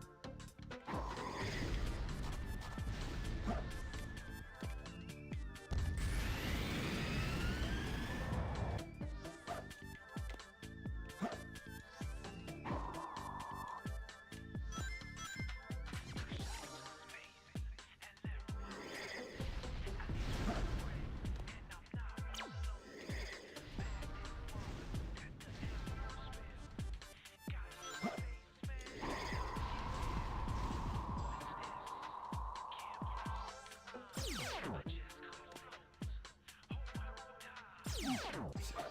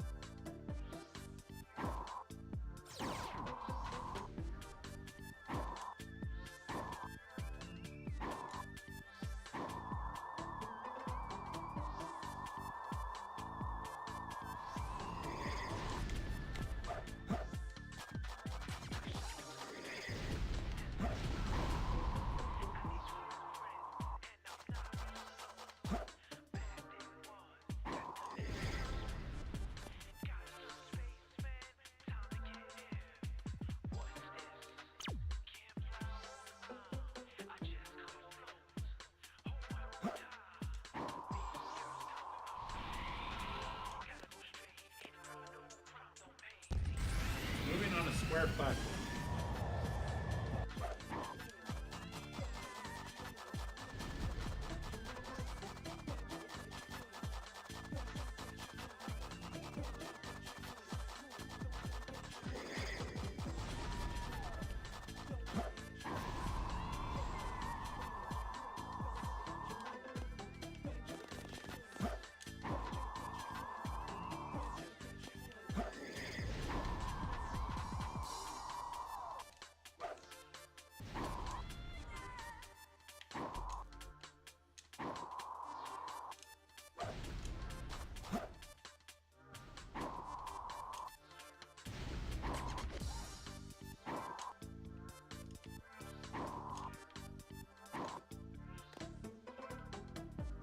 I have no idea.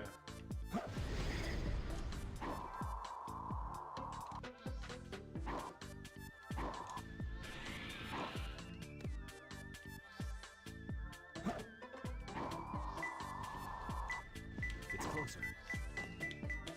Oh, right there. I found him. Jesus.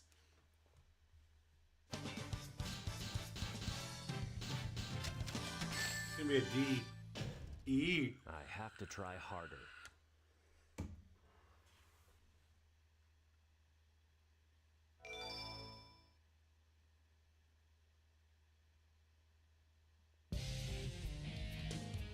Oh no. Long time no see, treasure hunter. Did you find my emerald? That's a good one. Your emerald. Talking to you is a waste of time. Very well. If that's how you want to play, I will take it from you. It's over. What the fuck? I was trying to move. Very well. If that's how I was you trying to wanna go over to the side and it wouldn't. It changed camera angle. memorize Rouge's attack pattern. When she stops, that's the time to attack.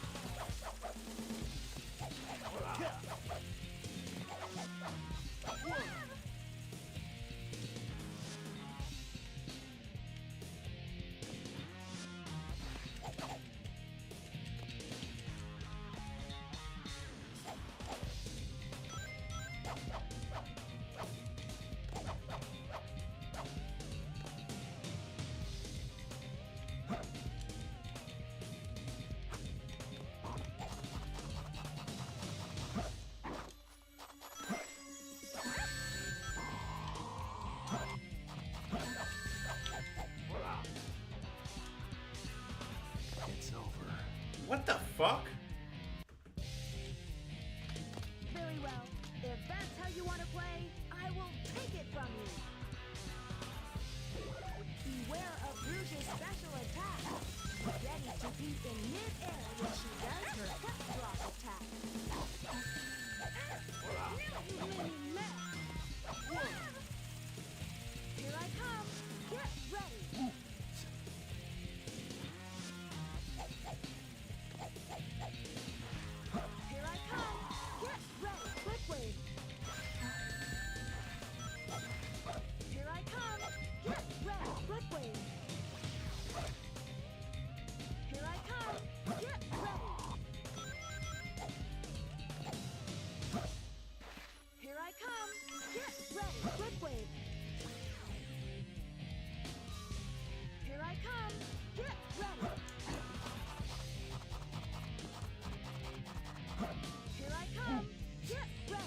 wave. Here I come. Get ready. Flip wave. Here I come. Get ready. Flip wave. That's great. You, I mean business. Here I come. Get ready. Flip wave.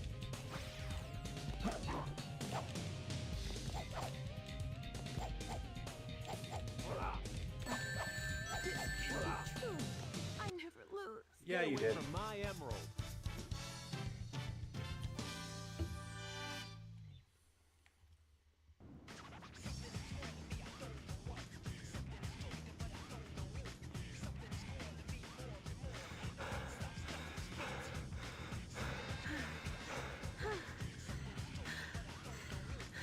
Stop fooling around and give me back my emerald. What are you babbling about? Call yourself a hunter attacking a lady? Shame on you. What kind of lady goes around stealing gems anyway? Those belong to me.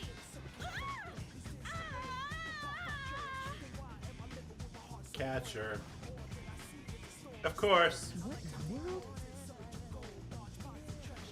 I wanted to save you. Keep your hands to yourself. Don't touch me. Is that how you say thanks to someone who just saved your life? Saving my life. Don't think I owe you one. You just wanted to hold my hand, didn't you? That's why you saved me. You're such a creep. This isn't a joke. Think what you want, Batgirl. I was saving the Master Emerald. No matter what you say, it sounds crazy. What? Fine, then just take them. They stink like echidnas do. If that's what you thought, you should have given me them in the first place.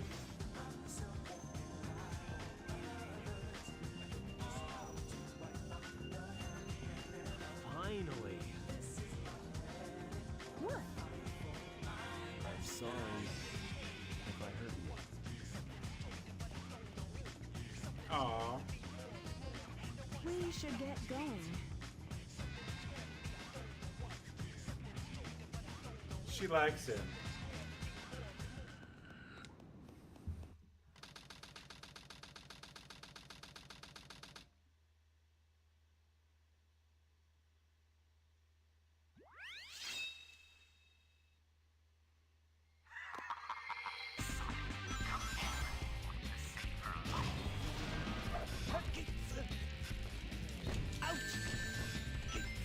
Jesus Christ.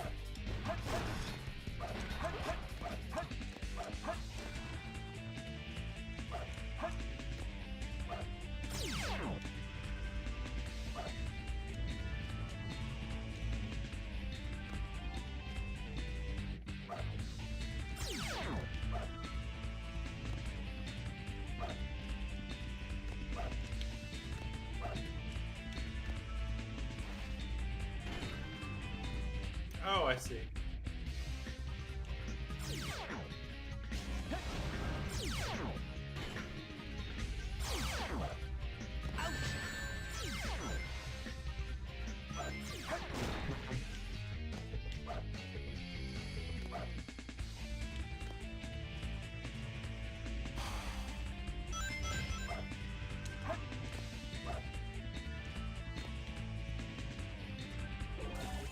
You use bounce attack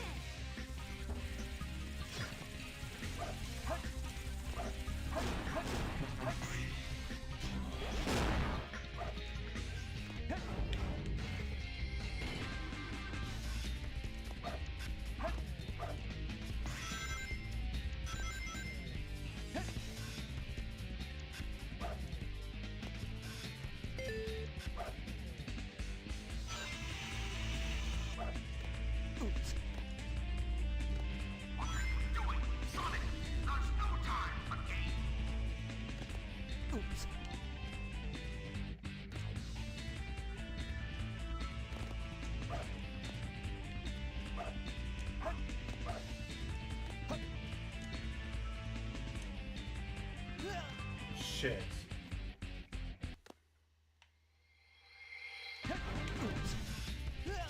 Yay!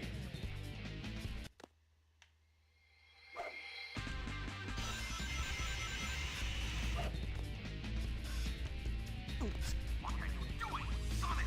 There's no time for games.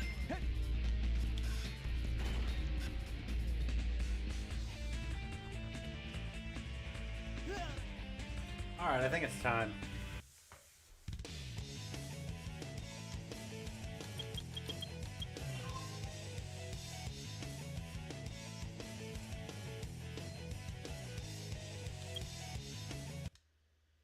Alright. That was fun.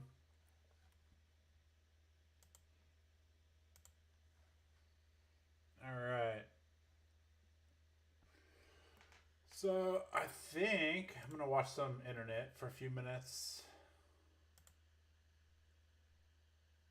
Let's go.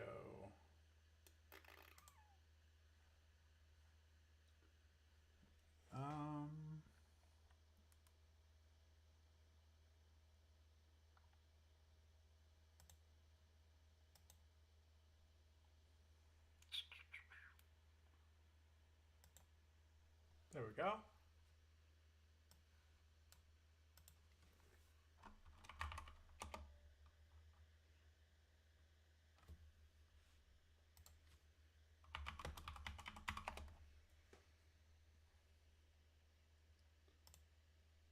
Trump's MO since coming into the political arena has been going after Muslim immigration. We talked about back in 2015, ban all Muslim travel to the United States. That was back in 2015. He, of course, had an executive order back in 2017. That was fun. After Muslim migration, I need practice, but that was fun. So I did Sonic today. Tomorrow I'm gonna do Path of Exile, and then we'll go from there. We'll do some more. As you can see on your screen there, the 19 countries from African countries, Middle East, some in South America.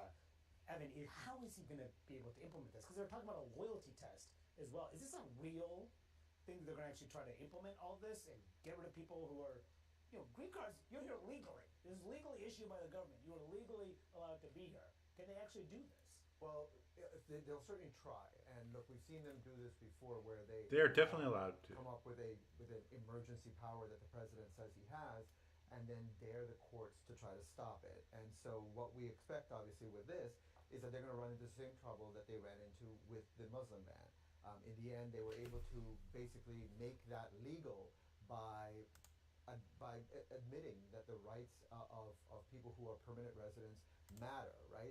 Not just U.S. citizens, but there are rights that come with being a permanent resident that they cannot just override. And so they'll have to battle it out in the courts if they want to do this. What it does, though, is it really puts a mark on all of these Afghan immigrants, especially ones who did so much. They sacrificed a lot. They worked with the CIA. This unit, there are thousands of members of this unit that this suspect came from, the NDS, that worked in Afghanistan directly for the CIA. There's a reason why they got sort of expedited entry into the United States after the fall of Afghanistan. And so those people were vetted a number of times. But there's been a struggle, too, to try to make sure that the vetting was appropriate. I'll tell you this. There were examples of people who essentially bought backgrounds from brokers. And so the problem with Afghanistan has been that there's no functioning system to be able to check the data, that background check information. It's been a problem that has worried the FBI and DHS since the fall of Afghanistan, of Kabul. Tamara, you covered the White House. What are you hearing from inside the White House about how they plan to respond? This is very much in line with the way that the president and people in his administration, people like Stephen Miller, have been talking about immigration. President Trump, in his remarks on Wednesday night, brought up Somalia. That is not an accident. That is something that the president has focused on recently, and that he is emphasizing. You look at refugee policies, where the White House wants to bring in white people from South Africa who they say are being persecuted. They don't want to bring in other refugees. The refugee program has been severely restricted under the Trump administration already. So in a lot of ways, this is a terrible event that has given them sort of a peg to do a lot of the things that they were already doing or wanted to do. And it does come at a time when the president's approval ratings are in a really bad place, including on immigration. But this is a realm of immigration where he has had more traction than some of the other areas. And speaking of the refugee issue, this is what he said in a couple of late night posts last night, right? Taking a dangerous path. What's this? Or whether it be Asmongold's address. What a weird comment. Yeah. Asmongold and Dan Dude, Saltman. all he does is talk about Asmongold.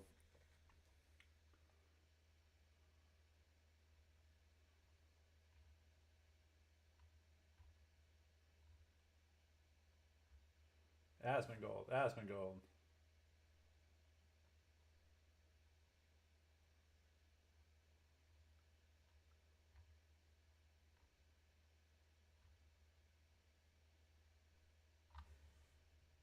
All right, how about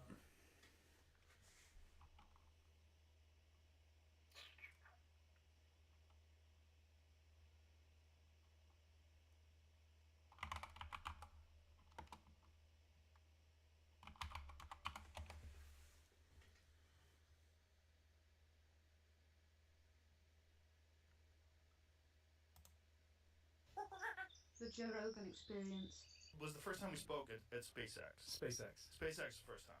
When you were giving Elon that crazy AI chip. Right, DGX Spark. Yeah. Ooh, that was a big moment. That was a huge That moment. felt crazy to be there. I was like watching these.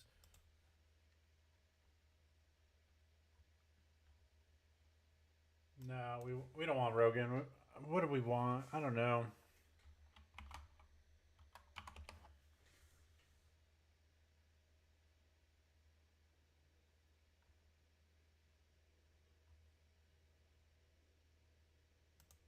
What is this?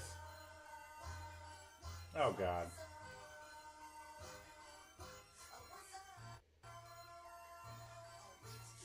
How about not?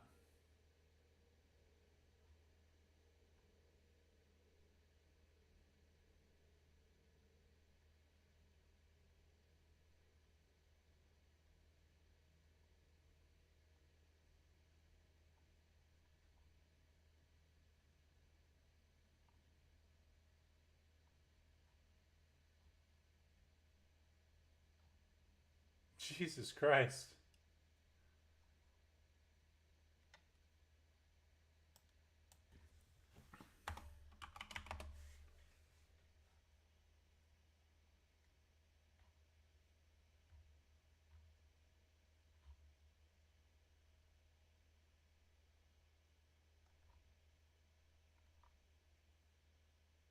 One day ago, 21 hours ago.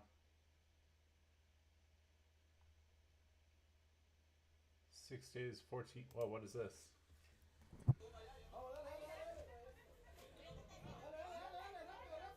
Damn, 5,000.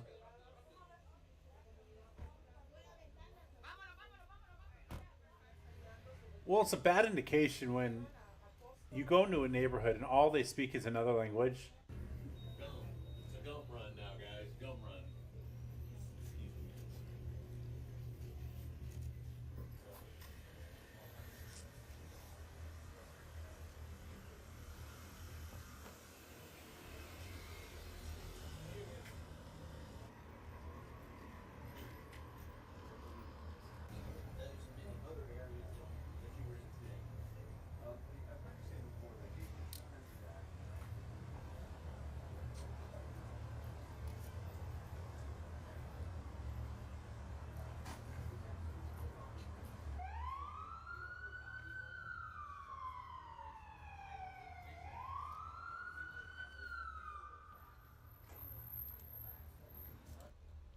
What?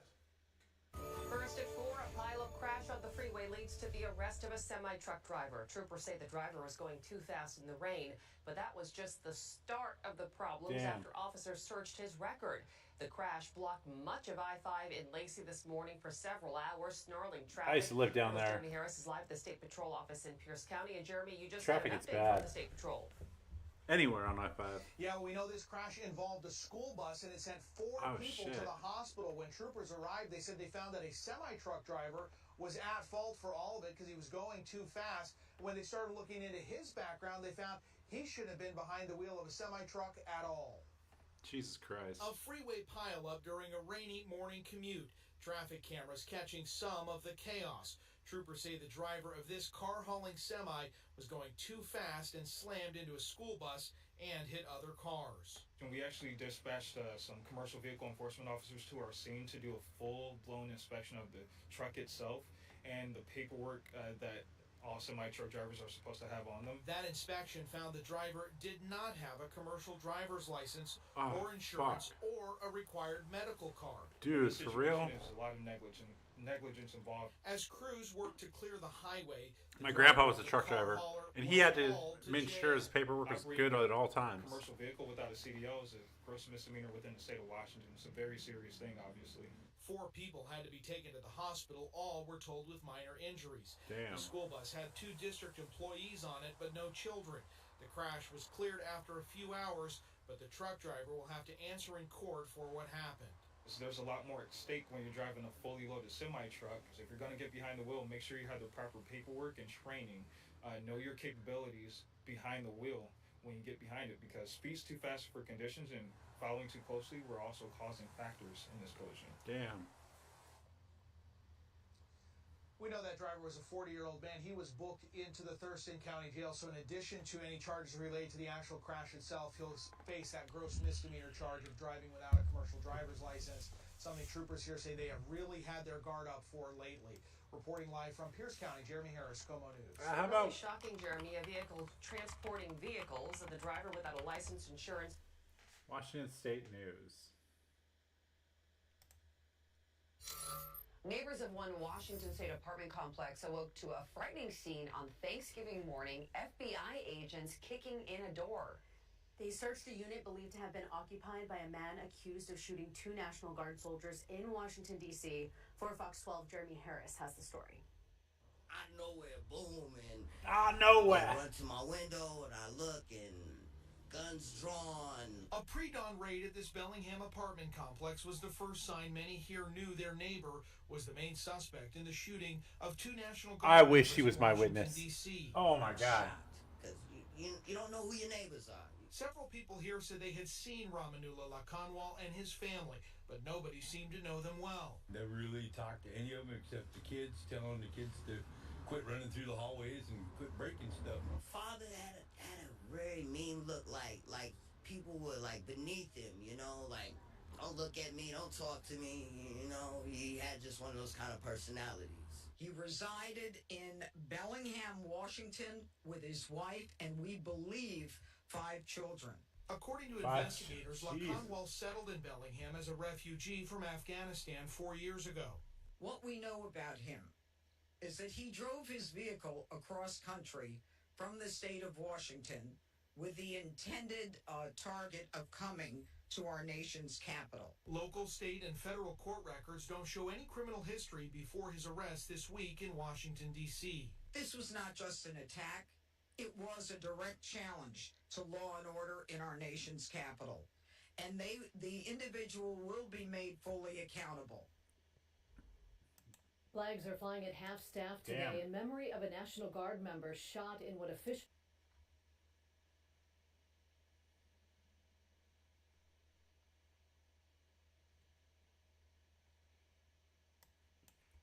How about world news? Not just U.S., world news.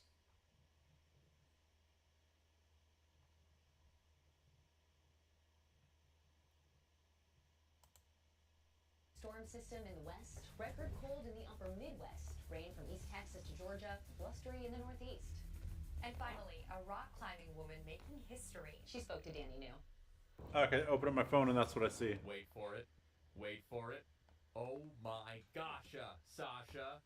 So you probably don't have a fear of heights, All right, right? I want to see what the weather's going to be like here. I don't think I have a fear of heights. I think we can say that. I think we know. Oh, so However, Sasha DiGiulio I went outside a little bit ago, history and it was 3,000 raining, feet and up, as she became the first woman to it says it's going to rain for the next week. Ugh. Arguably the most iconic rock formation in the world. The 33-year-old has already been a climbing superstar for more than a decade. Going to be sleeping like this tonight. ABC News profile turned 2017 after she became the first woman to free climb Africa's Mora Mora, which was right around the time she, and this is true, became the inspiration for the design of the woman climbing emoji. Their highlight, creating the emoji. Until now. Until now. But until now, Sasha had never experienced anything like her 23-day trip up El Cap. First off, it's grueling to climb 3,000 feet of granite. Yeah. The majority of the climb, my fingertips were bleeding from like every tip. I think it's day 4. And then there was the 9-day holding pattern, when a storm of rain and snow held Sasha captive in a tent fastened 2,600 feet above the ground. There's like ice chunks falling from the summit, like 400 feet above us.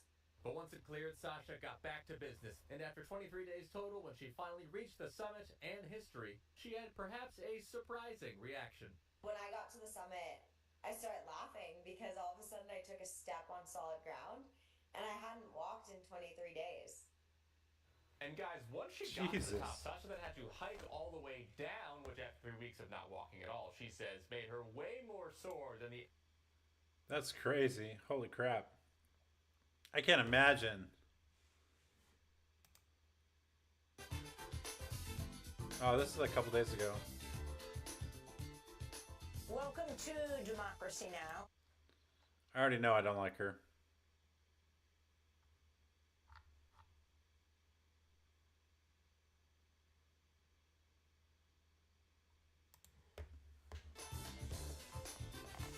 Again. Welcome to Democracy Now! DemocracyNow.org, The War and Peace Report. I'm Amy Goodman. A bipartisan group of senators has introduced a war powers resolution seeking to block the White House from launching an attack on Venezuela without congressional authorization, after President Trump said a land attack will start very soon. The resolution was co-sponsored by Democratic Senators Chuck Schumer, Tim Kaine, and Adam Schiff, along with Kentucky Republican Senator Rand Paul, who wrote, quote, "The American people do not want to be dragged into endless war with Venezuela without public debate or a vote. We ought to defend what the Constitution demands, deliberation before war," unquote. In Venezuela, President Nicolas Maduro Wednesday confirmed he spoke by phone with President Trump about 10 days ago, calling the conversation a potential opening for I don't really like diplomacy. these glasses. They're too small.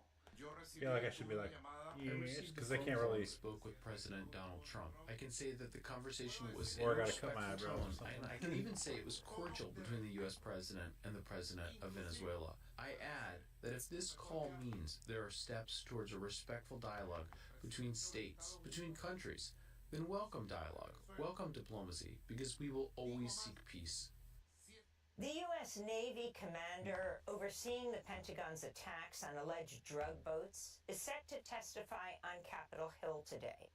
Admiral Frank M. Mitch Bradley will provide a classified briefing to select congressional lawmakers about the U.S. attacks on the Caribbean and Eastern Pacific. Human rights groups, including Amnesty International, have condemned the strikes as murder.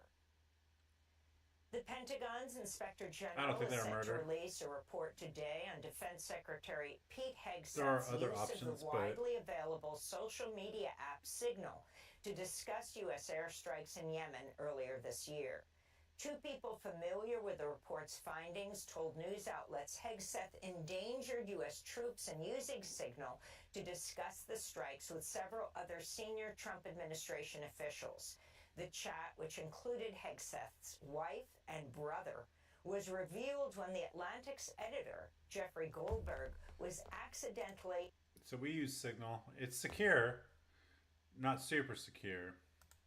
...added to the Signal group. Defense Secretary Hegseth refused to cooperate with the Inspector General, refusing to hand over his phone or sit for an interview. This comes as the New York Times is suing the Pentagon over its new press policy that requires media outlets to pledge not to gather information unless defense officials formally authorize its release. Earlier this year, reporters at the New York Times, along with a number of other media outlets, gave up their press passes rather than comply with the Pentagon's new policy. The Times argues in its lawsuit that the Pentagon's policy, quote, is exactly the type of speech and press restrictive scheme that the Supreme Court and D.C. Circuit have recognized violates the First Amendment, unquote. Israeli forces have killed 7 more Palestinians in the Gaza Strip in Israel's latest violation of the ceasefire that was declared nearly 2 months ago. Among the dead are 5 members of a single family, a middle-aged mother, father, their eldest son, and their 2 young children killed when Israel bombed their tent in Khan Yunis. The attack targeted the Al-Mawasi evacuation zone, which Israel previously declared a safe area for displaced people. It followed funerals for Palestinians killed in strikes a day earlier. This is Saber al-Sakani, whose family members were killed and wounded in an Israeli attack on Gaza City Tuesday. I lost my brother and my 2 nephews. My brother's wife and her daughter are hospitalized in intensive care. We're asking you to stop the wars, for God's sake. Health officials in Gaza report 366 Palestinians have been killed and 938 injured by Israeli forces since the October 10th ceasefire. Meanwhile, in southern Gaza, hundreds of Palestinians attended a mass wedding for 54 couples in the city of Khan Yunis Tuesday. Organizers called it an act of defiance against Israel's campaign of genocide against Palestinians. It is a message for the killers and criminals, whether Ben-Gvir or Smotrich or Netanyahu, that our Palestinian people embrace life, cling to life, and love life, and that they will continue in their struggle and strife through this mass wedding and all forms of life. We will continue from the middle of the rubble, destruction, and death in the city of Hamad, to send a new message that we will rebuild this destroyed city. In Toronto, protesters interrupted speakers at a prominent debate series Wednesday evening after organizers invited 4 former senior Israeli politicians to a discussion about the 2-state solution for Israel and Palestine without inviting a single Palestinian to the stage. The Monk Debates event featured former Israeli Prime Minister Ehud Olmert, former Foreign Minister Tzipi Livni, former Israeli Ambassador to the U.S. Michael Oren, and former Interior Minister Ayelet Shaked. That the Zionist dream is in danger.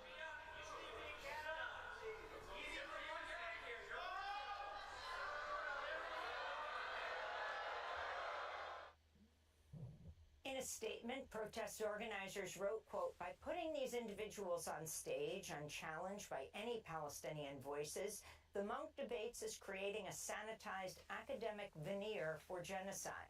The event manufactures consent for ongoing occupation, launders reputations of officials implicated in war crimes, and rewrites reality by excluding Palestinians entirely, unquote. The Trump administration deployed federal Border Patrol agents across immigrant communities in New Orleans Wednesday, calling it Operation Catahoula Crunch.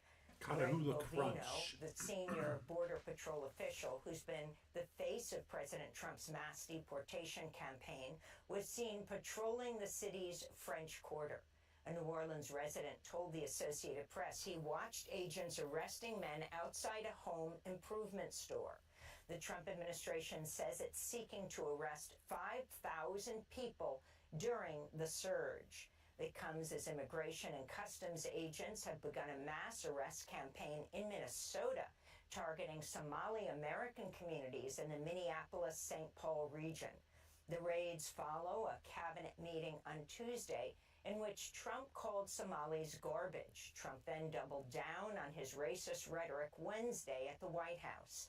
After headlines, we'll go to Minneapolis to speak with Omar Fatah, the first Somali American and first Muslim to be elected to the Minnesota State Senate. Meanwhile, immigration advocates and lawyers contend that despite ICE's policy that agents shouldn't detain, arrest, or hold pregnant, postpartum, and nursing mothers, pregnant people are increasingly rounded up, deported, and detained. The ACLU has documented more than a dozen cases of pregnant women housed without proper medical care at the Stewart Detention Center in Lumpkin, Georgia, and the ICE Processing Center in Louisiana. In one case, a woman was shackled while she missed. That's 60.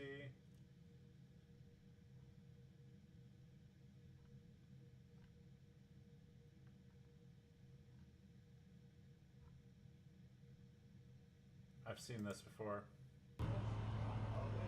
This is crazy. Check this out. Oh shit. His chute didn't open. So he's falling shit ton faster. He's not catching air. So now he's got to activate his reserve.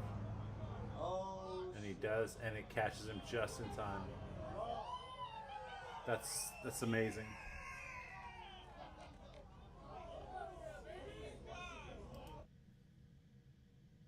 Fuck.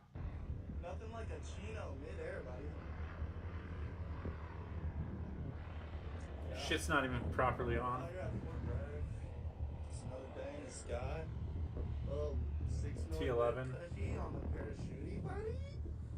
Yeah. Nothing like a. This is what we need. Ever been into a beaver dam? Was this a good? We're gonna start by cutting The bag, huh? All right.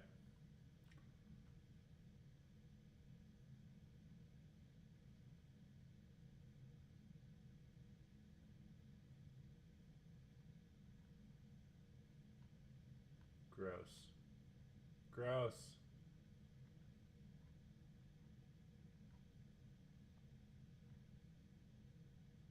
How about we do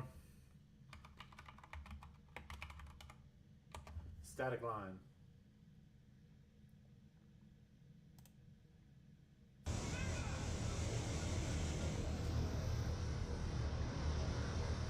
Alright. I don't like it. I want to see what the jump masters do. I'm not really into the jumpers.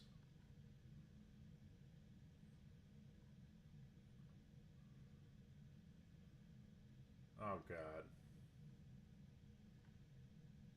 Alright, let's check this out. Alright. Go. Oh, I hate that. Oh my god. He's doing it good. Here. I'll pull this back. So this guy, let's see, right here. Right here. He's the safety. He's supposed to hold the static line up against the back railing to keep it from coming forward and to properly secure it. And then he's taking the static line of the individual that's just about to exit. He shouldn't be grabbing it. He should be guiding it, because if you watch it, he should be guiding it and then transferring it over with his other hand and then pushing it against the back block to secure it, to allow open space so the next guy can come in and he doesn't get caught in it. Well, what he's doing is he's grabbing onto the static line, pulling it down, and letting it pop out of his hands. That's dangerous. If it gets caught on him for any reason, he could lose his hand, or he could cause. It's just a bad day. I don't like what he's doing at all. If you watch that, watch. He's gonna grab onto the static line. You don't grab onto it. I don't like that he grabbed onto it as well.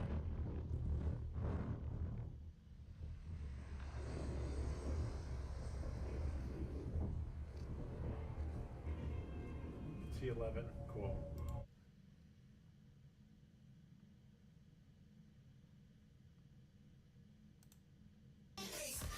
No, I don't want to listen to your music. I just want to see the operation.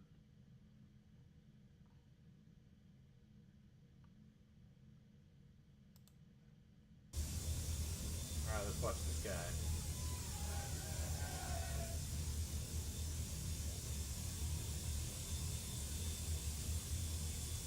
He's waiting. Stand by. So the first guy comes into the door. Safety grabs the static line, preps for the next guy.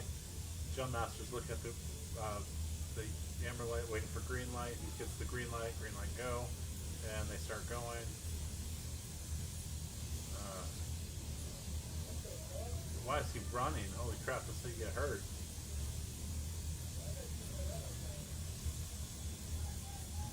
It's a big stick. He's grabbing onto the static line as well. Now, the other side, oh, he's not going to go back. Okay. Cool. So the way it works, they were doing, if you watch, they were alternate exiting, but then the way that works is this is the AJ, so the AJ will exit, and then the PJ will look over at his shoulder, and once the AJ exits, then the PJ will exit. So cool.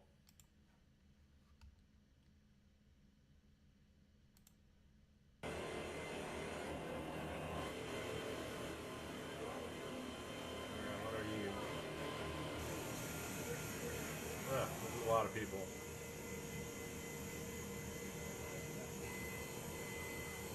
Jeez.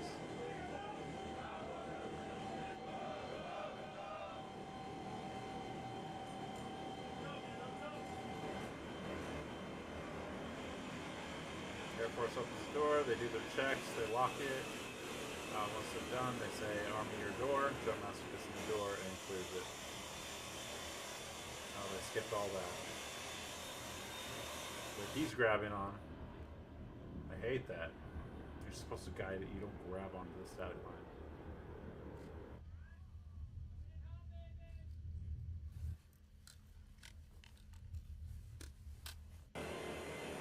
So that, right here at the end, this is what a lot of my guys get in trouble for. So we're very relaxed, but when they land, we want them to pull out their weapon, get it ready like they're really in combat, and then retrieve their equipment and return back. Some guys will just like grab their equipment, fold up their parachute, throw it in the bag, and come on back. Once they get back, we'll be like, "Hey man, where's your weapon?" It's trying to get out of that, "Oh, I'm not doing anything, I'm just here to jump" mentality.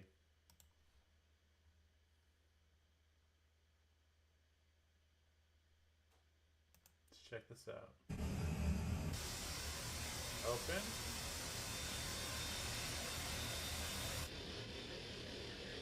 Green light. Oh. He's guiding it. I like it.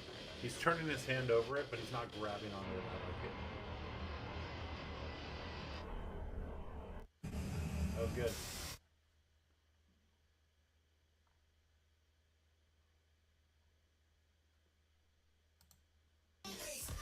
No, you again.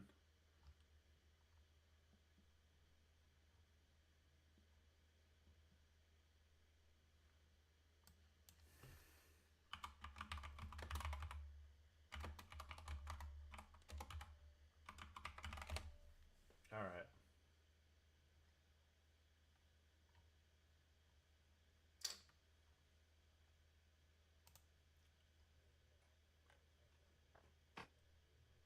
Oh my God, really? Slam on the ground? Who are you trying to impress, you stupid idiot? You're inside, you're outside, you're not even in an aircraft, and you're slamming your foot down? What the fuck are you trying to do? And oh my God.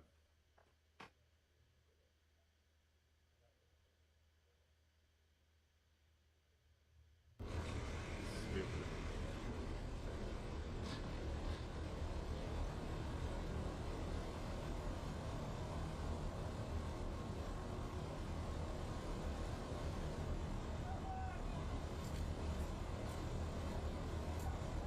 What are you doing, you idiot?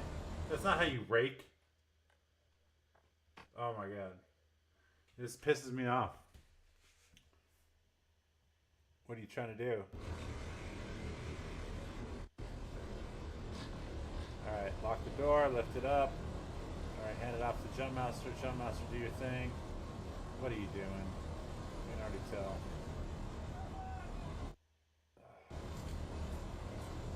One-handed raking? Oh my god.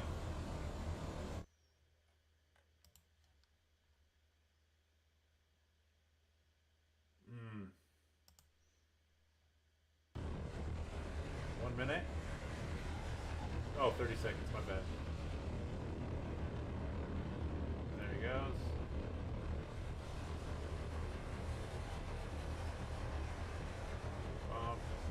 Stand by. That's good. Now he's ready to receive.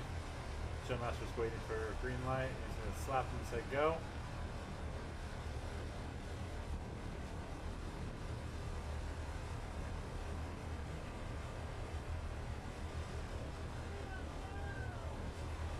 I like it. I like it. Oh, he grabbed it. I don't like it. I don't like it. I don't like it. I don't like it.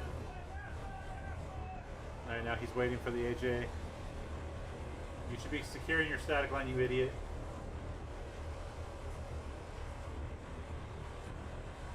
Now he rakes it and he checks green light go. He should have raked it and then jumped out of sequence, but whatever, as long as they're safe.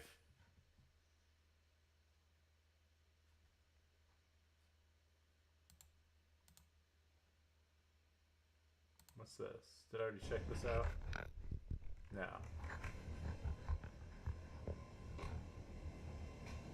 Alright. Oh, I've seen this video.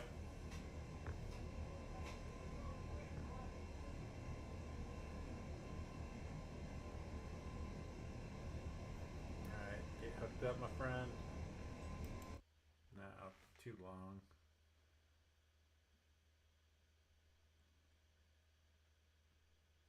What is it? At 47?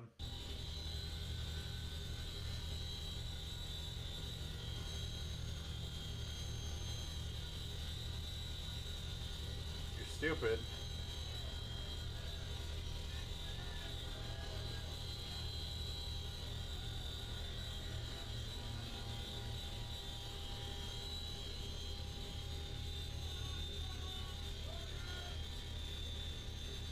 How are they teaching this?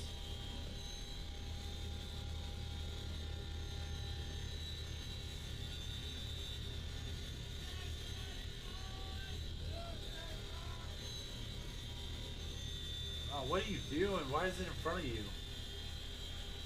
With a 40, they're in a CH-47, so when you're jumping out, you don't have the static line in front of me. You do thumbless grip with your hand 45 degrees to the rear, so when you're falling out, it pulls from your hand. You don't have it in front of you like how that guy had it.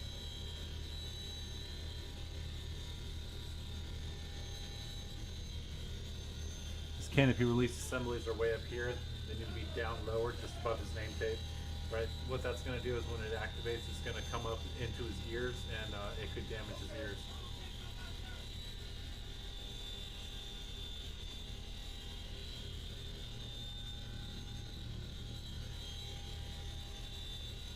Okay, he is actually doing good.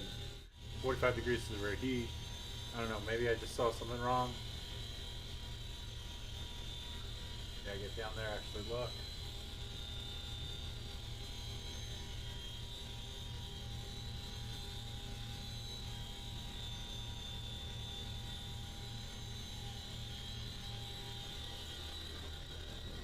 Not bad. I've seen worse. Pretty good exit.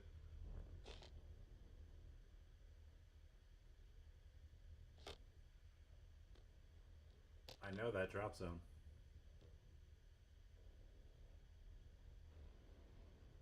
I do. Yep, I do.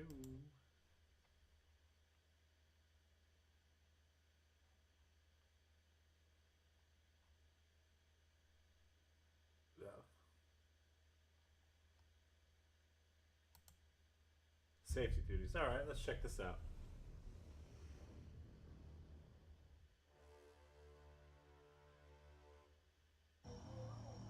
Are they going to go through the entire thing of safety duties? So the safeties, they need to go out to the aircraft like they're doing. They inspect the aircraft prior to the jumpers getting on to make sure that it's completely safe. They check the static line, they check the bells, the lights, everything. Everything that the jump master or the jumpers will use. They show that stuff.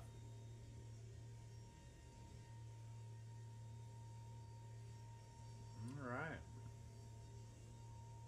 So he's the safety. He's not the actual jump master. It looks like they're not. They have the ABPs, so they're not going to be jumping themselves. They're just going to be controlling everything, making sure it's safe for the jumpers. They're going to hand the door over to the jump master. The jump master's going to do their thing, and then they're going to be controlling the jump master's static line and then checking each individual jumper. And apparently they're going to be throwing out the CDS. We don't have our safeties really do that. We just have the jump masters at the front of whatever stick's going to go out, send it out. But this is valid. The safeties can do it. Well, they might be doing it. Safety control my static line. I have your static line. Now he's going to give his commands.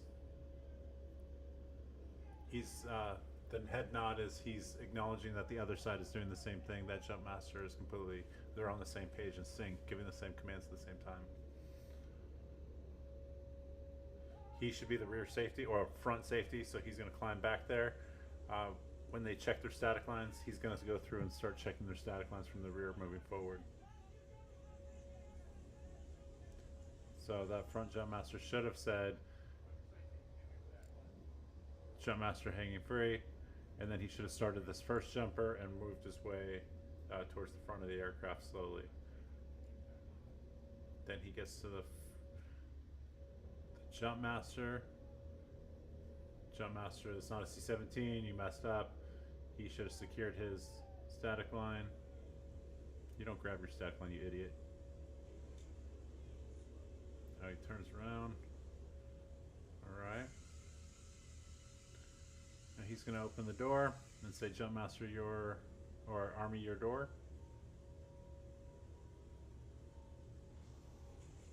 He's going to open up the door, put the panel or the platform down, do everything that he needs to do. Then he's going to say army your door. Locked it in. Secure the platform. He's doing his checks. No, 2 minutes. Army your door. And then he said, safety control my static line. So that 2 fingers is what they teach in Jump Master School to check the reserve, make sure the inserts are in. Then he took control of the static line. Jump Master did his door checks. Now he's giving he gave his 30 or his 1 minute, his 30 seconds. Now he's doing his last check. Now he's doing a standby. Came in, gave standby to everybody else. They're dropping the CDS. Once green light comes on, then he's going to exit everybody.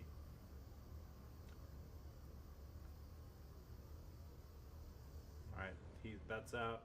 Check, make sure it's not there. Jump Master's on the rear. They're waiting. Let's see how he rakes. Oh, I hate that he puts his thumb around it. But looks good. Check. Make sure.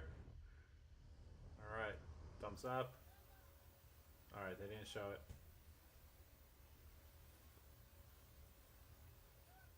I hate that he's grabbing onto it. He shouldn't be grabbing onto it.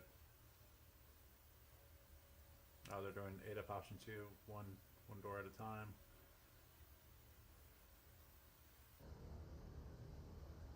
Now the load master pulls it in.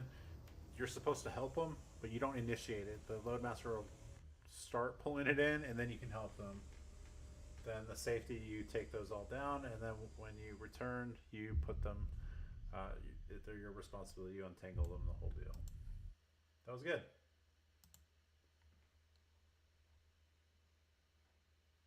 How hard is Jump Master? It sucks. What is this? It's only a minute. Jesus Christ, I hate.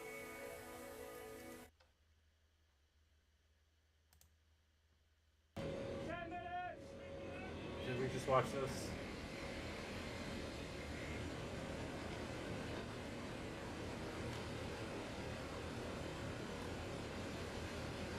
my door. Show my static line. He's gonna do his checks. He started it. Alright.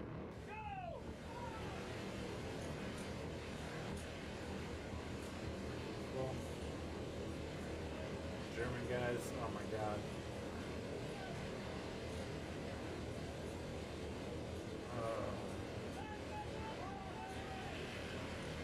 Oh, that's safety. That would scare the fuck out of me. That safety grabbed that static line like that. Oh my god, that would scare the fuck out of me. He's gonna get snagged on something. He's gonna come out of the aircraft. Jeez. Improper. Uh-oh. Oh. Julian.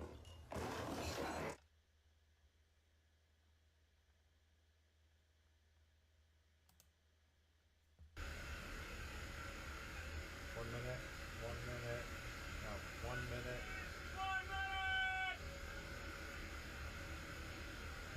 It's an old video, apparently.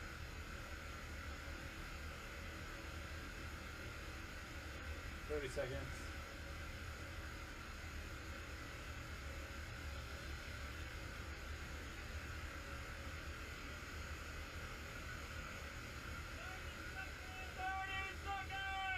Exhaust clear to the rear. Come back in. Thumbs up.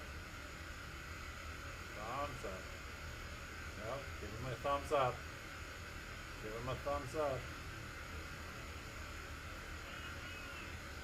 Stand by.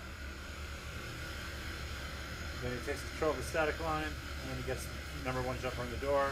He's standing there waiting for green light, then he's going to say, "Green light, go," and he's going to slap him in the ass, and that's when he jumps out. Everyone's going to exit. He's going to look back behind him, make sure everybody exits on that side, then he's going to exit himself. Well, I don't know. I didn't see if was he hooked up. No, he was hooked in. Cool. I've never been to that drop zone. Looks pretty. MC6.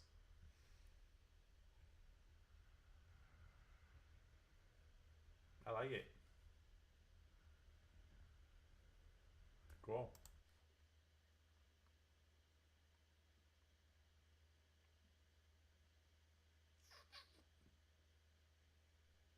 Fastest JMPI. Oh my god. I don't even want to watch that. I don't want to watch that. It's not a matter of being fast, it's being right. That's what matters. That is scary when your jump master is fast. It means he's not looking. He knows the sequence, but he's not looking. He's just, oh, scary.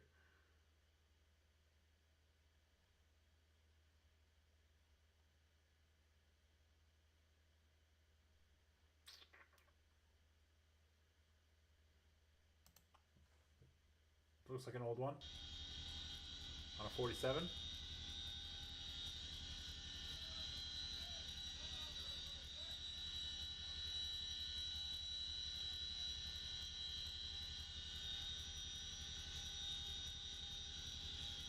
That shin pad's not authorized anymore. They have slack retainer bands that they have to have up on top of the pack tray now. That fat ass wouldn't be jumping.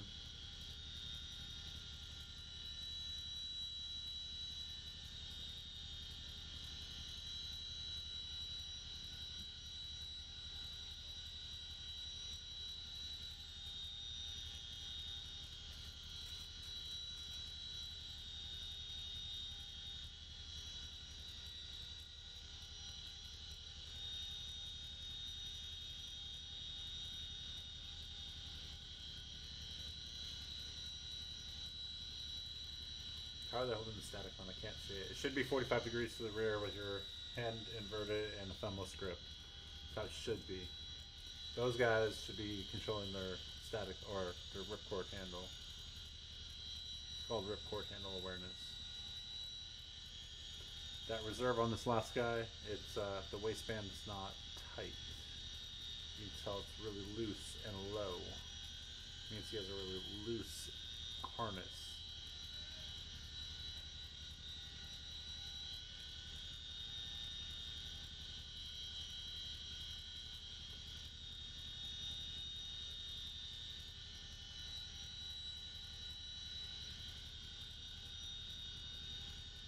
checking. Oh, they're holding. Oh, he's holding it like this. Oh, why are you? Why up in the front? 45 degrees to the rear, you motherfuckers. You guys are a regular army. Yep. See the patch. Regular army. How's it safely gonna do it? What the fuck was that? Get up. Why'd you come inward? You're supposed to clear the rear.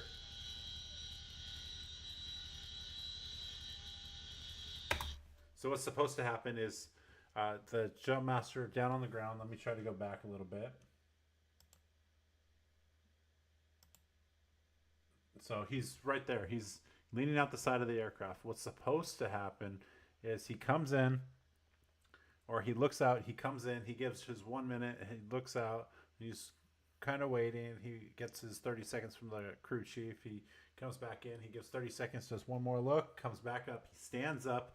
You should turn around the outside. Never expose your back to the open back or open source. So if the ramp is open, you never expose your back to it. You turn around inward, and you're also checking the entire rear of the aircraft, making sure there's no low-flying aircraft. There's nothing in that's going to obstruct the jump in any way, any hazards or anything. And then when you come back in, then you stand to the side of your jumpers and you say stand by. And then when the load master or whoever you're talking to on your headset, whenever they say green light, then you say green light go. But if you watch him, he just stands up and he just comes in, he's like green light, he's go, and then stands up and faces the wrong way. Like the stupid.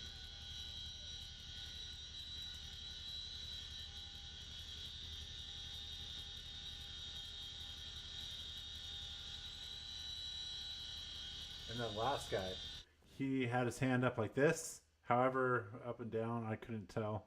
But he had his hand like this, and then he just let it go, and then put his... Oh, pissed me off. No.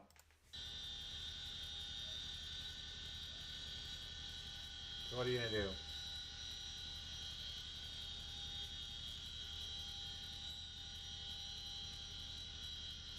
They're flying at 90 knots. Not that bad. 90 knots, probably 1250. 6 minutes.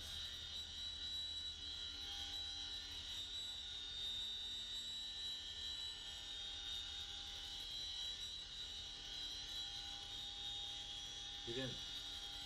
There you go. Turn around. 6 minutes.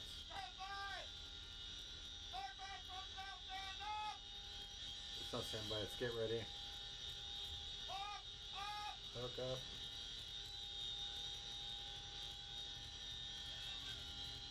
I hate that they're holding it like that. Hold to the rear,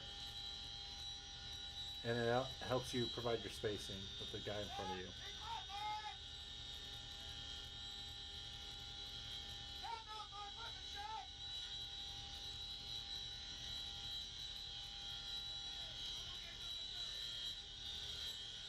No, you turn the skin of the aircraft, you idiot. Wrong way.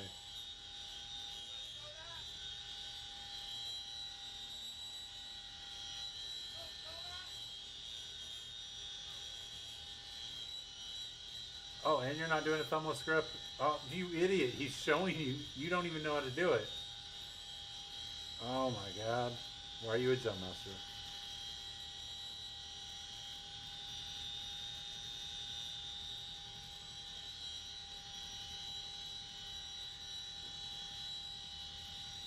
Jesus.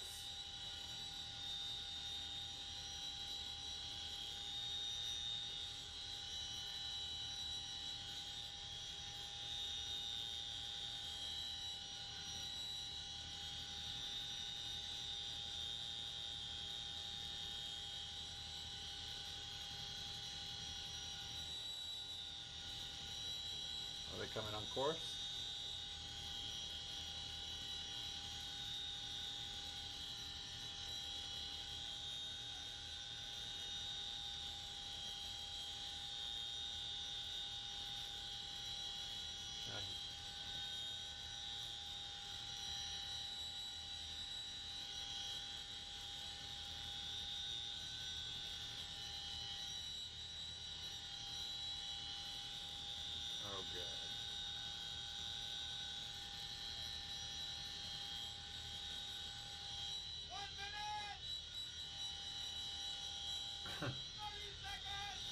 Sometimes that happens. Something happens. You gotta roll with it. 30 seconds, you idiot. That's when you should be checking the rear. Come in, stand by. You don't do standby like that. You don't stand up afterwards. Now you need to be watching your jumpers, waiting for the green light. Idiot. Alright, whatever. As long as they exit safely. It's MC6. Canopy's good. Toggles. And there's the PI. Where is the PI? He knows what he's looking at.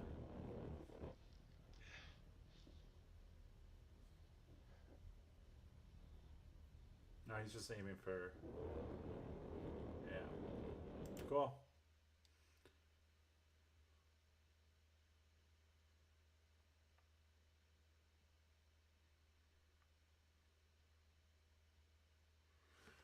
Airborne's fun. I love it.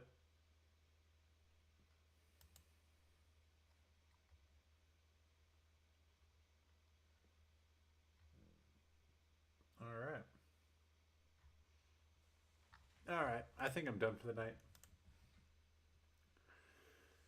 Alright, I had fun streaming, so I will be back on tomorrow at some point. I'm going to do another 6 hours tomorrow. I'm trying to do 6 hours almost every day for at least the next 2 weeks, and then see how this goes. So, thank you for watching. Thank you for talking on Kick. Yeah.